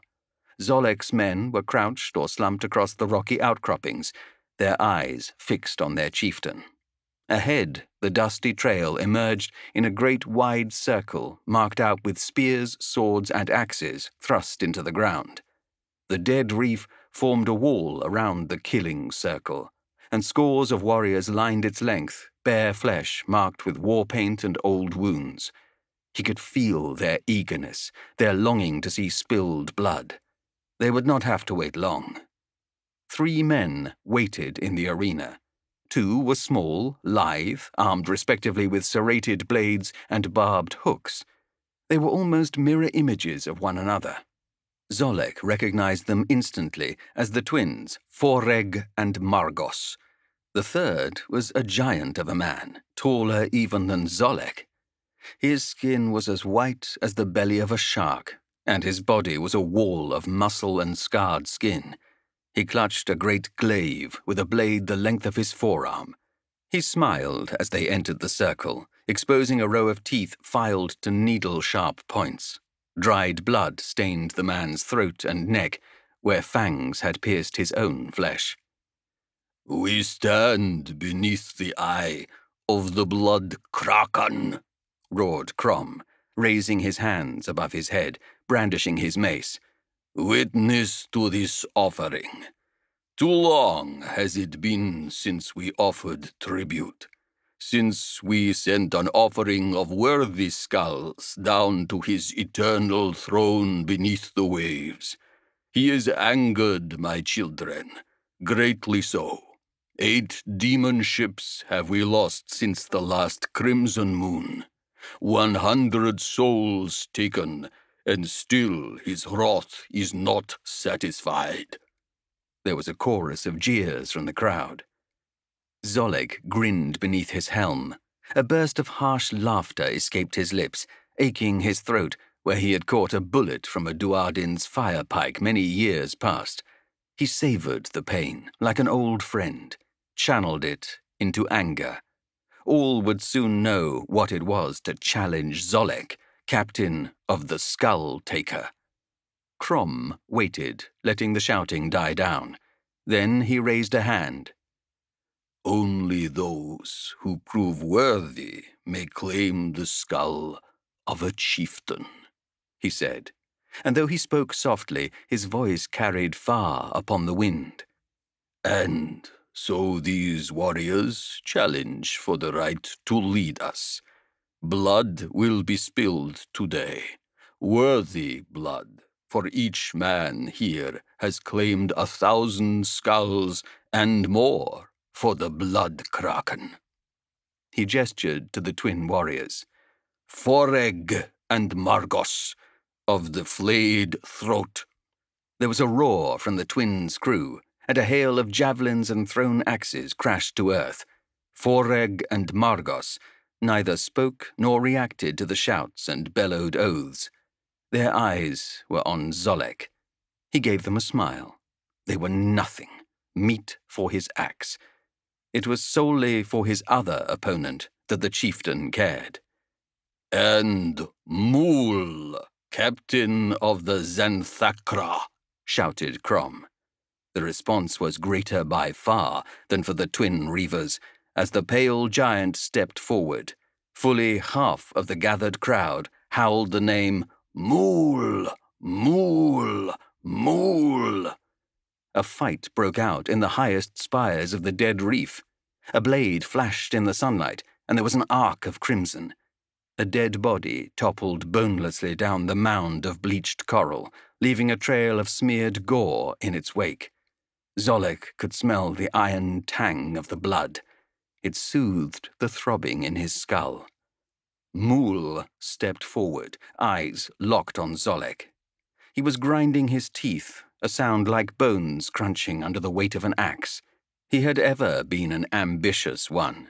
It was said he heard the words of the blood kraken in his skull when the red rage was upon him. He was the only warrior here whose tributes to the blood kraken rivaled Zolek's own. He was also younger, stronger, taller by far. Mool's glaive was dripping with blood. It had already tasted death this day. He paced back and forth, his face twitching, his eyes bloodshot. The blood kraken must be appeased, said Crom. And so these 3 warriors are chosen, the greatest among our number. They face Zolek of the Skull Taker. Many voices rose to support their chieftain, though far fewer than there once would have been, even a few spans past.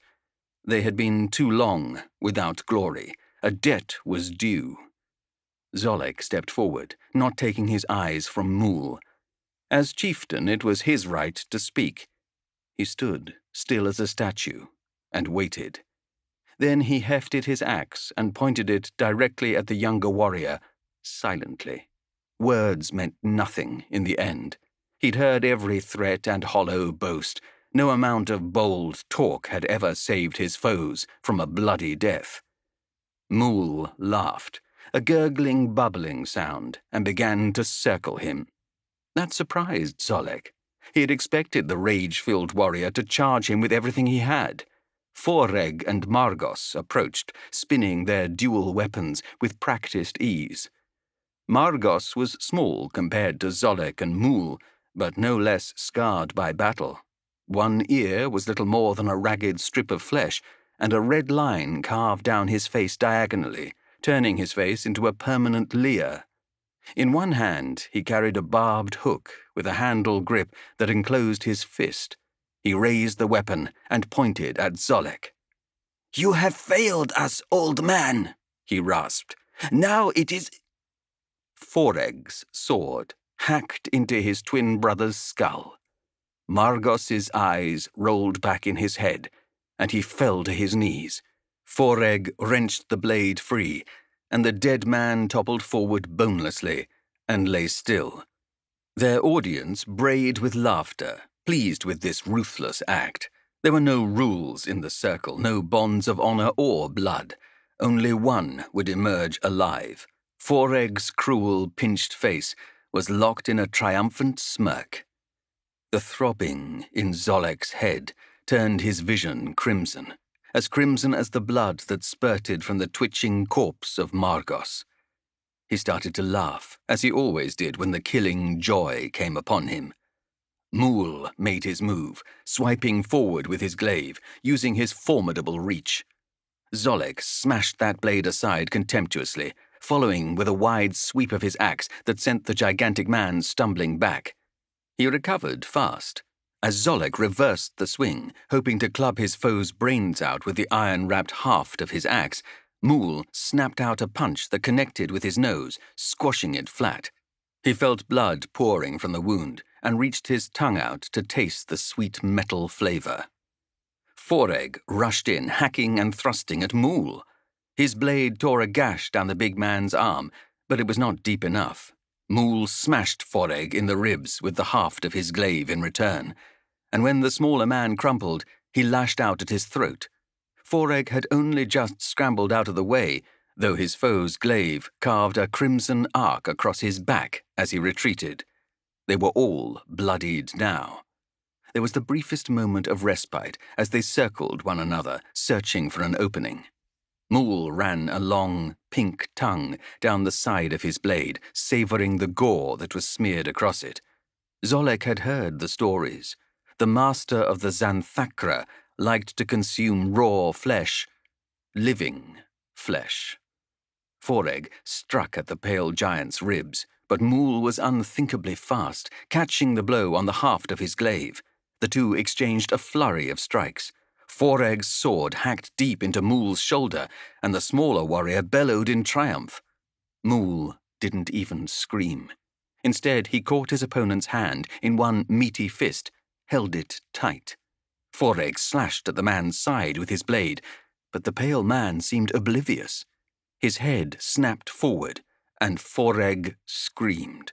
Mool ripped a chunk of bloody meat from the man's neck.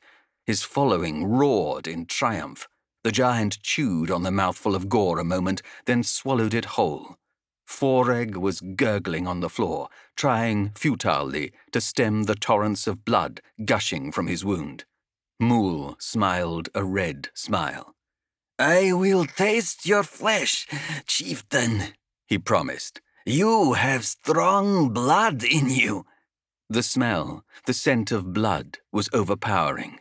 The rhythmic drumbeat in Zolek's head was almost deafening, calling him to abandon his wits and surrender to the rising tide, to drown in carnage and gore, even if it was his own. He let himself fall into the crimson current. They rushed at each other, caution abandoned in favor of the white-hot joy of battle. Their blades clashed. Zolek punched out, struck Mool's jaw, and felt teeth shatter. He received a headbutt in return, and his already broken nose crumpled with the sound of grinding cartilage. Mool's arms were wrapped around him, tighter than a kraken's embrace. He gasped for air, spat bloody drool into the pale giant's eyes. Mool's teeth snapped forward, bit into his cheek, and tore a strip of flesh free. He could hear the man's gurgling laughter, high-pitched, almost like that of a child. His vision swam as Mool rained punches into his side. A rib cracked. With all his strength, he dragged his axe free, tore a great gash across Mool's belly. The giant stumbled back a step, and his iron grip relaxed for just a moment.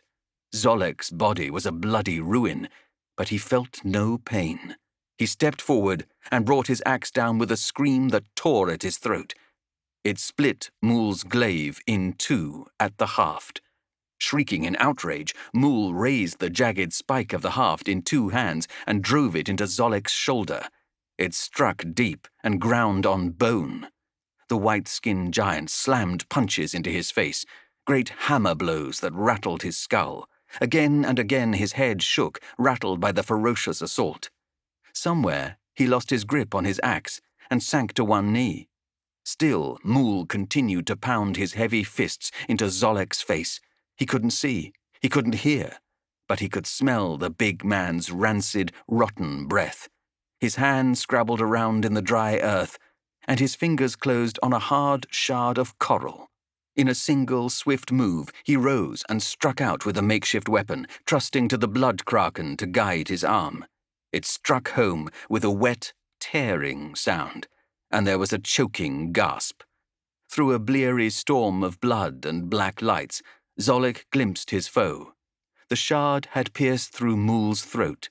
The giant staggered, eyes rolling back into his head. Zolek fell upon him, bearing him to the floor. He tore the coral shard free and stabbed it down again and again. The spatter of blood that trailed through the air in front of him became the coils of the blood kraken. In each razor-bladed limb, it grasped a single skull, and within its immense form there gazed a single furious eye, a cyclopean orb of blazing yellow fire that seared through his very being. The blood kraken had witnessed his bloody work, and it was content. When the haze began to clear, Zolek realized that he was hacking away at little more than a pulped and shapeless mound of flesh. His hearing returned with a painful ringing sound, and he heard the thunder of the watching warriors. He felt a hand on his shoulder. "It is done," said Crom, the blood priest. Zolek staggered to his feet. He was caked in gore from head to toe, but his wounds caused him no pain at all. rain began to drizzle down, and he raised his head and let it clear the blood from his eyes. None can deny that the Blood Kraken has chosen this man to lead us, Crom screamed. Now we hunt for flesh and for glory. We churn the seas red with the blood of our enemies, and make tribute of their skulls to the dweller in the deep. We sail! The response was deafening. Even Dead Mool's crew joined the chorus, bellowing Zolek's name. Through the noise cut another voice, an urgent call. "A sail! A black sail!" shouted a warrior perched on the highest strata of the dead reef. Zolek bent to grasp his fallen axe and began to climb, hauling his battered body up the face of the cliff. Making it to the summit, he stared out over the wide expanse of the Singing Isles. The skies overhead were darkening, and the mist of rain made it hard to pick out the silhouette of a ship at first. Then he saw it, drifting out from the bay of a half-moon-shaped island. A sleek three-master, Gagger-like black sails and an angular hull that sat low to the water. A ship built for speed on the open ocean. Elven, so he guessed. A gift from the Blood Kraken for their bloody sacrifice. "To the waves!" he bellowed, brandishing his axe high. "Tonight we feast!"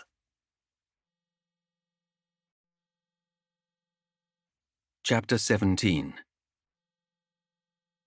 "Sails on the horizon!" came the call. "Raiders? How many do you see?" shouted Zenthi, rushing to the fore guardrail. "A dozen sails, half a league distant and closing," shouted the lookout, pointing out beyond the curve of the nearest reef wall. "War galleys! Reaver ships, Captain! They've sighted us!" Toll swore. He was no expert sailor, but even he knew that in shallow coastal waters, galleys had the edge over a wolf ship like the Thrice Lucky. Without the need for wind or currents, they could rely on the strength of a few score well-trained oarsmen to outmaneuver larger ships. "Raise anchor!" shouted the captain. "Ready the ballistae! We make for the open seas and hope we can catch a strong wind."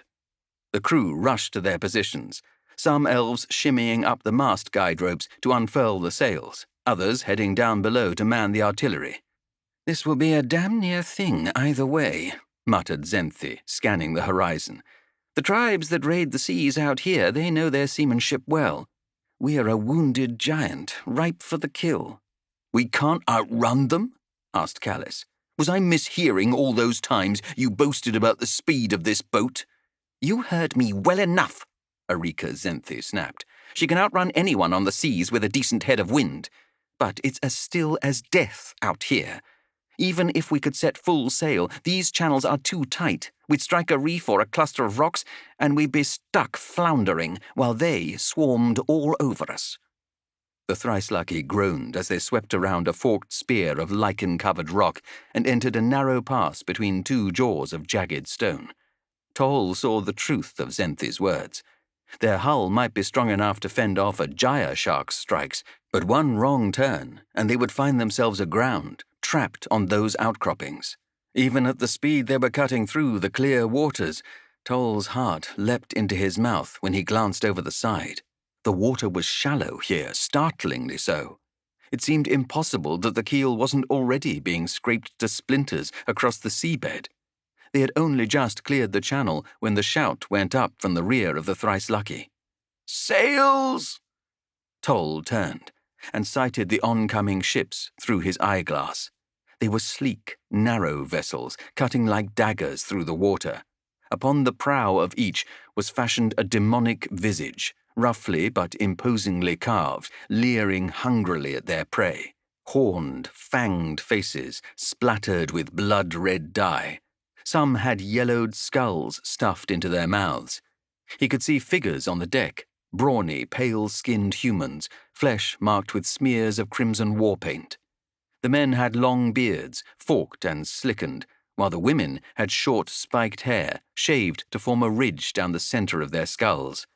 A number wore scraps of armor or helmets, but most went unarmored. 20 or so manned the oars on each galley, while half a dozen strode along the deck or stood upon the forerail, brandishing axes, spears, and boarding hooks. He could see their lips move and knew they were chanting. He glanced above at the galley's triangular sails. They were black, marked with the image of an 8-tentacled sea beast with gaping jaws, each limb grasping a grinning skull. "Heathens," he spat, "not mere looters. There will be no bargaining, no taking of prisoners. If they board us, they will slaughter us all." "Heathens I know how to fight," snarled Callis. "Let them come." "These are hardened killers," said Toll. "They have raided the Talon coast for centuries, surviving this beast-haunted wilderness against all odds. They will not die easily." "I'd like to see them survive a bullet in the skull," Callis replied. "Toll's right," said Chev, frowning at the oncoming Reaver ships. "I've encountered their kind before, and I've no wish to repeat the experience. If we've any luck left, we'll reach the open sea and outrun them. If not—" She left the thought unspoken. The swirling clouds overhead began to spit a torrent of lashing rain. Ahead, Toll could glimpse the glowing line of the horizon, appearing through gaps in the web of rocky spears. They were close to the open sea. The wind was picking up, but hardly filling the sails. They hung, flapping lazily in the breeze.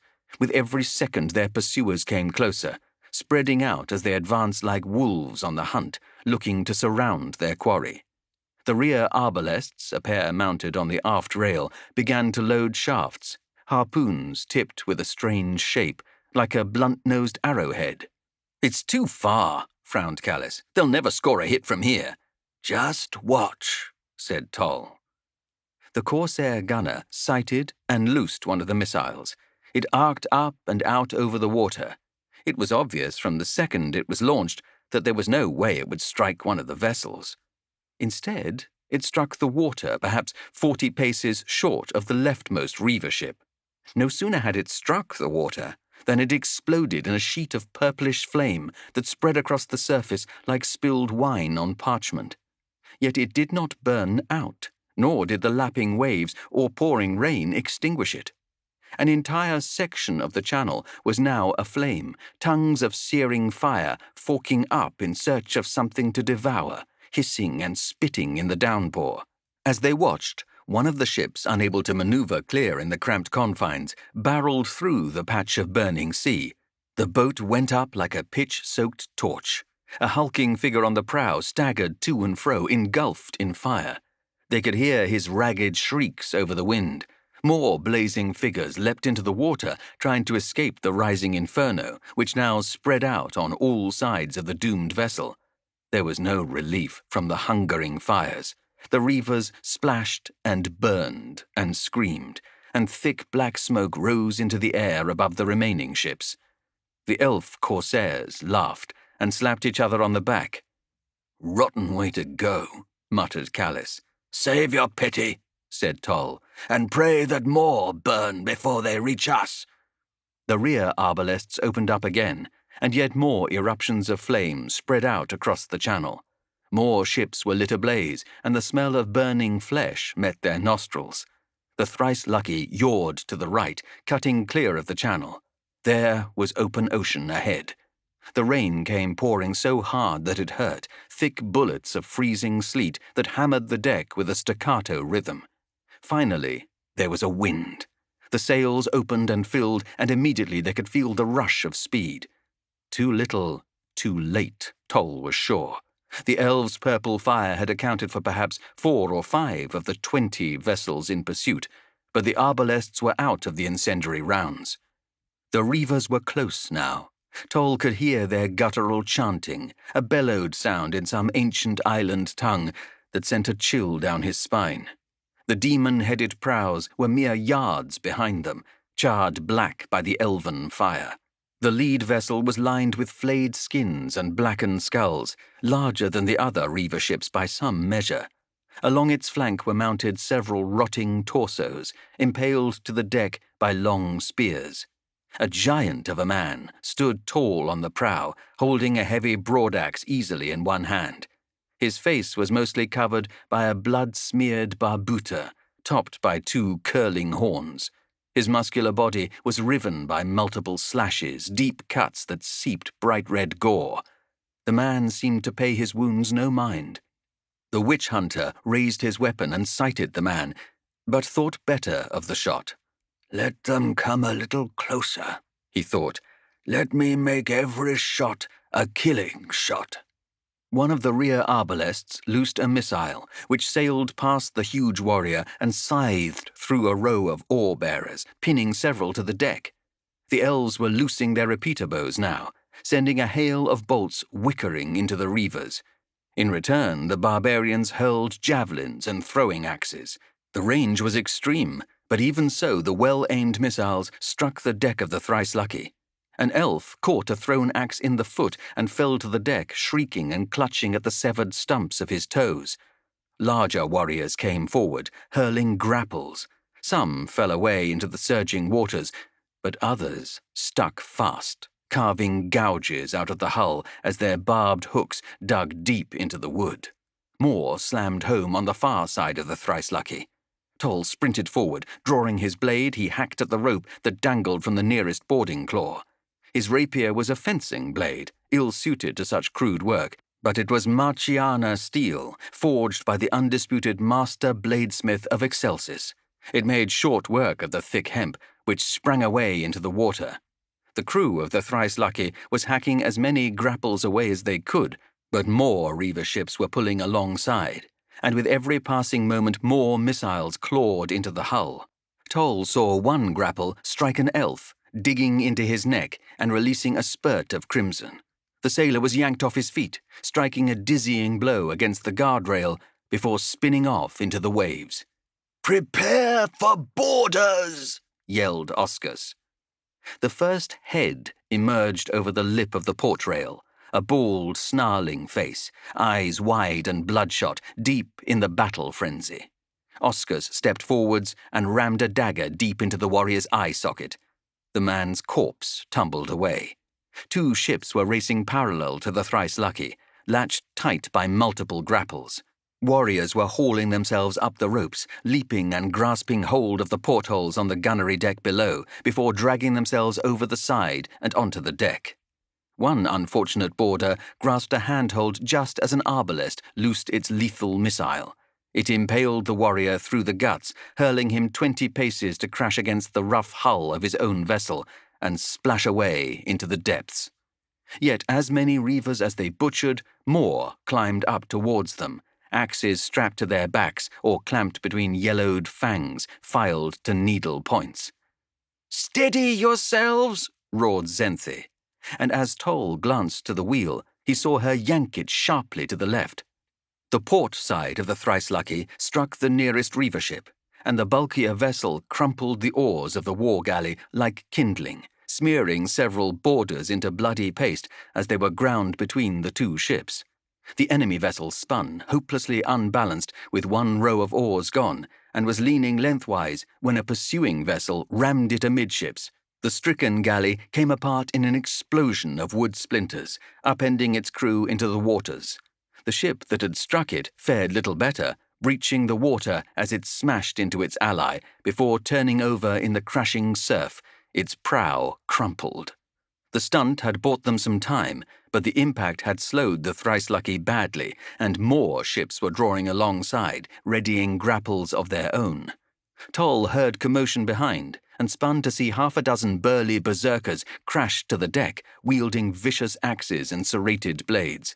They swept their weapons around in wide, careless arcs, cleaving elves in 2, or hacking off heads with every swing. Toll watched Callis step up and blast one of the boarders in the chest with his pistol, unleashing a gout of white smoke. The man staggered a few steps, but came on at the former Free Guild soldier. Callis fired again, emptying a second barrel, and the man's skull came apart in a wet eruption of blood and brains.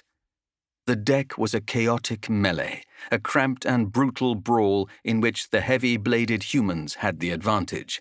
Toll knew their attackers lacked the skill and precision that marked the Corsairs' deft swordplay, but it seemed to take a dozen lethal wounds to drop any of them, and all the while they swept those vicious axes around in great scything arcs. He stepped in behind one and locked an arm around the man's throat, pressed his own 4-barreled pistol into the small of his opponent's back, and fired, emptying every chamber at once. The man's chest simply exploded, showering the deck with intestines and fragments of bone. In response, elves began to fight in packs, bearing the reavers down in numbers and stabbing them over and over and over again until they ceased to move. The deck was slick with gore. It was all Toll could do to keep his feet as it swayed and rolled beneath him. A warrior charged at him, near 7 feet of corded muscles and shark-hide leather, swinging a wide-bladed cleaver. Toll staggered backwards, not even bothering to deflect the man's blows, instead ducking and swaying aside. The man overextended, slipped just slightly, and Toll thrust out with the tip of his blade, scoring a hit across the man's ribs. It barely seemed to slow the reaver. He snarled, drooling bloody spittle, bellowing nonsensical animal sounds. A backhand swing just missed Toll's leg, and then the man barreled forward, shaggy head down, aiming at the witch hunter's chest like a charging bull. Toll let the reaver's momentum carry him onto the point of his rapier, which slid through flesh with sickening ease, sliding deep into the man's clavicle. It should have been a kill. Instead, the man kept rushing forwards and struck Toll in the chest. They sprawled across the deck. Something hit Toll in the face, hard. A fist or a boot, he wasn't sure.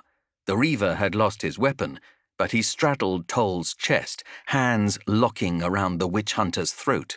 The man's veins stood out like thick ropes. His eyes rolled predatorily back into his head as the blood frenzy overcame him. Toll choked, trying to wrench himself free.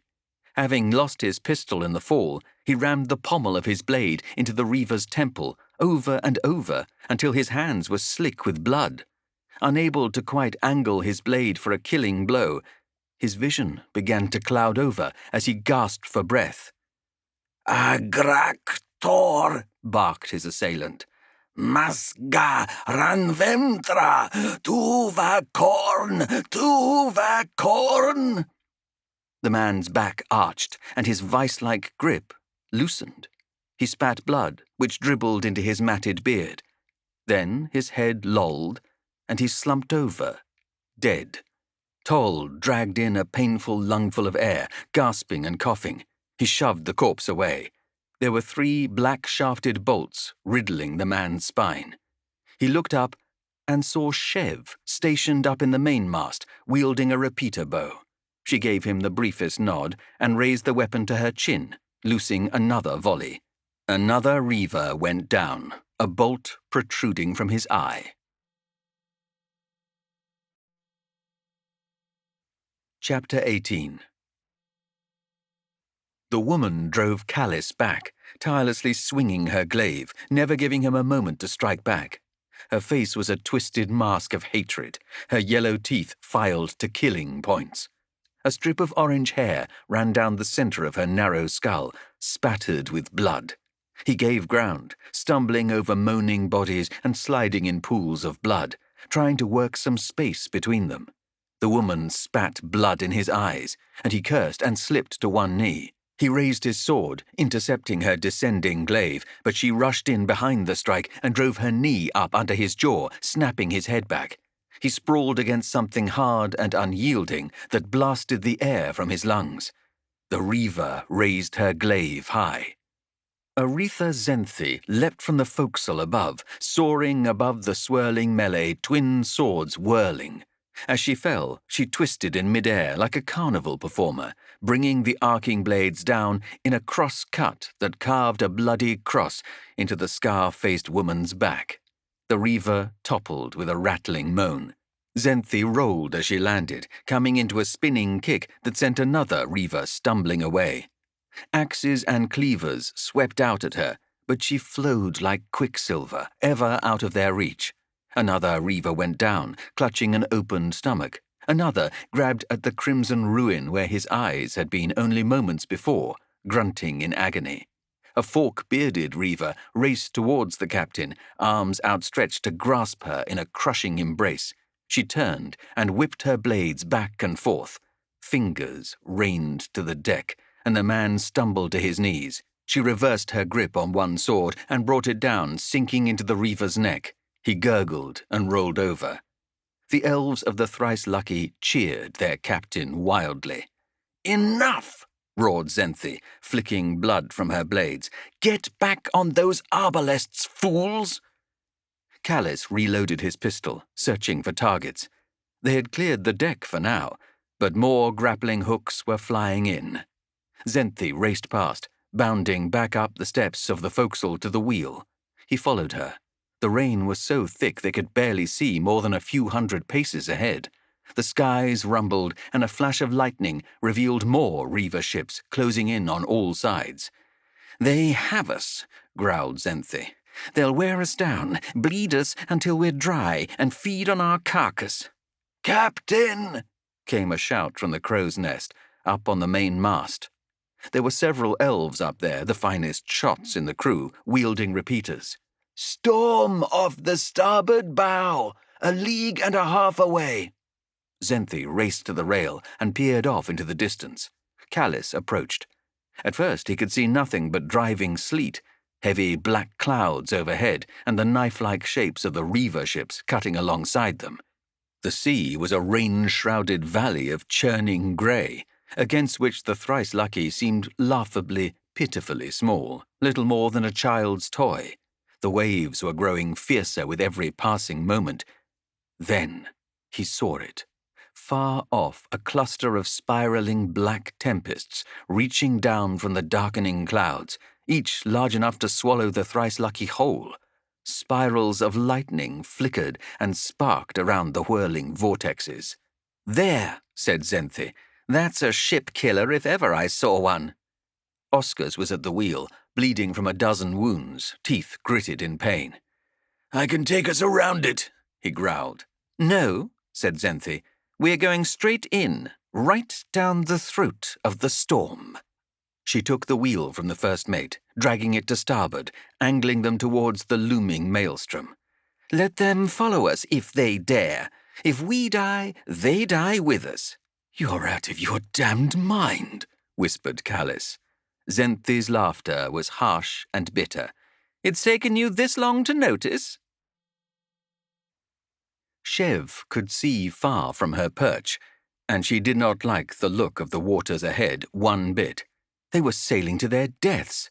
"My gods!" whispered Ecclesias, and she shared his awe. A spear of lightning arced down from the heavens, illuminating perhaps a dozen whirling tempests that whipped the seas to a frothing maw of white foam. Enormous funnels of water formed, dragged up from the ocean by the unthinkable power of the storm. At the base of each, the water was churned into a swirling vortex. She could see dark shapes flittering in and out of the raging waterspouts, beasts of the sea torn from their lairs, helpless in the face of this unnatural calamity. For a moment she thought she saw a bestial face form in the clouds above, a body of striated clouds, eyes of crackling lightning. Then the Thrice Lucky dipped to crest the bow of a wave, and she had to lean out to grab hold of the rigging, her stomach lurching at the sudden change of momentum. "I had forgotten. So long have I slept. There is truly no limit to the wonders of the 8 realms. Have you ever seen a more majestic example of the ferocity of nature?" "We're going to die here," she muttered. "Perhaps. But if that is so, you have to admit it's a spectacular last image to take with us to the realm of endings. Who knows? I may simply sink like a stone to the bottom of the ocean, where no mortal being has ever strayed before. What beings slumber down there, I wonder? What ancient gods dwell at the foot of the abyss?" "There are some mysteries I have no interest in solving." Below, the deck was littered with corpses, both Reaver and Elf.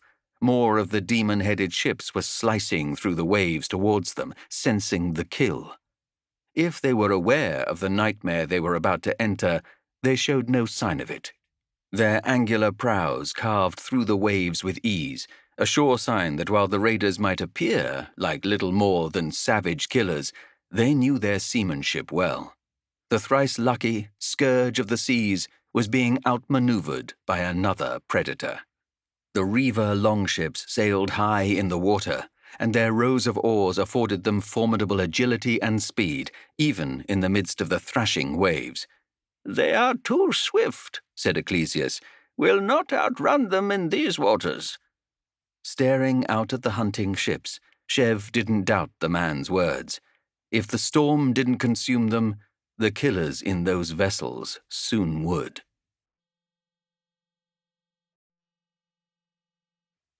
Chapter 19. Toll could see the scale of the calamity they were headed towards, and his jaw locked firm as he understood the inevitability of their fate.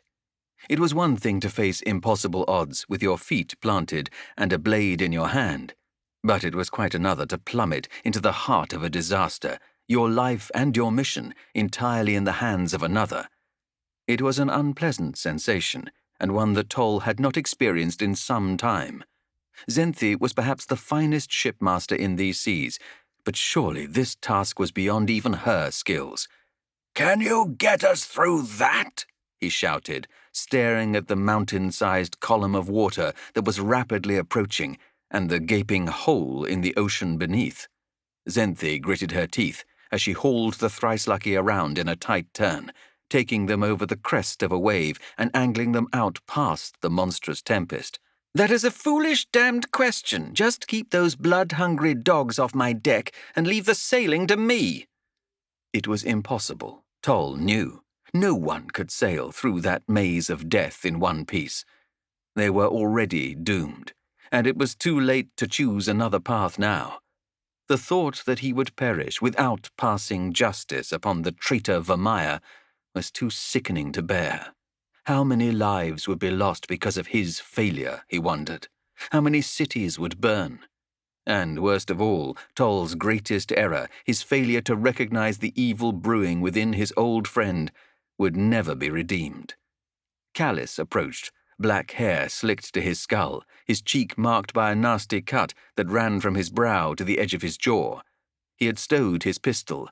Guns were temperamental at best in such torrential downpours, even master-crafted Duardin firing pieces. "They're still coming," he shouted over the crashing of the waves. "They're following us, right on into that insanity." "Trust Arika," said Toll. His fingers closed tight around the hilt of his sword. The freezing rain was chafing his hand raw. "She will take us through." He didn't believe it, of course, but what else could they do? Zolek stared at the wrath of the blood kraken, the storm that his vengeful god had loosed upon them. Ever was the dweller in the deeps a mercurial master, bestowing great gifts and terrible punishments on his faithful, often in the span of only a few moments. He had thought that his blood offering in the circle had been enough to gain the warlike deity's favor, but that had been a foolish hope. Such meager death could never appease the great hungerer. It required a far greater tribute. Their failure to stop the elven wave cutter had been their doom.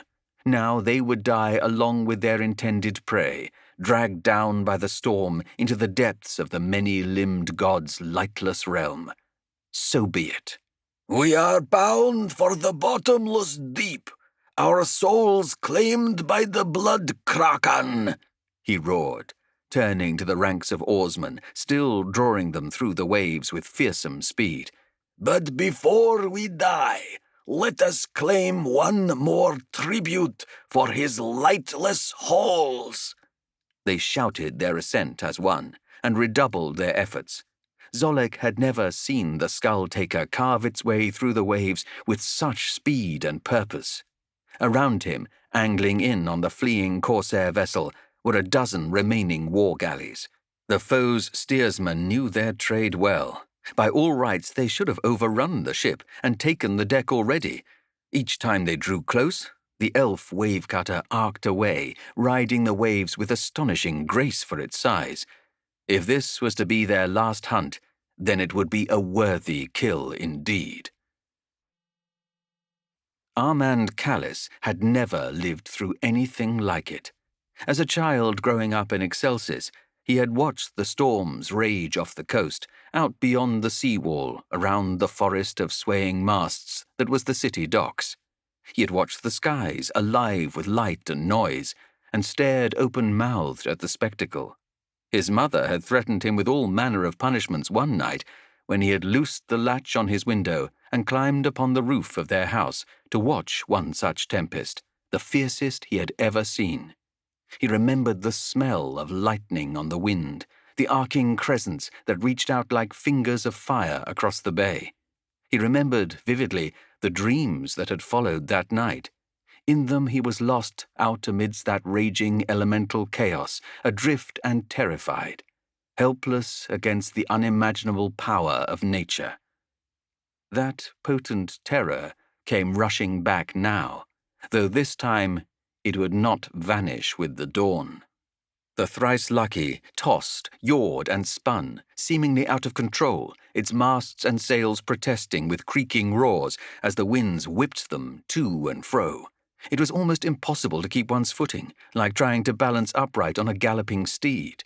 The elves moved with impossible grace across the deck, while he staggered, then fell. The wind and rain were torrential, so thick and violent that he could barely see 10 paces in front of himself.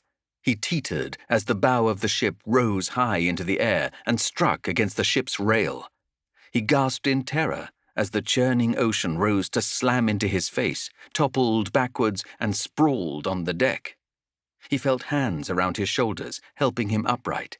He turned and stared into the face of Chev Arclis. She was yelling something, but he could not make it out in the thunderous noise of the storm. She leaned in and bellowed in his ear. "We have to get below." Arms wrapped around each other's shoulders, they stumbled across the deck, skidding on the sheets of water that gushed across the surface. Bodies slid and rolled, splashed overboard or struck the rail with bone-crunching force. Callis looked around for Toll, but the witch hunter was nowhere to be seen. There was the hatch to the lower decks, shut tight and barred with heavy pull-locks. Callis knelt, yanked at the metal latch, and tugged one free. There was a burst of lightning, and an almighty crack, the sound of 100 cannons discharged at once. Splinters rained down, and a shadow loomed over them. Callis blinked through the rain, and saw the rear mast toppling towards him, trailing smoke and flame. Chev battered into him from the side, and they rolled clear. The heavy timber slammed onto the deck, crushing an unfortunate crewman beneath it. It had fallen on the deck hatch, barring access below. Ropes whipped across the deck, and one hooked Callis by the ankle. He was dragged on his front across the splintered wood, yelling and flailing, entirely helpless. He caught hold of something, the leg of an arbalest smashed apart by falling beams. Splinters of wood dug into his fingers, but he dared not let go of his lifeline. He kicked frantically at the loop of thick rope around his boot. It was attached to a flap of sail, which was fluttering and whipping back and forth over the edge of the ship. Slowly, inexorably, he was being dragged into the ocean. His foot was agony, twisted badly in the fall. He had no idea where his blade was. He scrabbled at his belt and grabbed a thin-bladed dirk, tried to hack his foot free. The ship yawed again, and his bloody fingers slipped and lost purchase on the arbalest. He skidded across the hardwood, smashed his head against something hard, then tumbled into empty air.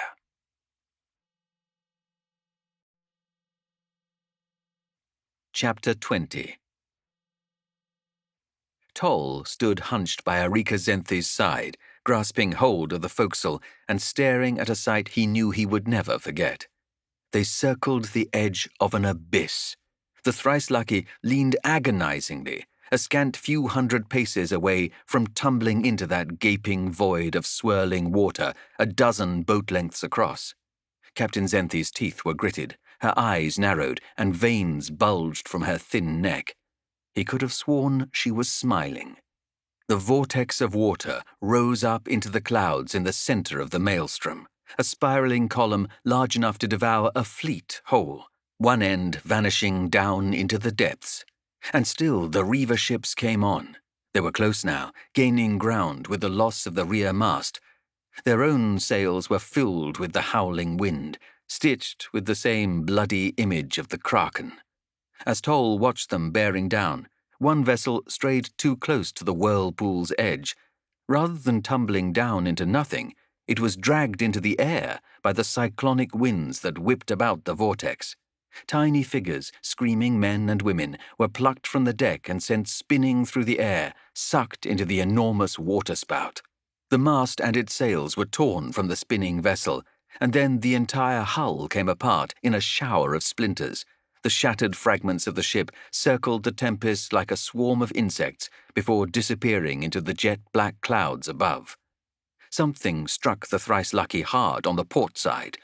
The ship groaned beneath them, and they drifted closer to the abyss, Xenthi screaming in rage as she hauled the wheel in the opposite direction. "Get them off our flank," she yelled, "or they'll drive us over the edge." Oscus ran with Toll, making for the far side of the ship, where a group of corsairs were raining down javelins onto a Reaver galley which was angled into the prow of the thrice lucky. The oarsmen were not abandoning their posts to leap aboard their quarry. They were no longer trying to take the thrice lucky alive. They were out for the kill, and they were willing to throw away their lives to ensure their prey's destruction. Toll grabbed Oscus's arm. "How do we drive them back?" he shouted. "The arbalests are shattered, and there's no route to the lower decks." "Follow!" the elf shouted back, and hauled himself over the side of the rail. Toll cursed and rushed forward. Oscus was clambering down the hull, agile as a spider, missiles slamming into the wood around him.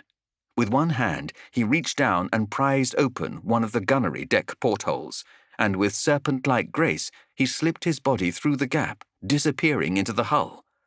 Toll sheathed his blade and lowered himself over the edge of the rail, following the first mate. Below he could see the oars of the Reaver galley and the storm-lashed ranks of barbarian raiders, still bellowing their battle hymns as they drove their vessel against the thrice lucky with suicidal determination. One of the figures gestured up at him, and axes and spears began to clatter and bounce off the hull around him. He lacked Oscus's dexterous grace, and it was all he could do to stop himself from falling. Whether he hit the ocean or struck the deck of the Reaver ship, that would be the end of him. He strained for the open porthole with one hand, gritting his teeth and clinging to a tear in the hull with the other. It was too far. A flash of silver rushed past his eye as another missile clattered from the wood, mere inches from his face. Sooner or later, a lucky throw would strike him. He let himself fall, scrabbling across the slick wood, desperately reaching for the lip of the porthole. He grasped it, and his feet skidded across the wood as he hung there. Strong hands grabbed him and hauled him through the porthole, and he splashed into ankle-high water. He spat out a mouthful of the rancid liquid and looked around. The gunnery deck was a charnel pit, littered with dead elves and the bodies of human raiders who had tried to enter the same way as Oscus and Toll had just done. Only a couple of the arbalests were still in shooting position. The others had been torn from their moorings and now lay in a shattered heap at the far end of the chamber. "Come on!" snarled Oscus, gesturing him further into the depths of the ship. They ran as fast as they could, splashing through filthy brown water and scattered debris. Even Toll, no man of the seas, could tell that the thrice lucky was dying. She was a tough ship, no doubt, but she was taking on water now from 100 different wounds. "How long do we have?" he said. Oscus turned and fixed him with a sad look. It was the first time he had seen any emotion from the taciturn first mate. "She could go at any moment," the elf said, running one hand along a great crack in the hull. "She is made from strong, solid oak, but even she cannot take this punishment. Even if the maelstrom does not take us, it will be a miracle if we make port." Then let's make sure we take as many of those savages with us as we can, Toll snarled. Oscars nodded and ducked through into a low chamber behind the stairs to the lower deck. This was the armory. It was dank and lightless, for no flames could be risked so close to their black powder supplies. After a moment, his eyes adjusted to the light, and he saw rows of dully gleaming repeater bows, swords, and boarding axes set around the walls of the chamber. At the rear were piled crates, and Oscars was levering one such container open. Toll grabbed a sword from the rack and used its blade to help pry the lid. It snapped open and dropped to splash in the water pooling around their boots. "Careful with these," hissed the first mate, gently removing a large glass container filled with an opaque liquid. Toll frowned, unsure of exactly what he was dealing with. "You spill one in here, and we are dead in moments." "What am I holding?" asked Toll. "One of the captain's rarer finds," said Oscars. "One that cost many lives to obtain. We will only need the one. Trust me on this." Something within the jar snapped against the glass with surprising force, and Toll almost dropped the entire case. He peered closer, but could see nothing through the milky liquid. With both of them steadying the jar, Oscars led the way back to the secondary deck. "Help me with this," he said, hefting the heavy container up and leaning it against the edge of the porthole. "When it breaks, it must not be in contact with the thrice lucky. We must make sure it lands right on their deck. Ready?" Toll nodded. On the first mate's mark, he thrust the container out into the empty air and watched it sail through the rain and crash onto the deck of the Reaver vessel amongst the crew. At first, nothing seemed to happen. "Wait," said Oscars, watching the ship intently, a sinister smile on his sharp features. Something began to swell amidst the rain-splashed deck of the enemy ship. At first it was formless, bulging like an amniotic sac. With every passing moment it grew, forming pseudopods of transparent matter, which whipped and searched about like questing tendrils. One wrapped around the flesh of an oarsman, and the man arched his back and screamed, steam rising from a burning lash where the strange creature had touched him. Another pseudopod wrapped around his throat, and the man's cries became little more than a choking gurgle. Even through the lashing rain, Toll could smell the scent of burning flesh. The formless shape grew larger and larger, and more reavers began to thrash as the searing tentacles lashed and grabbed at them, burning through hide wraps and metal armor with shocking ease, sending up wisps of smoke whenever they met exposed flesh. The reavers had abandoned their oars now, and were hacking at the amorphous blob with axes and blades. But to their horror, even their weapons smoked and crumbled as they contacted the bizarre creature. The war galley lagged and scraped against the side of the thrice lucky, its momentum lost as more and more reavers scrambled to take up weapons against the thing growing from the deck of their ship. As Toll watched, he could see the thing begin to smoke and burn at the very deck beneath it, the wood crumbling away under its gelid bulk. Something resembling a head was forming amidst the mass, with malformed primitive eyes like pale yolks. The thing was large now, filling the entire center of the ship and growing with every second. He could see bodies writhing within its translucent form, dissolving and burning even as they struggled to break free. With a chorus of screams, the ship broke free of the thrice lucky, disappearing into the gloom. The last thing Toll saw was several translucent limbs reaching around to envelop the dying ship, contracting with enough strength to tear the timbers of the galley apart. "What in Sigmar's name was that thing?" he said, shocked at the swiftness and horror of the Reaver ship's demise. "The spawn of something that lives deep, deep below, in lightless realms that no mortal can ever reach," said Oscars, still wearing that vicious grin as he savored the screams that rippled across the water. "Something for which there is no name."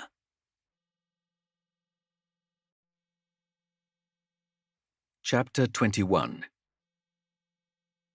"Armand!" yelled Chev as she watched the man get swept overboard, dragged by the rope that had entangled him.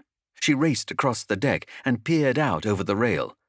There was a terrifyingly small amount of ocean between them and the edge of the maelstrom, and between that and the Thrice Lucky was the largest of the Reaver ships, close enough to touch the hull. Warriors were hurling more grappling claws, and she ducked aside as one slammed into the deck at her feet. Callis lay sprawled on the prow deck of the demon-headed ship, half-dazed, while a giant of a man advanced on him, wielding an axe as tall as Chev herself. Desperately, she looked around for something to use, something to distract the hulking killer. She had no weapon, nothing. "He is a dead man," said Ecclesias sadly. "You cannot save him. Do not watch this, Miss Arclis." Callis snorted with helpless laughter, shaking his head. Against all the odds, he had somehow managed to survive being thrown over the side of the Thrice Lucky, only to find himself crashing to the deck of the very killers hunting them across the seas. He had to see the funny side, even in situations like this, with his impending death at hand. A scarred brute of a man advanced on him, carrying a vicious broadaxe as if it weighed less than a blade of grass. Callis reached to his belt and drew his dirk. Melt about 17 similarly sized weapons down and reforge them, and you'd have almost enough metal to make the hilt of his opponent's axe. He was too tired and bruised to let the fear overcome him. Better this way. Better to die under the strike of a long axe than plunge into the seas and be dragged down into the inky blackness. "What are you waiting for?" He laughed, flipping the blade into a backhand grip, as he had learned to fight on the streets of Excelsis. "I've killed half a dozen of your gutless kin today.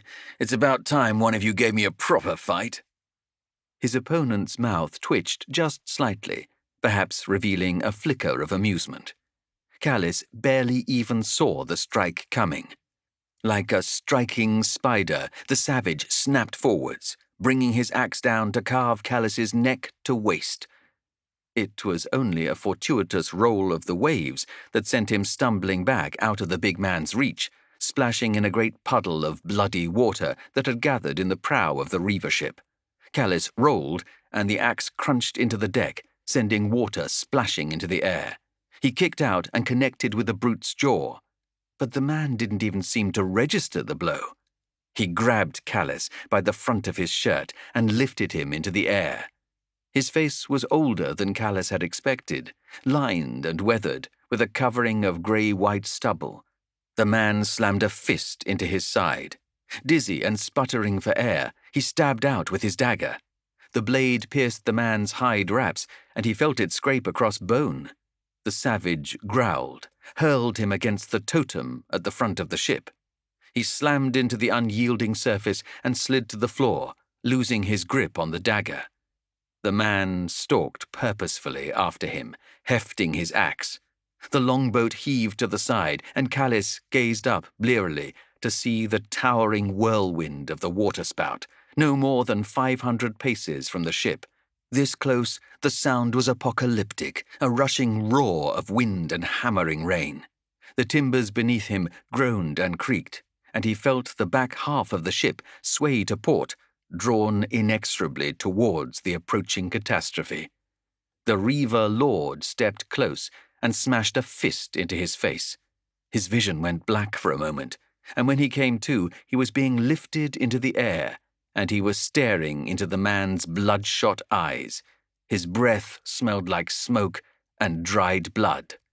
"Weak," he growled, and his vice-like grip tightened around Callis's throat. The boat swayed again, and the Reaver stumbled, his foot slipping just slightly on the rain-swept deck.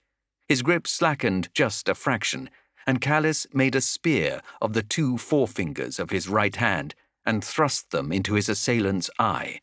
The man grunted in pain, and Callis followed with a knee to the groin. Not a technique they taught you in the Free Guild drill schools, that one. More fool them. The big man's grasp weakened just slightly, and Callis twisted and wriggled free. He crashed to the deck, rolled and snatched up his knife. As he turned, he just barely ducked aside from a swipe of the Reaver's axe. His opponent's eye was pouring blood, and the man's posture had changed. Gone was the slow, assured menace, replaced by a killing fury. Callis rose, exhausted. He clutched his pitiful blade in shivering fingers. The meager weapon was not going to be nearly enough. The Reaver was too big, too strong. Sooner or later, no matter how much he skirted around, that axe was going to crash into him, tear him in two. He glanced around desperately for something he could use, some way to escape the drifting vessel, but saw nothing. To his horror, the thrice-lucky was slowly pulling away from the longship, away from the raging waterspout that threatened to grasp him up in its raging mouth. The man stalked closer, raising his axe. A strobing flash of lightning illuminated the drops of blood that slid along its surface, and the raging fires in the Reaver's eyes. Something sailed in over the water, arching gracefully over the waves, and struck the advancing warrior in the side with both feet. It was Chev Arclis, a thick rope secured around her waist. As her momentum was suddenly reversed, she swung back out over the water. The savage barely even staggered under the blow, but it stopped him in his tracks. He stared up at the dangling elf, and as she began to swing back towards him once more, he swept his axe back, ready to strike her in two.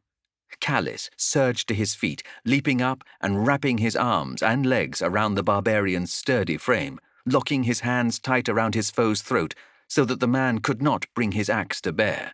Chev crashed in again, and all three went down in a tangle of limbs. Callis clung on like a griffhound with its beak locked around an intruder's leg, knowing that if he released his grip, they were both dead. The big man slammed elbows into his side and bucked and rocked with furious strength, but still he would not let go, even through the haze of pain. Chev darted in with a blade, seeking to sink it between the struggling warrior's ribs. A kick sent her flying backwards, almost disappearing over the gunwale. From the rear of the ship, a burly figure dressed in rain-swept rags rushed forward, attempting to tackle her, but she slipped out from under his searching hands with easy grace, planting a boot in his back and sending him tumbling into the waves. She bellowed something at him that was lost in the storm, face pale with terror as she stared up at the approaching whirlwind. Forking tendrils of lightning were reflected in her eyes. Beneath Callis, the towering warrior finally found his feet and began to rise. With an animal howl, he bent his body forwards, bucking and sending Callis somersaulting into the air. He lost his grip around the man's throat and landed in a shuffling roll, staggering towards Chev, who was entranced by the catastrophe about to swallow them. The silk steel rope was fastened tight around her waist, and he prayed that it would hold. He grasped the rope and wound it around his wrist, and turned to see the warrior leaping towards them, murder in his eyes. Callis stepped up onto the gunwale, dragging Chev along with him, and let himself fall backwards into the sea. The waves rose up to claim them with a stinging slap, and he could not help but gasp, and therefore swallow a mouthful of bitter, ice-cold seawater that burned his throat. Chev was clutching his arm so hard it hurt, her fingers digging into his flesh like claws, but he welcomed the pain. It was the only thing he could focus on in the swirling, pummeling madness that enveloped him. An undercurrent caught them, lifted them high, and for a moment his head broke the surface of the water. His arm was almost yanked out of its socket by the force of the tightening rope, but still he held on. He saw the horn-helmed warrior standing upon the prow of his ship, eyes fixed upon his own. The man's colossal, muscled form was shaking, and Callis realized that his foe was laughing. He thought he could even hear the booming sound for a moment above the churning waves. Like the great head of a sea serpent, the tempest rose behind the laughing man, a monster with a body formed of whirling corpses and whipped-up shards of flotsam. As if he weighed no less than a feather, the man was lifted up into the air and sent whirling into the heart of the beast. and Callis saw a bright spray of blood as rushing knives of wood and bone flayed the flesh from his body. Then he was lost in the whirlwind, absorbed by the ravenous monster. Callis felt, almost imperceptibly, a slight tug upon the rope he clutched in bleeding, scraped raw fingers, and then a wave rose up and crashed down upon him, driving him deep beneath the waves into a world of swirling bubbles and inky blackness. His head struck something solid with enough force to snap his jaw shut, splintering teeth. And he knew no more. "Stronger than he looks, this one," was the first thing Callis heard. He recognized that voice, harsh and dismissive, but not the faint undercurrent of grudging respect that it carried. Light speared into his skull and lit 1,000 painful fires behind his eyes, but he forced them open anyway. Oscus loomed over him, his angular face spattered with blood and marked with several ugly bruises. "Oh, gods," muttered Callis, as he hauled his aching body upright. "Where is the elf? Where's Chev?" "Here," came a voice from beside him. The elf lay on the deck of the Thrice Lucky, nursing an ugly scrape on her forehead, but otherwise looking largely unharmed. She flashed him a pained grin. He stood and felt a firm hand take him by the shoulder and steady his feet. It was Toll, and though the man's face was lined and his eyes baggy with tiredness, Callis felt he saw a flicker of concern cross those pale grey eyes. "We dragged you out of the water," said Toll. "Thought you were dead at first. Both of you." "The Reavers?" Callis asked. "Dead," said Erika Zenthi. She was leaning on the fore-gunwale, staring out across the oceans. "All of them. The storm took them." For the first time, Callis noticed how quiet it was. Warm light filtered down from above, bathing the deck of the Thrice Lucky in soft amber. There was a light, refreshing breeze that felt like cooling water on his skin. It seemed like they had entered another world entirely in the time he had lain unconscious. He could not reconcile this sunny, calm place with the raging violence of the tempest that had so nearly devoured them. Toll released Callis's shoulder, allowing him to find his own feet. The deck beneath him was stained a dark brown. Against the forecastle he could see a pile of torn bodies. From a glance, it looked to be at least 30 or so, more than a quarter of the ship's crew. He glanced up and saw the splintered lance of the mainmast. It had been shorn free, along with the mizzen and a great chunk of the bowsprit. Jagged lumps of torn wood and coils of sea-soaked sails were piled across the deck. A kneeling workband was pulling one of the fallen sails taut against the hull on the starboard side, nailing the fabric into the deck with heavy wooden stakes. Callis was no expert on sailing ships, but even he could see that the Thrice Lucky was limping like a wounded auroch. If another demon-headed longship appeared on the horizon, they would have not a hope of outrunning it. "We're half a day out from Bilgeport," said Oscus. "We'll make it, if the weather holds." Callis walked over to Chev. With a wince, he knelt down beside her. "Thank you," he said simply. He'd have liked to be more eloquent in his gratitude, but right now the words just wouldn't reach his lips. She smiled and shrugged. "Forget it," she said. "At least until I get myself into trouble, then return the favor."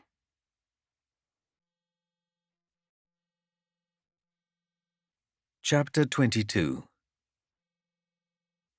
The first they saw of Bilgeport was the curving arc of a shell, reaching over the horizon like a crashing wave frozen in time.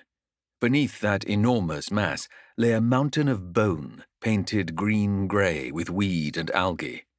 As they drew closer, Callis could see 5 immense ribs, carved open and filled with ballistae and cannon, organic watchtowers facing out over a great harbour of swaying sails.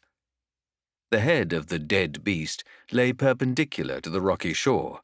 It had been hollowed out, and carved to form a bizarre dock sheltered by the strange crested skull. 2 rows of razor-sharp teeth, each stained by age and the size of a ship's mast, formed a formidable defensive wall around a series of jetties, upon which they could see the hustle and bustle of movement, ships unloading and stowing their sails, and bare-chested figures of all descriptions hauling crates and barrels up a gentle slope and into the darkness of the main body. "There she is," said Xanthi, "the Reaver port. You get used to the smell, eventually." "Certainly hope so," said Callis. It was a unique aroma, fish oil and urine mixed with smoke, tallow, and rot. There was also the slightest hint of fragrant spices and perfume trying vainly to mask the stench. "Take us in," Xanthi said to Oscus, "and handle the docking fees. We're the Black Dragon out of Seiron. You're Captain Duventhi, and you're here to trade Jaya shark skins." At Callis's questioning glance, she explained, "We're limping into port half dead. I'd rather not draw any unwanted attention, if possible. I know this place. We're sailing into a den of hungry sharks while seeping blood. Maybe we stay out of sight and mind until we've got ourselves a ride out of here." "We?" said Toll. "There is no we. We're done, Arika. You can find your own passage. I thought I had made that perfectly clear." There was a tense silence as the 2 glowered at each other. "As you like," said the captain at last, with a cold smile. They changed sails on the approach to Bilgeport, exchanging the Thrice-Lucky's familiar black and yellow array for dull grey leathers. There was little they could do about masking the ship's sleek, obviously well-crafted hull beyond patching up the gunnery ports. Still, the vessel hardly looked like a fleetmaster's flagship with half its hull shattered, its mainmast lost and blackened fire damage across the deck. They passed ships of all shapes and sizes as they drifted between the great jaws of the harbour. War galleys gilded with silver and gold, bearing great palanquins upon the forecastle from which fat, powdered merchants sprawled, attended to by dozens of scrawny slaves. A Duardin cog hauler chugged past, thick smoke billowing from its 3 chimneys. Upon the jaws, which had been widened and abutted with stone walkways, sailors, servants, and merchants lay sprawled in the sun. At the eastern edge of the port, a tower rose, crafted from pink stone, with its own secluded harbour amidst the chaos. It reared into the sky, protruding from a wide circular socket of the dead behemoth. A perimeter wall enclosed a harbour in which bobbed a great 3-masted vessel, its sails blood-red and white, marked with a winged serpent in flight. Gold-barreled cannon rippled along its length, gleaming in the sunlight.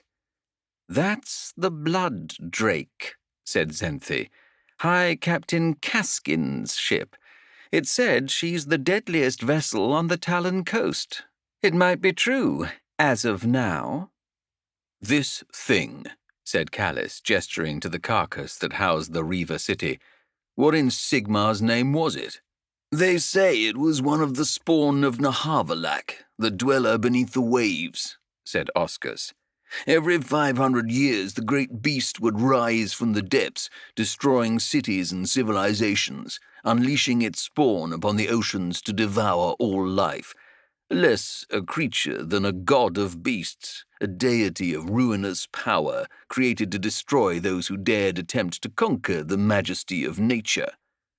"So, what happened to it?" said Callis. "The god-king drove his hammer into the great beast's eye, or so the legend goes," said the first mate, "blinding it and sending it back down into the depths, back to its lair.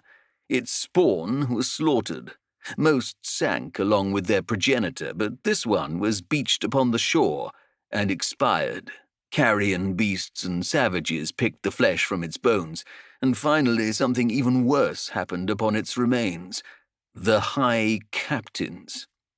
Their kind has lurked here since the founding of Excelsis," said Toll. picking off the bones of the dead